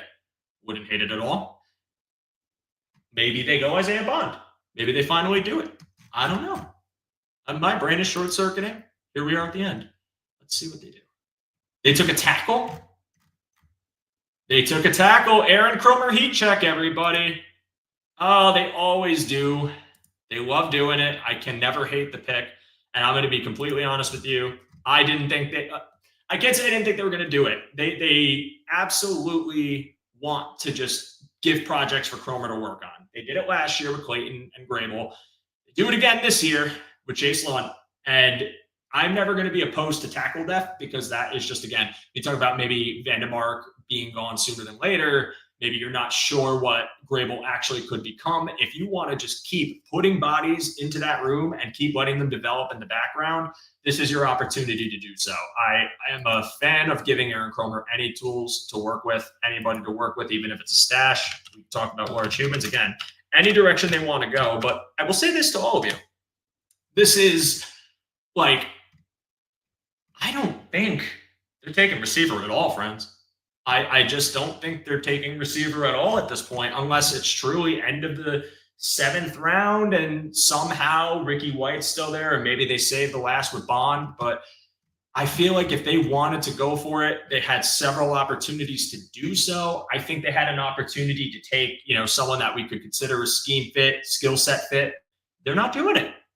They simply aren't doing it. And I don't really think it was totally urgent. I would have liked to have seen it, but I don't think it's the end of the world if they don't, even if you want to say that they go for, UDFA, Bond didn't get drafted. Maybe they just try it that way. Or as Greg pointed out before, and thank you for bringing this up again, music blogger, they'll sign Amari and they just go receiver with a free agent. It's, do whatever the hell you want at this point, man. Aaron Kromer heat checks are fun. In Aaron Kromer, we trust. 6'7.5" for height, 304 pounds, 32-inch arms, about 9-inch hands, closer to 10. He is, I can't say anything other than this is just someone they want to develop in the back end. And maybe it works out. Maybe it doesn't. not the craziest athlete, but maybe someone that is just depth, a camp body. Why not? We're in round 6, man. They could have taken me and it would have been understood. Although I don't think I'm nearly as tall as this guy. I don't think I got nearly as much weight as this man, but I try. I definitely try. I give you my heart and soul on every rep, even though I'd probably get pushed 20 yards back off the line. That's being modest. Probably 30. But this is I don't think they're going receiver at all. I really don't. We have one more pick, but of course this pick is sitting in, what is it? I can't even remember. It's like 230 something. Yeah, 240 from Chicago. Oh, boy. So we have, friends, 33 more picks to go together. 33 more picks. It's been a fun time with all of you. My day has been a blast getting to go back and forth in my funeral home background that you've all been a part of. I feel like I'm doing one of those 24-hour marathons that people used to do on YouTube. Never ask me to do that. This is already good enough. I ain't doing 24 hours. But yeah. Oh, and I forgot. Ryan Vandermark's a UConn Husky too. So we're staying with the UConn theme. I like that. I also think this is an interesting conversation about the linebacker room too, unless they do use their final pick on it, because I really expected them to kind of go a little higher in the linebacker room, like maybe potentially in the 5th and just try to find it. But I think the Chris Paul thing, again, I wasn't in the room. I don't know the conversation, but I speculate that the Chris Paul, I guess, poach from the Rams might have been something that Beane and Co. just had to pivot off of. They were like, all right, well, we can't do anything now. But that was our guy. Our guy's gone. He fell this far, but not for them. And who knows if they even go for it. But I do think this, Dilak's an undrafted free agent. I think he's going to end up being in Buffalo. Like, it just seems like a no-brainer. He doesn't go very far. They've watched him extensively. Why not? Why not? It doesn't really matter at that point, but maybe they use their final pick on a punter. I know people aren't totally excited about this pick. I hate the one pick. He's going to get cut. We have one more pick, Spaghetti Steve. This is at 240. It's from Chicago in our most recent trade. He's 6'7", has short arms, a bad anchor, play strength. I love T-Rex O-lineman. He'll probably just move into guard at that point. Maybe he'll just be the yearly 6th OL and we just put him there. Spin! I've been waiting for you, friend. You haven't been here all stream. Everyone has been doing delightful roasts of my funeral home background, and I had not seen one single roast from you, and I was very disappointed, my devil on my shoulder. Why does Beane not want or value a speed wide receiver? I don't know if it's not wanting or not valuing one. What I think is more realistically the case, they had a board. The players they liked didn't, at least at receiver, probably didn't match the value of their guys that they were willing to move up for or sit for, like Deion Walker. And I think that they had other pressing needs, like depth and cornerback, like adding to their D-line in this draft. And I think that speed receiver, if your only trait truly is just speed, you want to do a little bit more. Now, I do agree they probably could have made the move for Jalen Royals earlier. Torrey Horton could have been chosen earlier, but I'm not mad at any of the picks they've made. This is a draft that they wanted to go for defense and just build on the depth and make it as strong and deep as possible. And receiver just wasn't in the mix. But also, I do think that the idea of them just finding someone in free agency is still very realistic. I also think the idea that Greg suggested earlier of turning to Shavers is definitely on the table. And even not just Shavers, but talk about Jalen Virgil, talk about KJ Hamler. You could talk about some of these players that are still on the roster that have speed already. It doesn't mean that they're the sure thing, but you're asking yourself, is this guy that I'm going to draft in the 6th or 7th round going to be surefire to beat the bodies we have in camp? Now, if you want to say, like they're doing with the DB room, the competition is good for the room. It's good for the potential person who takes that spot, then fine. But I don't think they have to jump up and down or go out of their way to go get a receiver at this point. And to be honest, I never really did. I was cool with taking one, would have had no reservations about it if they took a Jalen Royals, if they took Torrey Horton or any of them. But I just don't think it's the end of the world. The room is pretty rounded out. They have guys there that I think are more than capable to be quality options for Josh Allen. I think that, again, the talk about Terrell Shavers makes a lot of sense. The frame is there. The speed is there. Had a great camp. Didn't fit the room right away. Maybe they think it's his time to shine. But I do think that it just wasn't as urgent of a need. But we don't know what they're going to do with that final pick either. All this talk about Bond, all this talk. Well, I think Ricky White actually just went. All this talk about Bond, Restrepo. Maybe they still take the receiver. We got to see what the last pick is. Maybe that's something Beane throws as crumbs for everybody who has just been sitting here saying, I don't know. Do I just take one to take one and get everyone off my back? And then everyone will still be upset that they didn't take receiver early? I don't know. But who's still on the board here, man? I got to look at who's still available because I'm out of names. I mean, even Chase Lund, I only know the name. I hardly know anything besides his frame, besides how big he is and the fact that Aaron Kromer is just going to put him in the lab, and that's all he really needs to do. Dolak is still available. There's a lot of speculation that he's probably not going to get drafted and probably just be a UDFA. Again, it's the small school bias, played in the MAC. Really, really impressive prospect for where he played. But I don't know if teams fear the competition, if the competition level wasn't enough, and maybe they think they got to wait till later, or maybe we could try to coerce him and undrafted. I don't know if there's UD bias, but I think Dolak is still a possibility.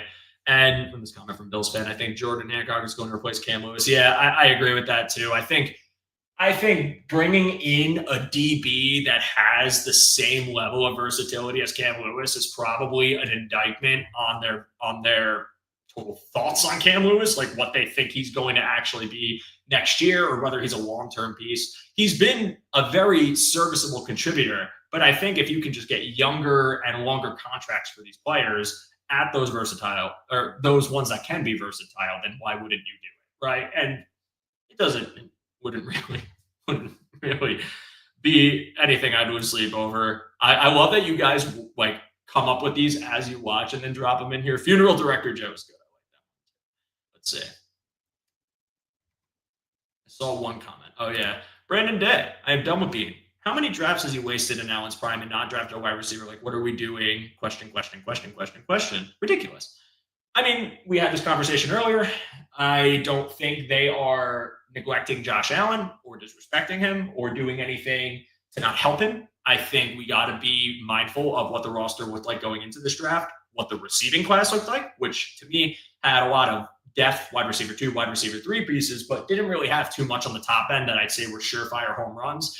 And even if you wanted one of those guys, Matthew Golden, Ted McMillan, you could say Luther Burden was potentially, but Luther Burden, you ask if he's a slot guy, would he fit this offense? I just don't think it was worth it to trade up for any of those guys. And I don't think teams were going to come off of it because there was only so many top-end people that they could take. I don't think Brandon Beane is doing anything but trying to help Allen by addressing the defense. And you can make the argument, oh, man, but we want to score points. We want to do this. We want to help Josh Allen, make it easier. Giving Josh Allen the ball back, creating turnovers, opportunity for Josh Allen. That's how you can help Josh Allen. So I just don't align with the idea that Beane's not doing anything or not saying that's what you said verbatim, but like wasting his prime. You got to build a defense. You want to win in the playoffs. You want to do everything you can to give opportunity for an offense that wants to control the clock. We got to stop with this. Beane hates the offense. Beane hates this, blah, blah, blah. It's just not realistic. Their offense was averaging 30 points a game last year. It was one of the best in the league by every single metric. Even in their AFC Championship loss, they put up 29 points. It's still a lot of points. They did what they had to do. I just don't agree with this take. And I don't know why it keeps coming up. Like, receiver isn't the only position that's going to help you win. It's not the only position that's going to save you. And even when the Bills did have an alpha wide receiver in Stephon Diggs, which, by the way, they traded a first-round pick for, and then proceeded to take offense in every single draft, including with early capital the past 2 years, it's not the end-all be-all, and it's not the reason you've been losing in the playoffs. It's been a myriad and might be a part of it to some degree, but it's not the biggest thing. Defense has been a problem. It's been pass rush. It's been health. It's been coverage ability. It's just defense was the big need this year, and I'm glad they're prioritizing it and making concerted efforts to do what they need to do to complement that offense and ultimately have a team that can sustain high-level play, pass rush, run defense in the playoffs. Jessica says, you really should lean into this. Dress as the Undertaker next webcast and keep the background. Well, listen, we're working on getting this background short up for Tuesday. It's definitely... I'm kind of glad I went with this because if I just went for like the library or something boring, I don't think I would have gotten roasted nearly as often, but your comments have all been so funny. So this was a blessing in disguise. This looks like not Windows Movie Maker. I don't know if you guys have ever seen like those like cheesy music video maker things, but that's what this reminds me of. Like someone standing on a very poorly green screen background. If anyone here's a John Mayer fan, what was the song? New Light. He did that music video at like some California like birthday party music video maker thing, and it's like he chops in and out of the background. It's very worth it to watch it if you're a fan of him or haven't seen the music video, but that's what this reminds me of. And Brandon Day says, great points, but he's done this in multiple drafts. That's more my gripe. Well, last year, his first pick was Keon Coleman. The year before that was Dalton Kincaid. And then the year before that, I'm actually trying to remember some kind of blanking here on who they took that year prior. But that was the Elam. And then they took James Cook in second round. So they've addressed offense early. They've addressed offense in significant ways. They've gotten him receivers. They've gotten him tight ends. They've gotten him running backs. And not every first round pick is going to be for a receiver, and not every first round pick that they have is going to have a receiver worthy of taking at that point. No pun intended, because Worthy was there last year. They very clearly have assessed the board and decided that just taking a receiver for the sake of taking one is not savvy. And I would much rather fortify defensive depth at this point than just shoehorn in somebody who really only has one attribute. And even then, we don't know how many of those guys are left on the board. Bond was probably the only one we could say at this point made enough sense, but with the character concerns and how far he's fallen, it just doesn't seem like that's going to be the case. But I just do not think that he is someone, or that Brandon Beane is sabotaging or doing anything like that. And I understand frustration if you're frustrated about the offense, defense, this team not getting over the hump, but they put up points. Their offense right now, in my opinion, is the most sustainable and fun offense they've had in the Josh Allen era, and we got to see it through. And one speedy receiver can help, absolutely, but I don't think that's going to dramatically change the complexion of what you already see, nor do I think it's going to make a difference in how the Bills approach it, and it's just going to be an ancillary piece. As Brian says, Joe is the real Undertaker. Man, I really should lean into it. I think I'll get the trench coat and the hat, or I can go for the, the All-American Badass version, the motorcycle. Although I don't know how to ride a motorcycle. My dad does that, so that'd be pretty cool. And I agree. Sweet Spike, as soon as this draft is over, I'm celebrating with hand-rolled and smashed cheeseburgers. Yeah, I have plans for the evening that I'm actually worried are going to get dipped into because of how long this freaking draft is. But we're at pick 211. We're almost at 230. Unless the Bills trade, which I'll give you all permission to spoil any trades they might make. I don't think they're trading up at this point. I think if they trade out, they trade out. Once the final pick is done, we'll close the stream and we'll call it good night. You guys have all been wonderful again. 5 hours, 10 minutes, 15 seconds on the nose, sitting here in my chair, having a good time. No, and Spin, by the way, because you were in here earlier, I'm only looking left because my TV's over there. I unfortunately had to set my desk up along the wall and the TV's to my left, and I have it, so I'm just doing this. And I said in the beginning, 50% of this show is just going to be me doing that. So enjoy my side profile. I hope you like my jawline. I hope it's doing something for you. Appreciate all of you being here, though. This is so much fun. This is so ridiculous. I feel like the amount of data that this stream is going to have from like a storage standpoint in the StreamYard library is going to break the website. But we'll see. And let's take a look here. He says, look what happened with Shakir, 5th rounder, because I took a chance. I don't care what round. I think you got to get at least one of your 10 picks, no wide receiver drafted. That's fair. That's totally fair. And I had said earlier, no problem at all if 5th round, 170 was receiver. Like, I'm open to it because I do think there is still a sneaky need to get one more body in there. It's just not so pressing that I think it's going to be it's going to kill them if they don't, right? Like, we can still find a body in free agency to fill the role. We could still bring one of our own on. We could do a lot of different things and still be successful and still find that same profile. It doesn't just have to be the draft. Oh my God, Pete, that's great. Joe's looking around because he's also ghost hunting in a haunted mansion. Yeah, this is like Luigi's Mansion aesthetic, or like I don't know if anyone remembers the Disney special that they would show around Halloween time where the guy navigates the haunted house. Like, it's like an interactive one, but that's what this reminds me of too. So very Halloween Town aesthetic, very like spooky skeletons could emerge. I wish StreamYard had like built-in graphics that could like you could use like thematically, like Halloween style. Because if I could get some like little skeletons to roam around the screen, oh man, this would have just sold it completely. I'm almost glad I didn't have my normal background. This is great. And yeah, Spin, honestly, I stand on it. I did not think all 10 picks were going to get used. I really thought that they were just going to probably end up at like 5 to 7, but they've been picking, they've been doing their thing. I think they had needs at depth and they valued it enough to stick around. I also think the other part is they probably couldn't find trade partners. I don't doubt at all that Brandon Beane had full-on intention to move up in the 5th, had full-on intention to try and make a move. I think the phone line is always active in these situations, but it takes 2 to tango. You got to get another person to be receptive to actually deal with you. And everyone's got different values. Everyone's got different views of their board. Everyone wants a different player. And it doesn't automatically mean that just because you have the capital, just because the draft chart has a certain amount of value points and they're making this trade based on that it's going to happen.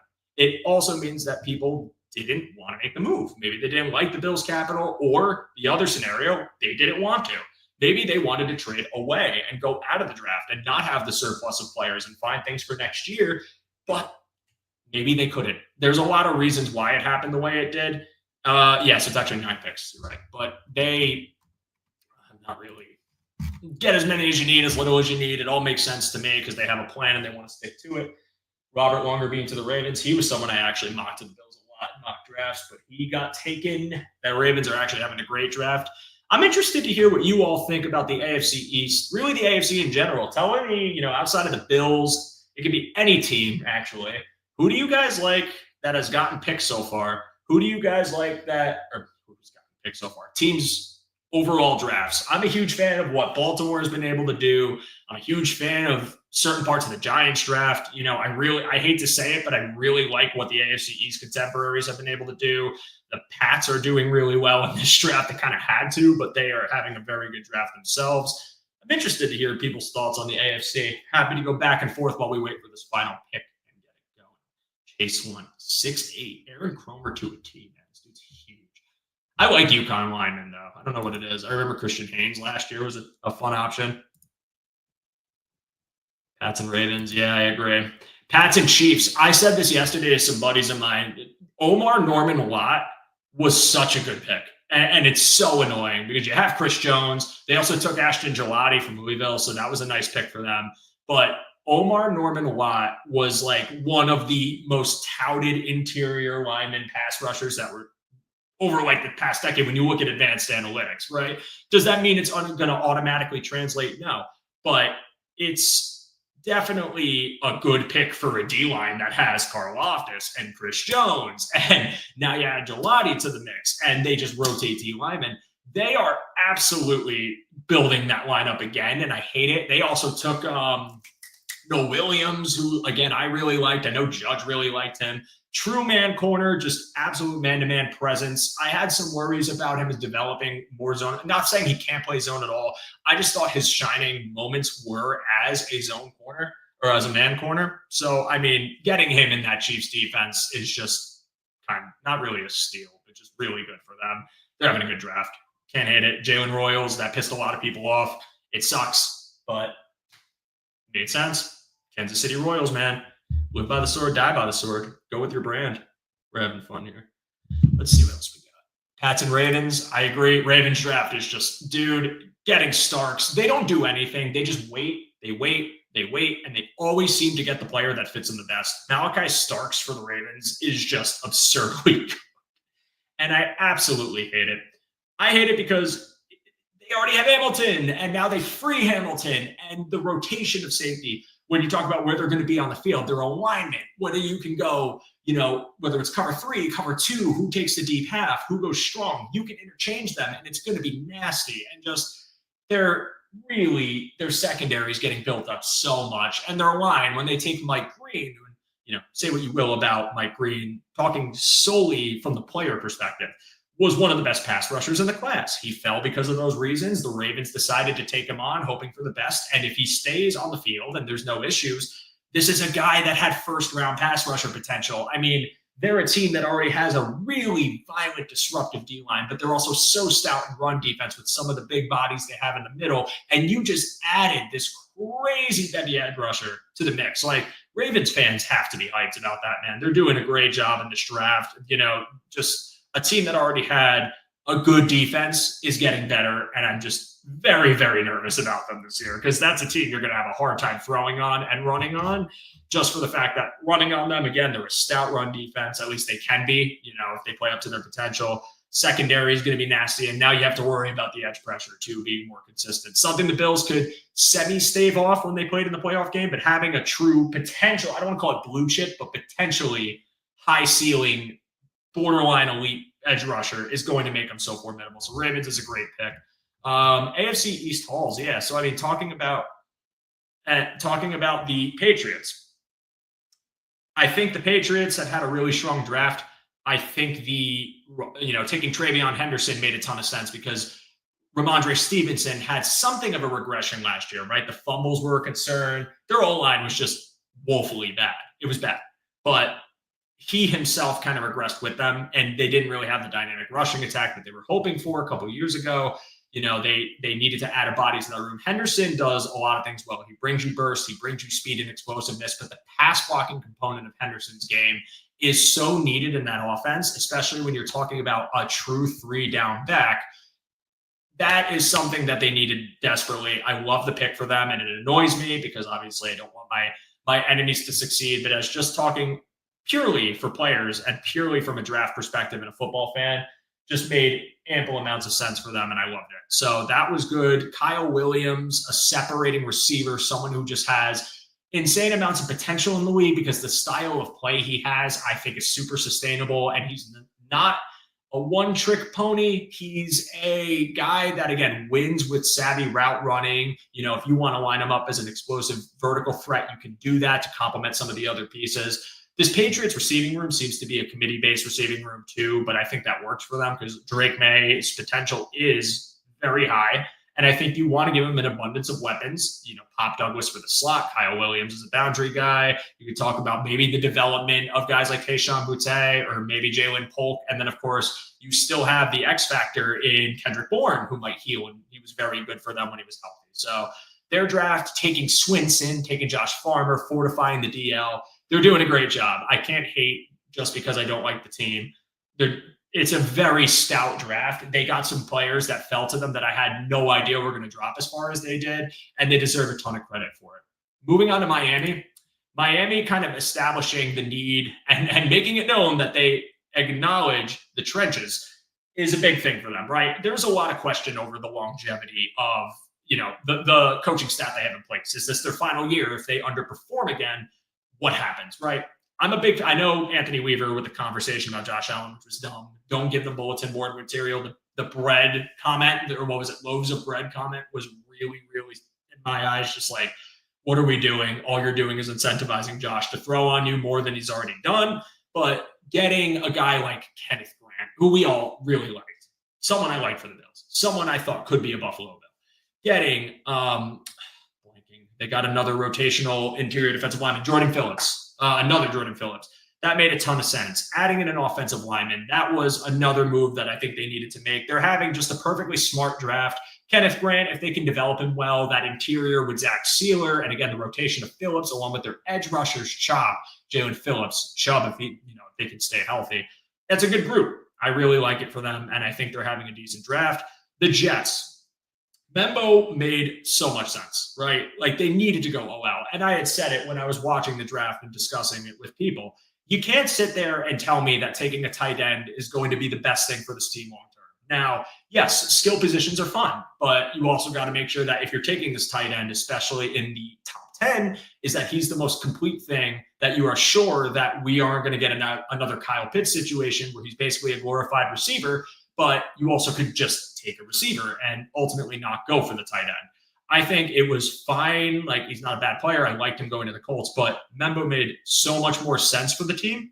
I think they needed to solidify their offensive line. I think getting him and then following it up with Mason Taylor later on in the draft was a great pick because, again, Mason Taylor, good route running tight end, Will the blocking develop at the next level? We'll have to see. But you got a guy that was projected with second round, and now you get a short-handed tight end to complement the room of Garrett Wilson and your running backs. I like the pick for them. They got Ozzie Thomas too, and that one to me is huge for the Jets because again, you have Sauce Gardner, who's already you could have your stance on him, however you feel about him. Sauce Gardner is a good corner who I have a lot of potential, or who I think has a lot of potential still. I don't think he's regressing. I don't think they're going to get rid of him. I think he's a mainstay.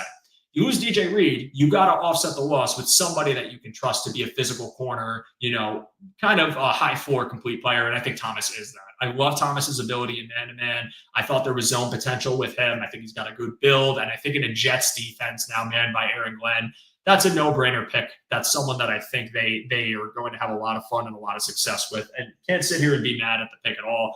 And then they drafted a receiver. And just again, with them, they just have to add bodies to the room. They have to add bodies to the room. And I think the Jets, no team in the AFC East, in my eyes, is doing anything outwardly boneheaded or dumb. I think maybe trading up as much as Miami did for that offensive lineman was a little questionable, but they have also made numerous moves in the middle round. So our AFC East contemporaries are making savvy moves, but I think the Bills are too. And I think, again, every time you see them make a move, it's always to catch up to where you've been. The Bills are at the top. I hope they could stay there, but I think they can. So that's my honest thought about the AFC East holes. I appreciate you asking that question. And I want to bring this up too. I am speaking purely on the player. I don't want this to come off as anything more than I was talking about the pass rusher. I understand why he dropped, not condoning anything. The Ravens simply got a player in this draft, and I talked about the player. Going from there. Tua has now the fastest receiver in Max Hairston. That's good. I like that one. RJ Mickens got poached. Yep, he's gone. We're almost in round 7, guys. We are getting to the home stretch. Let's see here. Yeah. I'm just, these were dark days. Last year, it was just so depressing. And I'll touch on this a little bit more because I just love talking about the defensive line. Dark days when you're talking about bringing in Quentin Jefferson, Jordan Phillips, Austin Johnson. And again, I like the Austin Johnson signing, right? I wanted to get a big man as depth. They did that. But bringing in those moves in the middle of the season, it's so deflating to see that because all that tells me is our off-season investments either didn't work out the way we wanted them to, or we didn't do enough, whatever it may be, and we need to pivot and find someone to take because we need somebody. Bringing in these players made sense in a vacuum, but my expectations were never high for them, and ultimately we got some flashes here and there, but never stability. At least Jordan Phillips had that really good rep in the playoff game. I think the fact that they have hammered defensive line is just such a refreshing thing. 3 picks allocated to it of differing frames, differing positions, but alignment versatility. All of it makes complete sense. All of it, can help this defense from day one. All of them have the potential to be high ceiling impact players. It continues the mantra of the Bills trying to be creative on their defense and mixing and matching and doing everything they can to keep you on your toes and not get complacent. And also, the opportunity for these players to be just so disruptive and now even have a size profile where if he can be disruptive, maybe they can stick to their 4-man looks. Maybe they don't have to stack the box to be a viable run defense or sell out in any way, shape, or form. And what you can get is serviceable D-line play that they have actively invested in time and time again, but this time getting it right. So I like it a lot. I'm having, a lot of confidence in the room right now. I was a little weary about TJ Sanders. I still have some weariness about it because I just think the frame worries me a little bit. If they're asking him to primarily man that one tech role, I don't think they're going to. I think they're going to move him around. But when he's a 1T, how strong can you be when you're facing a double team? Even if he, gets up to about 305 pounds, 310 pounds, which he said that he does, is that going to work at the pro level? I just need to see it. But even if it's just pass rush to start, I think they're comfortable with him just winning those reps, going upfield and wreaking havoc. So, yeah, dark days. I think we're in a better spot now if they stay healthy. So let's see. What would it have cost to get into the 130s and get Royals? Honestly, I don't have the calculator up right now, but I don't think it would have been worth it personally. I mean, I like Jalen Royals. I do, but I just don't think there was an immediate need to do it. I think they just wanted to stick with the room they had. They wanted to maybe wait and see if someone fell. I just feel like with Jalen Royals, if they were so obsessed with the player, they would have made the move. It probably would have, from being in the 170s to the 130s, because they had 170, 173, 177, 200, and 206 and then 230. So it might have even had to be something where you dipped into next year to make the move. I don't think they wanted to do that. And they took a player at each one of those 3 picks. All could be argued were a position of need. So I'm not 100% sure of the value. I just don't think they were going to do it. And yeah, it sucks that Mickens gone. I would have been totally cool with that. Punter is gone. Crenshaw, no. It does. I do think Punter is on the table for their final pick. Jeremy Crenshaw from Florida. Damn. Biggest swing, Daquan Jones and Larry O count for $9.4 million and $6.6 respectively next year. It's at an all-rookie contracts, and I love that. You've got to get cheaper. Right now, I'm not sure if I'm confident in them moving on from DQJ. I think it is possible for him and AJ to be on the block, and I think it's flexibility to consider the decision.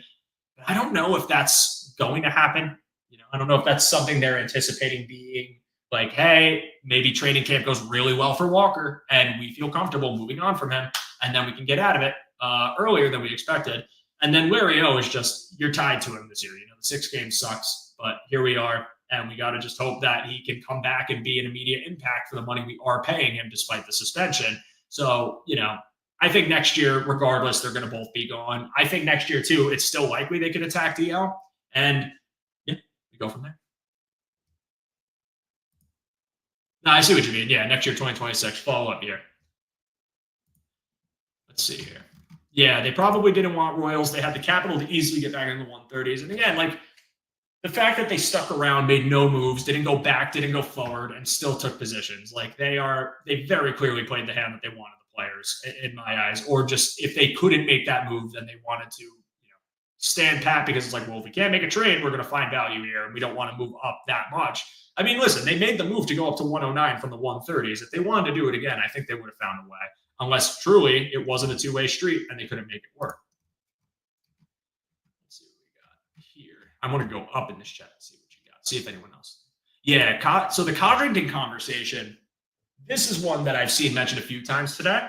And now with some of the picks they've made, Codrington is probably gone. Chenault can play wide receiver and punt returner, kick returner. In my opinion, people are sleeping on him. And Shavers almost made the roster last season to play special teams, plus all the good CVs we drafted. So yeah, more of the Shavers sentiment, which I think is very likely if they don't go receiver with this final pick. Even if they do, I still think Shavers is becoming more and more likely for the Bills to take. We are talking about, I'm not sold on Chenault just yet. I think Chenault was a camp pick with room to wow them and get him a roster spot, similar to like a Chase Claypool last year. Not saying they're the same player, just the concept of why you took them. I really think that this is an option to just see what he's got in camp. Like, get him there, see what he can do. 1-year deal. If it doesn't work out, we let him go. Codrington was a perfectly fine returner. I liked him. But yeah, you're bringing him in this year to, if he's going to compete for that role, there's going to be competition, and you have to see really what that ends up becoming. And I just, I like Shavers a lot, potentially getting the final spot.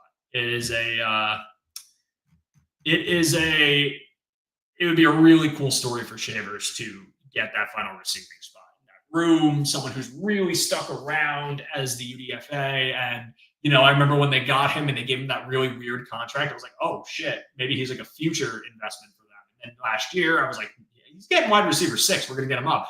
Then he ended up being a practice squad guy. And now this feels like another opportunity. It was the end of a garbage time regular season game, but that explosive play on the screen was really cool. And it showed you what you can get from someone with his size profile. So maybe it's been a slowly developing back end option. Maybe it's been someone who has truly just earned his keep and is going to get to stick around. Maybe he gets leaned on a bit more. I don't really know.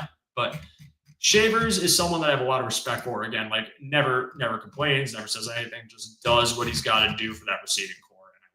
And I love it. And another player, Hamler, too. He when we took him, I thought there was a possibility that he's going to round out the room and be your final receiver, be that final piece. But they kept him on the practice squad. They kept him around. Same with Jalen Virgil. Like, there is a path, I feel like, for all of these players, despite what happens in the 7th round. It could be, hey, we're going to go for a final roster spot competition again in camp like we did last year with those guys, and may the best man win. Maybe we stick with 5 and we're just seeing if we can adjust the roster for 6 if there's an injury. I don't know, but like, yeah, they got some speed guys, and they're on the roster if they don't take anybody. So yeah, this is a very interesting thing to keep a tab on when you get over to training camp, because important thing to remember is you got to get 90 bodies. You got to get people to come in for competition. The roster is still not finished yet. Their projection for the roster still is not finished yet. There's a lot of potential for things to dramatically change over the next few months, and we're just going to have to see.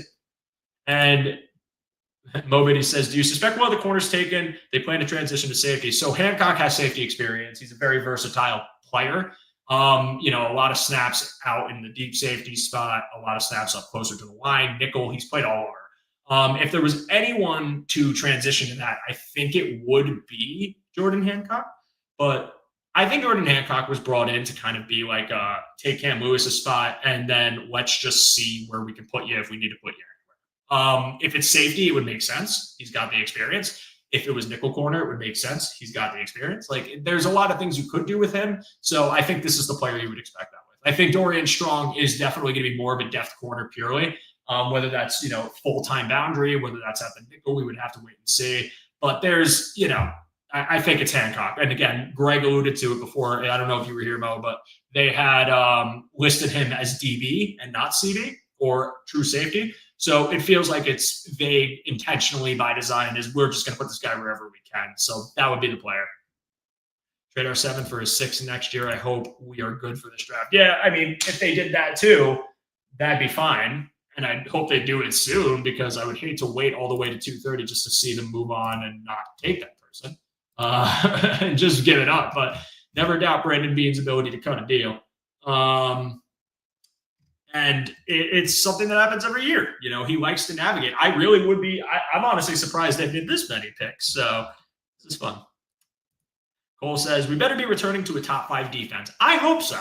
And look, it would definitely be deflating if this defense has more of the same issues next year, considering how many attempts they've made to rebuild it, to reconstruct it with all these different profiles, right? I mean, going in free agency and getting 2 defensive linemen, using 3 picks on the defensive line, like that alone should already give you a higher floor, better run defense, more opportunities for a better pass rush and more sacks, and at the very least more pressures to create opportunity for the secondary. I think they're trying, and I can acknowledge that they're trying, and I hope at the very least it's top 10. Top 5 would be excellent. Give me a defense I can feel confident in and trust in and see the blueprint of for possibly taking down the teams you can't get over in the playoff, or a team, I should say. And I'm going to feel good about it. But I do agree. Like, I want them, with all this investment made, to show out. Signing Joey Bosa. I didn't even mention Joey Bosa. I just said 2. It's actually 3. They want to be a prolific pass rushing team. They want to have versatility. They're making the effort. I hope that effort pays off for them. This would really be disappointing if it wasn't. If they didn't, I should say.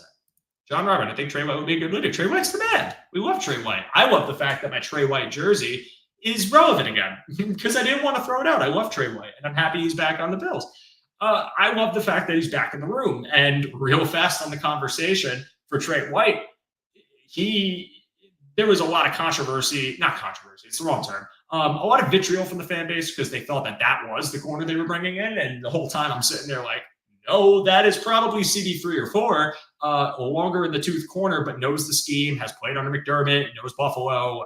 Why would you not want to bring him back for a prove-it deal? That feels like a no-brainer, right?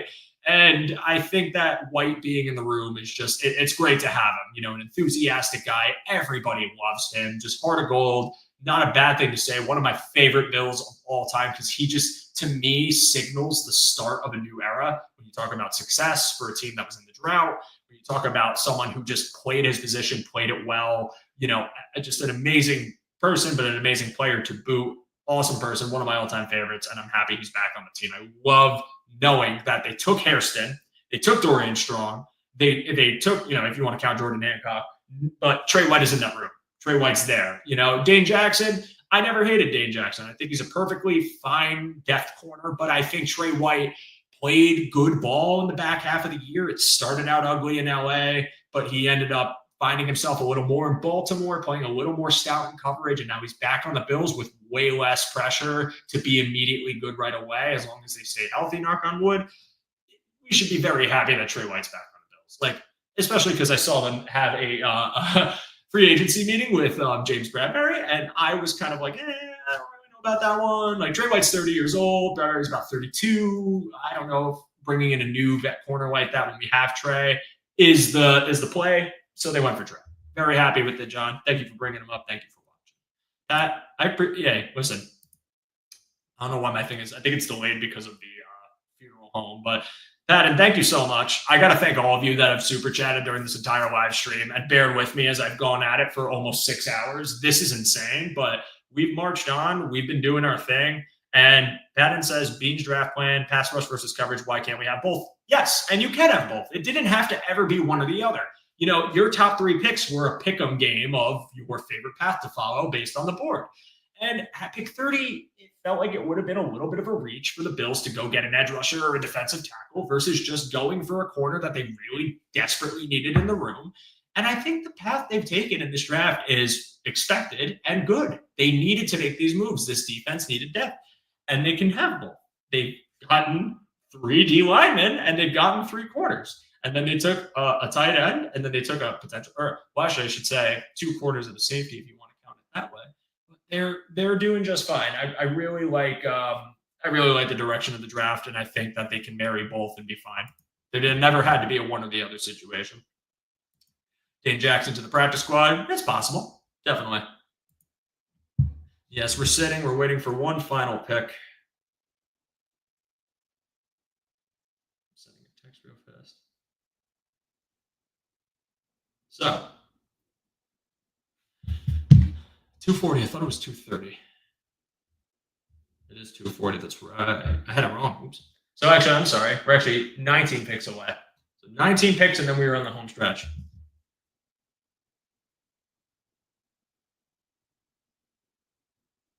It's also really freaking hot in this room. I'm not gonna lie. All right, I had to send that. And Patton also says feels like a solid B draft. B being the grade. I don't know if I have a grade for it, to be honest with you. I don't really know what I'd call it right now.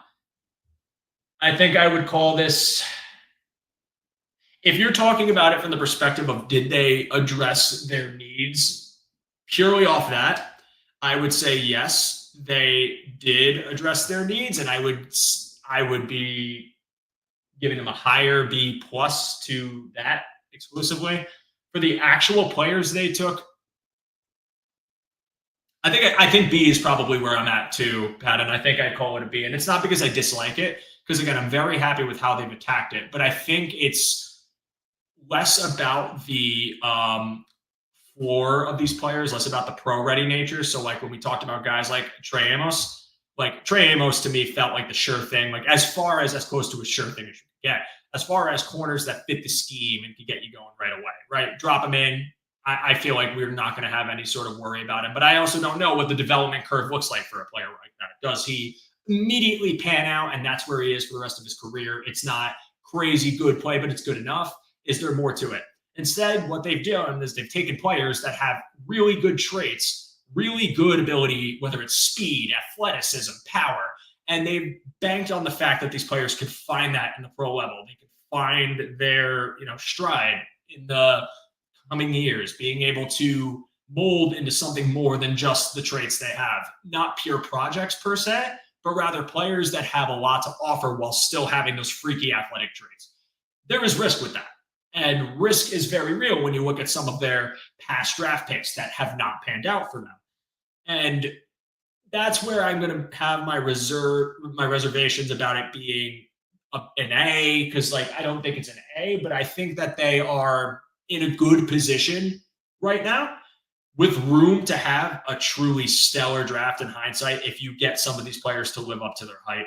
But from positional need itself exclusively, thumbs up. I mean, Brandon Beane attacked it the way he needed to attack it. He made the moves he needed to make, address the positions he needed to address with, some question marks still remaining at linebacker and receiver, but 2 rooms that I don't think are going to fall apart because they didn't take someone on day 3 there. So that is my overall thoughts on it. I will think about that a little more, though. I don't really like grading it just because I feel like it's so hard to put a grade on things. As Brandon says, I don't know. I kind of hate grades. So hell yeah. I love addressing needs too. Ryan, are you staying to pick 257? Hell no. Hell no. We are almost at 6 hours, guys. Once that final pick happens, I am saying good night. I am going to probably go lay down or eat dinner or something because I have been marathoning this thing, but I'm having a lot of fun. This has been an interesting experience. I almost like to consider this a social experiment. As number one CT Bills fan says, I'm really happy with the whole draft class being gets a solid A- for me, and I respect it. I mean, I can understand why people think, this is more than just a B, right? Like, if you just believe these players are going to make impacts right away and they hit the positions in need, and you don't really have the concern over them, like, having any growing pains or whatever, not saying that that's what you think, CT Bills fan, but more like the general thought, that's fine. And I could definitely buy into the idea of this being an A+ from some people, right? I just want to see the risks they're taking, at least for most of these picks, pan out, right? Deion Walker, day 3, round 4, a player that has a lot of question marks, but there's an upside there if you can hone into it. Will it happen? I don't know. I'm very 50-50 on that, but I like the idea of trying, but you got to see the result. But as far as their top 3, yeah, I'd give that like a B+ for their top 3 exclusively. Hairston, again, for what the Bills defense is and what it's trying to turn into, there is plenty of opportunity for the zone component of his game to just improve more. But also, if they run a little more man, or a higher man rate, I think he has the traits to do well there. And if so, I mean, you take the grade up a notch. So yeah, I can understand A-. It's definitely fair. Boss Mafia, signing Dolak as an undrafted free agent fixes the no linebacker drafted, but I'm not sure kind of fast wide receiver. At this point, I don't know if you do. It might not happen. They might just hold off and they might decide this is just not what we want to do right now. We want to either sign someone that's still on the open market or go with one of our guys. And truly at this point in time, that might just be the most realistic thing. But hey, we're 15 picks away. And it seems to be going fast at the end of the 7th round. Thank goodness. The graveyard shift, as Cole McGowan says. Yeah, man. I don't know if any of I haven't even seen the total run times for the other streams, but I don't think they're nearly as long, considering the fact that they had way less rounds to deal with, which is so funny. But this has been one hell of a ride, you guys. We're actually coming to the end. I'm getting kind of sad. That my punch card is going to have to be punched and I'm going to have to sign off for the night. I thought we'd be here forever. Jessica says, we all know that once you are done with this, you're going to be going back there to embalm a few bodies. Yeah, totally. Listen, we got a lot of events coming up here at DeRosa Funeral Parlor booked today, or don't. I hope that doesn't actually happen for you. The graveyard shift is so funny. That's so spot on.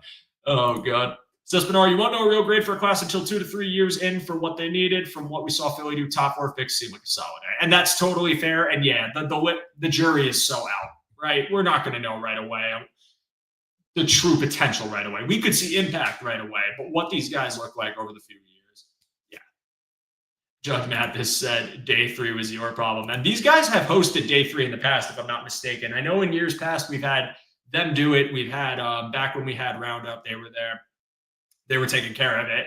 The onus is on me now. It's my turn. And listen, I'll pay my dues. I'm a due payer. I'm out here. We're having a good time. My knees are sore. I definitely think I tore my meniscus at some point, and locking it in place is not a good idea. But hey, man, listen, if it's the end of me, at least I'm in the right place. If they gotta put me in the coffin, Ricky White, unfortunately, I think Ricky White got picked by Carolina, if I'm not mistaken, about a round ago. Let me take a look. I think I saw his name pop up. Let's double check that. Oh, maybe he didn't. I'm going to ask you guys to confirm that one for me. What else we got here? Made great of it, Joe. Ryan, I appreciate you, man. Thank you for watching. Awesome, dude. Always appreciate the positive comments. Always appreciate your time. All of you who watch the show weekly, you're great. Dominic says fewer rounds. Dominic, this draft is going as slow as your beloved Prince in the backyard with the hard shell. This is day 3. I knew this was going to be a grind, but we're grinding. I'm already freaking sweating out here, but it's all good. It's a ton of fun. What pick remains as a chaos grenade that would keep Joe longer? If they traded from 230 to like the final pick of the 7th round, I think I would close the stream out. I'm not even joking, dude. That would be an insult. I am praying they don't do that. We're going to go from freaking 6 hours to 6.5 hours. I don't need that one, man. Please don't trade. Now, I just hope they take a player, and we'll talk about the player for a little bit, and then I'll say goodnight to all of you guys. So I hope the thing we do isn't even just the player. We just stay put at 240. How about that one? I would have been fine with it if the stream was only about an hour, but we're talking about 6 hours here. So what do we got? Do you think with our last pick we get a wide receiver? I don't know if I brought this one up before, but just to touch upon it again. It also, listen, they did extensive work on Isaiah Bond, and I don't think they did it for no reason. I know I had a suspicion that Lambert Smith was going to be one they went for, but he got taken. Royals is gone. Like, all your options are gone at this point besides Restrepo, who isn't really a fit. He's kind of redundant. Bond is the only one that actually makes sense to me in this spot. Or maybe a Jimmy Horn, which I also like him, and I think if he hasn't gone yet, that could be fun. He might have been the player that got taken, actually. I'm going to look that up again. But regardless, I don't know the likelihood of it. Oh, yeah. Okay. Carolina took Jimmy Horn. Sorry, I had that one wrong. So Ricky White was the one that I think is still on the board, and Horn's the one that went. He went at 208 to the Panthers. Yes. Okay. So I liked Horn too. Damn. I thought he'd stick around a little longer. Yeah, they could. I think it's a toss-up right now. I still see depth for linebacker if there's anyone out there. If Sean Dolak is the Prince's Promise and that's who they want to go for here, that could be it. If Beane trades out, Joe is in position to take 10 points from Gryffindor. Yeah. I do. This is very Harry Potter coded too. I definitely, it is pretty Gryffindor, right? I don't think this is a Slytherin or a Hufflepuff. Maybe a little Hufflepuff, but these are Gryffindor colors. You got the maroon, burgundy, and gold. This is Gryffindor colors. You're right. We'll give it some Harry Potter empowerment, man. I think I'd be a Gryffindor. I don't know what I'd be. I've been called a Gryffindor. I've been called a Slytherin. I've never been called a Hufflepuff. I'm definitely not a Ravenclaw because I'm not that smart. I think Gryffindor is pretty fair. I have a Gryffindor shirt. I should have worn it for the stream. Ricky White. Takeo Spikes 5151. That would be awesome if this is the actual Takeo Spikes watching a 6-hour stream of some dude in his living room. That'd be pretty cool. Yeah, Ricky White is an intriguing one, and he's got the special teams chops to boot. That's kind of his calling card. I know the kid from San Jose State, who's 50 years old, would be a lot of fun. Nick Nash could be a good pick for them at this point in time at the end of the 7th round. Yeah, good times. Oh, I forgot that the Ravens took Aeneas Peebles too. He was a lot of fun. He was very kind of on the shorter side, but he was a disruptive 3-tech, and putting him in a rotation. I see the vision for that. So, I mean, I like that pick for the Ravens a lot. Shit. I can't believe he went there. They're killing this draft, man. Absolutely killing it. Oh, Damian Martinez did get taken. Okay, nice. They're doing the Steelers pick. We're at 226 right now, guys. The home stretch, man. Losing. Elijah Badger.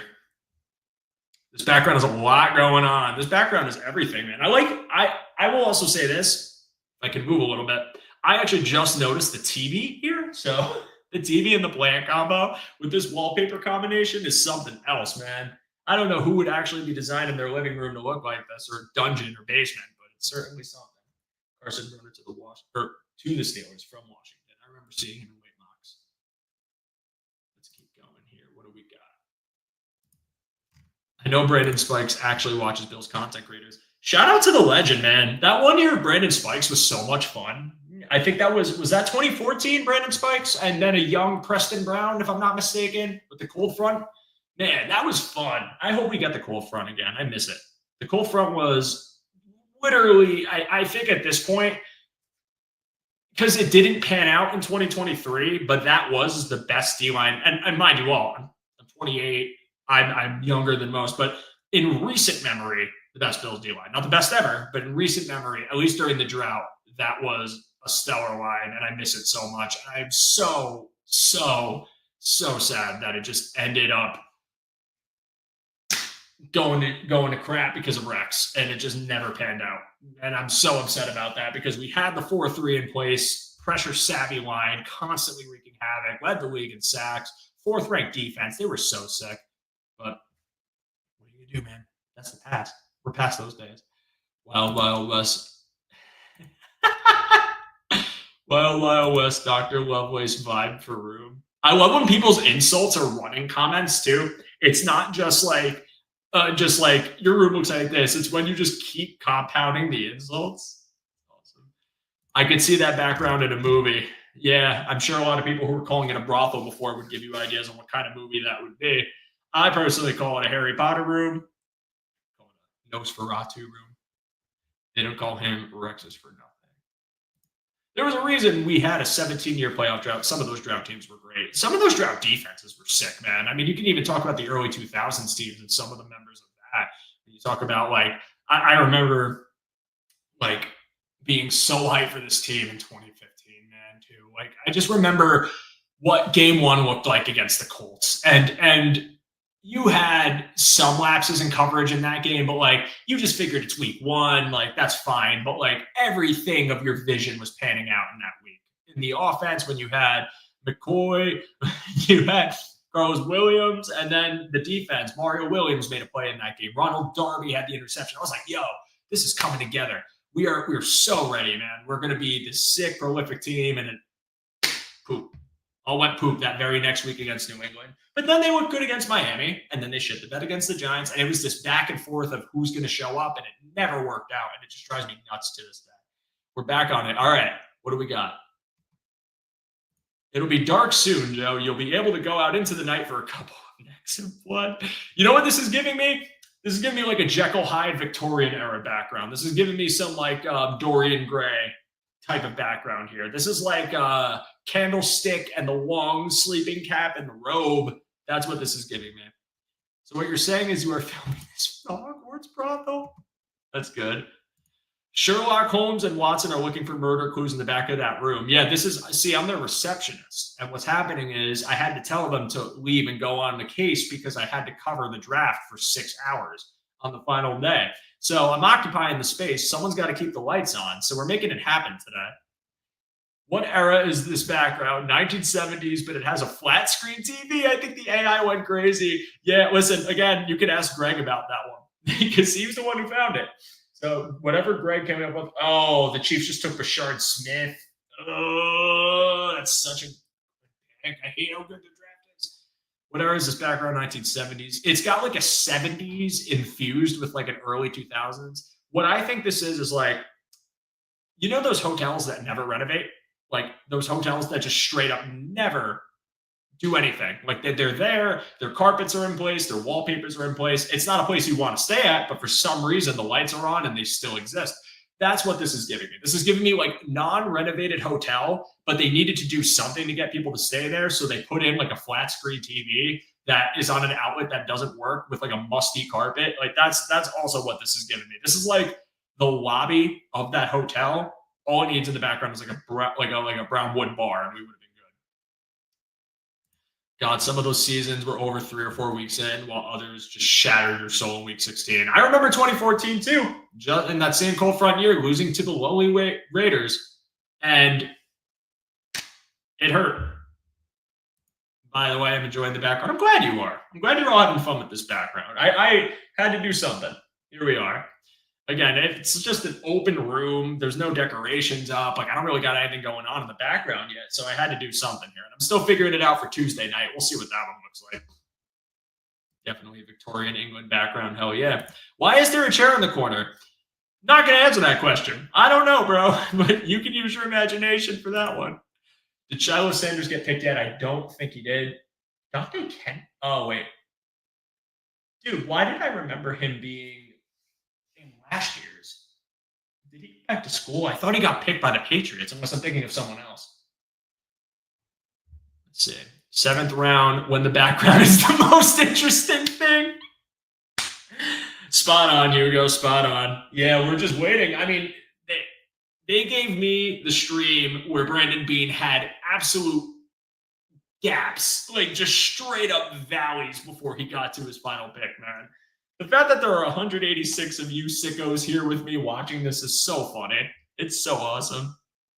Dude, I figured it out. You're inside a wicker basket in an old lady's drawing room. That's a good one. Grandma's house has not been mentioned yet either.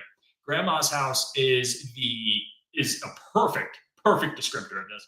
I will only say this room, it's a little too vampire-y. Like Grandma's house has like those old outdated color schemes, like the burgundy and like the pink carpets or like old wallpaper. And this has got those things, but there's something like Castlevania to it. You know what I mean? It's got like that medieval vibe. I don't know if it's Grandma's house totally. I'm giving it more of like the like a law firm, like an old law firm lobby might be a good one too. I will be honest, this looks like how I would have decorated in my living room before I got married.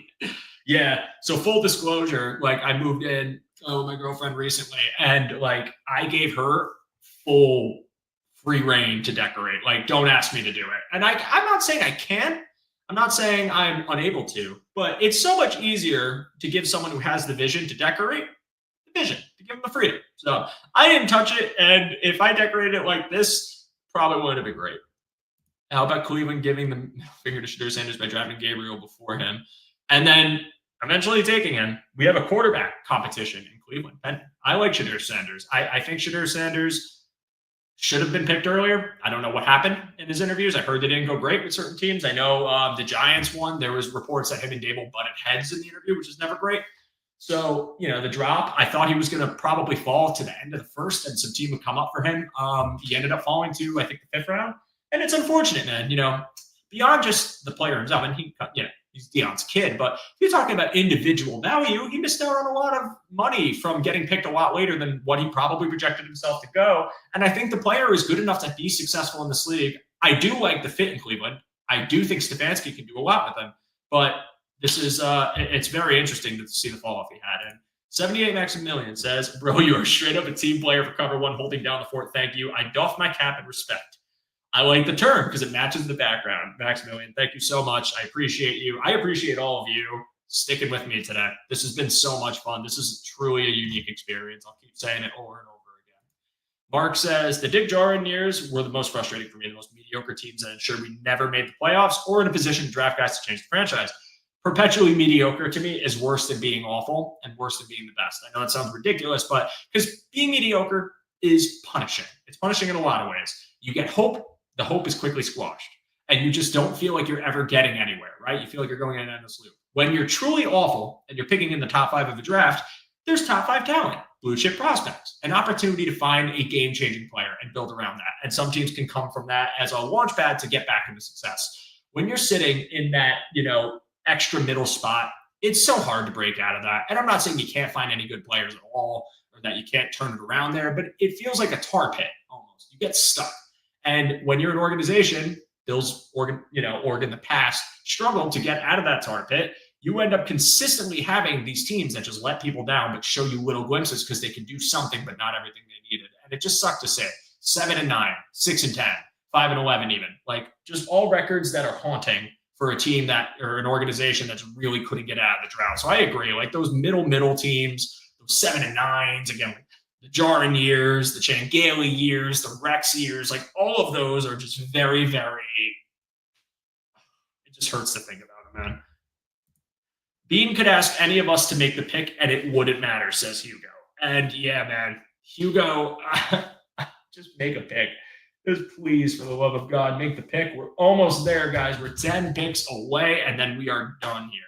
And I'm very excited, even despite, telling you I'm going to end the stream to see who they go for. OMG, has anyone played Resident Evil Village? This is totally the mansion with the murder lady. Patrick says, a tea room in the British Empire. This is good. Osin Buffalo, Osin Buffalo. There's a secret button someplace that moves the bookcase, and the secret room either has your coffin or... Oh my God. I didn't even see that second part. That's crazy, dude. The hidden button component, though, this is definitely a hidden button room. Like one of these books slides out and opens like a massive chasm. Maybe it's like a Bruce Wayne Manor kind of thing, like old school Batman. We're talking like back in the day, Adam West style, Brown's a 5 roster quarterback. Shedeur might not get a roster spot. I think he's going to. I think Kenny Pickett's expendable. Joe Flacco is an aging vet. I think it's going to be like Gabriel, Sanders, and then Watson. Honestly, I think that's what it's going to turn out to be. Unless they want to do like camp competition, which is likely what happens, and then the winner of that will get the backup spot to start, and the loser goes to the practice squad. Could be that. Maybe he was cocky and arrogant, and Cleveland thought that by drafting a quarterback ahead of him, he would be humbled enough to show hungry and I don't know. I don't know anything about Shedeur Sanders, like as a person individually, right? I've never met the guy. I only know him from what's been discussed by his profile, by him in his interviews. Like, it's a limited perspective. So I never like to make like generalizations, not saying that that's what this is, but I've just always found myself rooting for the guy. I have. Again, I had honest analysis about what I thought he would be at the pro level, and there's limitations to his game, but I never wanted the guy to fail. And I think a lot of people, for really the whole reason being of who his father is, did. And it sucks. You know, like Quinn Ewers to the Dolphins. There's going to be a lot of memes about that one coming out very soon. But a lot of people rooted for his downfall. I just want the guy to succeed. I just think finding, the son of one of the most famous players of all time and him having success would be a cool story. And yeah, I did see this spin. Someone prank called Sanders, said that the Saints were going to pick him. And at the end of them says, sorry, you're going to have to wait. I thought I only watched it briefly. I thought it was the Steelers, not the Saints, but either one would have made sense in that moment. Sanders made more money in college than he will in the NFL. Maybe. It's very possible. Lady Dimitrescu's mansion for sure. Resident Evil references coming in hot. Let's see. The worst version of I'll never lose enough games to draft someone like you. This is why I'm not sure why Pittsburgh doesn't just trade an entire draft to get a quarterback. Maybe a lot of teams are building it to make that play next year. A lot of teams are working to have the ammo to move up next year. And I think the comparison of the two classes, it's pretty considered, I would say consensus right now that 2026 is going to be a stronger quarterback class. More names coming out at the top end that you can buy into being viable long-term starters. I can think of Nussmeier being one example of that, who, has a lot of promise. I can think of Howard from Penn State, depending on how the year goes for either one of them. I do believe that this is a weaker class compared to what next year could be, at least in this moment. We could see what it looks like in a year. Hunter Wohler, safety to the Colts. We are getting close. That was pick 132. So we're moving on. And I think that Pittsburgh is probably going to try and take this approach next year. And if that's your mindset, I do think that means you're going to be willing to just take all those additional pieces and lay the floor plan out for that player eventually. So that's what they're going for. Come on now, Rex probably has a showcase in the living room. Adam says, that's it, Joe. You sit in the chair, pull the candlestick, and shoot down to the bat cave. By the end of the stream, the background will spawn its own genre of fan fiction. You guys are crazy. I heard he wanted to play Settlers of Catan in a team meeting, LOL. That may be BS, but I thought I heard it on a legit channel. Are you referring to viewers? Who are you referring to with this? I saw someone in their actual draft space had Settlers of Catan like open in the corner, so they must have been playing it. I personally never played it, but all the talk about it is making me want to play it. I love board games. I just haven't had the opportunity to play it. How many dead animals does yours have in his house? As a hunting guy, he probably has plenty. Got to go James Byrne up here. Maybe going for a quarterback before having an offensive line is basically what is doing teams like Carolina and the Giants recently. You got to build that interior. You got to build that lineup, man. That's all it is. It's imperative. And it's the backbone of everything you can do offensively lives and dies by your offensive line and the stoutness of it and the physicality if you're a run-heavy team, or just the stalwart pass protection you can get if you really want to air the ball out and you want to throw more than you want to run. I think with the direction the league has gone in, I appreciate that the Bills have gotten ahead of the curve. You need to have the Ravens draft board as your background. Have gotten ahead of the curve and build a really physical, stout offensive line. And a lot of teams jump the gun. Now, sometimes you have to. Like when you are in the top 5 and there is a generational quarterback prospect there, you make that move and you figure out OL at another time, but set yourself up for it, right? I think that it's why I made the point about the Jets earlier, getting Menbu, not because I think Fields is going to be their long-term option, but now if they want to go get that guy, they can. And they'll have the protection to boot, and you can feel comfortable of integrating a quarterback who has never played in the league into this position where he's not going to have to be running for his life or feeling like he's going to die behind that line. Yeah, they do, and I've never played it. I want to. It's a really cool story. Tej Johnson hasn't been picked yet. I thought he did get taken. He hasn't gotten taken. If he hasn't, the reason is probably just frame concern because he's a very light guy. But I mean, dude, when I watched receivers last year, I watched a lot of Troy Franklin, right? He was someone I really liked. I thought he'd go higher. He fell significantly. I kept looking at Tej Johnson. He was popping off the screen. Like so many moments where he would just completely own a route, get himself open, like the explosiveness, the quickness. He's a ton of fun as a player, but I think teams see the profile, the 5'10", 165 pounds, and they're just worried about that holding up at the pro level because, yeah, like Tej Johnson, Xavier Restrepo, these are guys that are, a bit shorter. Restrepo has a very interesting build. He's like 5'10", 200. But they're purely slot guys, and it's clear that teams have preferences for guys that are a little more versatile. And Tej Johnson, the frame is going to bring concern for his blocking ability. Special teams, how does he do when he has to be physical and go full speed? Is it going to work out? I think Tej Johnson will be a very good addition to someone's receiving room in the back end as a pure slot guy. But I think that's the reason. I am still surprised he didn't go, though. I think he's a talented player, and truly, if they did that, final pick, I wouldn't hate it because, again, I'm open to anything. Word is Ewers' shoulder is shot. I haven't heard anything about injuries with him. I figured Ewers, the same thing with all the other quarterbacks. The drop is the drop because of the talent. Like, these are guys that maybe seemed more promising going into the season, and they just simply never lived up to the expectations. Ewers definitely had a major, draft stock decline after this past year. And falling to Miami, I mean, as a backup, as insurance for Tua, could be fine. No way he did get drafted? No way, to the Bucs? Did he get drafted to the Bucs? Why is all this happening? Every time we mention a player's name, they go immediately after, dude. Every single time. Another one. What do we got? Yeah, that's cool. Wow. I mean, you have the luxury. You know what I mean? Look at their receiving core right now. It's absolutely loaded. You got Chris Godwin, Mike Evans. You just drafted Emeka Egbuka. Now you have Jalen McMillan in that room. I'm trying to think of the other person they have. Trey Palmer, and now Tej Johnson. Like, it's a fun room. I like it a lot. I like that. It's, of course, how did he not get selected? Because they had to wait until we started talking about him to get selected. That's how it happened. And Chris B says, the Bucs are collecting all the slot receivers. Yeah. Joe, start talking about Restrepo. We talked about him a few times, by the way. We have, and he hasn't gone yet. So maybe they just don't do it. I don't know. Ryan, they are watching Joe. That's ominous, but maybe. Who is it, Big Brother? Can you please not enter it? You don't like him? Something tells me you don't like him, or at least you don't like him for the Bills. Or maybe he's worried that he's going to go before the Bills in pick 7.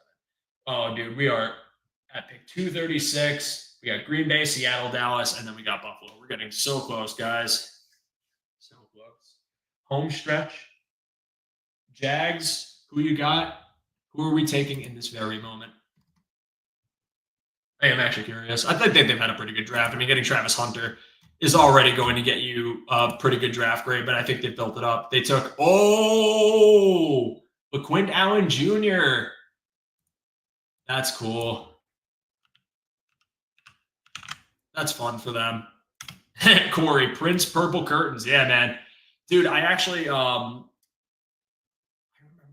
forgot whose house I was in years ago. It was a family member, and they used to have purple curtains, and I used to think it was so cool. When I was a kid, I was like, oh, when I get older, I want to get purple curtains. And here we are, guys. Your dreams are all possible.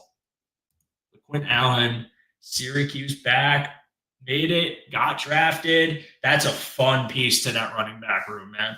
That is, he's talented. He had a lot of potential. Syracuse gets overlooked, but this is a pick I like.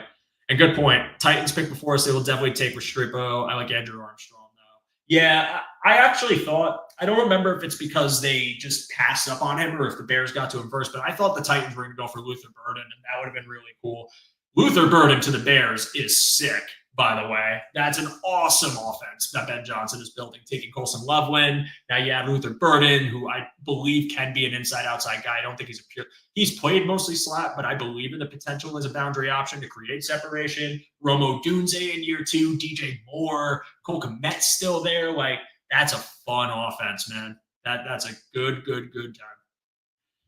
Adam plays. I have an interview with Syracuse next week. Oh, nice. What, for running back? I think I heard a job just opened up there, actually. Good luck. Go kill it. I believe in you. Make sure the resume is on the thick paper. Apparently, people care about that.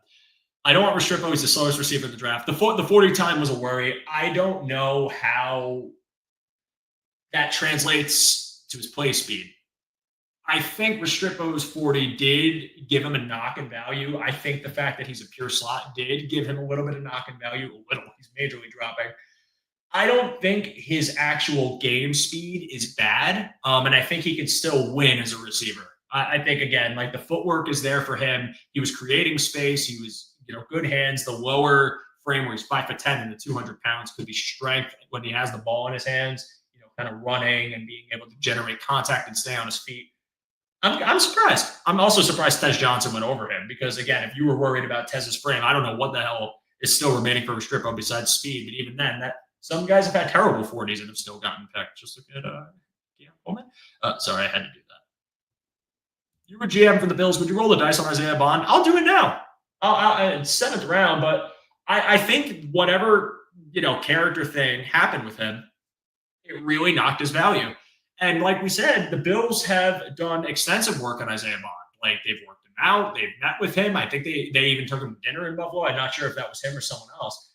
I'm quite certain that they don't take him here. He's not going to be in the Bills, and it's because they did enough work to see that whatever he was dealing with, whatever was going on, it's a problem. It's a pending situation that they just want to steer clear of. So if you feel comfortable that he is going to be on the field and this is going to take him off, and that you believe that it's just going to be something that it'll, in time, whatever ends up happening happens, but he'll be able to play for you, then do it. But if it's that big of a concern, I wouldn't even bother.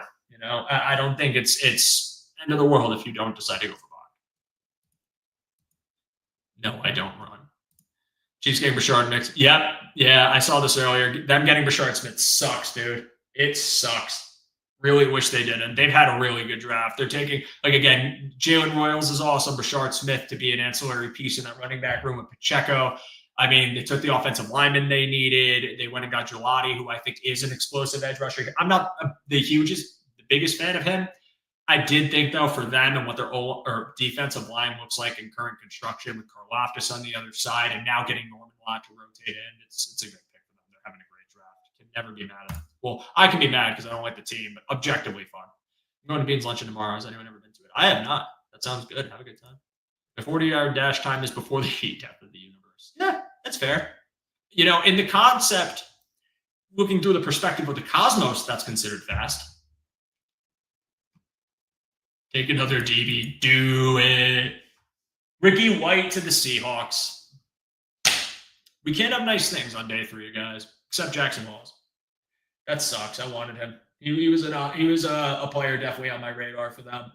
They're going to take someone I probably have no idea who it is. Like they'll take him and it'll just be a name and I'll just talk about the position. Or it'll be someone that we speculated. Ricky White would have been cool. Between Torrey Horton, all these players getting poached. Backup quarterback? You got Mitch here for another year. They could. I don't really like the idea of using a draft pick on a quarterback that's not going to start because I just feel like it's a super replaceable position. And, when you have Josh Allen, the drop-off is massive. If they do decide to go for one, it would make sense. But again, who's still on the board at this point? I know McCord went earlier to the Eagles, which was really interesting. You just had Ewers go a little bit earlier. The cupboard's getting pretty dry, so I'm not crazy about it. Badger. Yeah, maybe. I think he's still on the board. Just pick a punter now. They could. They could absolutely take a punter here. We're going to have to see. All right. Dallas took a running back, people. We're here. We made it. The marathon has finally come to the finish line, people. The Bills pick is in. We're throwing the graphic up. We are going to have a good time saying the final pick for the day for the Buffalo Bills.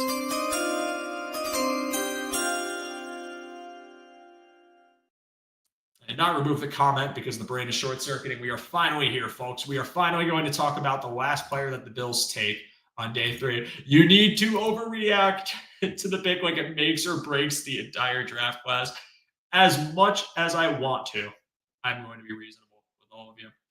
Sitting here waiting for Slimer to flow through the background wall. All right, Buffalo. Chat, final one. Don't tip the pick. Let's see who they take with their final pick of the 2025 NFL Draft. Nice try, David. I already see the pick is in. Don't do this to me. Almost scared me. The final pick of the NFL Draft for the Buffalo Bills is finally here. Ryan says we did it. Ryan, thank you so much for this, man. That is awesome. And they took the receiver from Maryland, Caden Prather. Guys, they finally took one. They finally did it. This is the guy that played opposite of Ty Felton, a really talented receiver. That is awesome. All right, everybody. We did it. We got through it together. As Ralph Wilson says, congrats, Joe. You're free. Yes, I am free. 6 hours, 18 minutes, and 3 seconds. I can finally call it, everybody. I am happy that they got the receiver. I'm happy that they could address the room for everybody. One more member of the room to compete with in training camp. But for me, everyone, I'm calling it quits as everyone finally says we did it. Thank you all so much for being here. I truly appreciate it. This was a ton of fun. This draft was an excellent test of my patience being here on the stream for all of you. But I appreciate Greg and David joining me. Everyone in the chat that stayed from the very beginning to now, whether you joined midway through, however you approached it, all of you were wonderful. This was a ton of fun. You guys were all great. I appreciate the back and forth. The comments on the background were stellar. This is really something that I look forward to every year. And I think this Bills draft class addressed several positions of need that they really needed to hit and hit hard.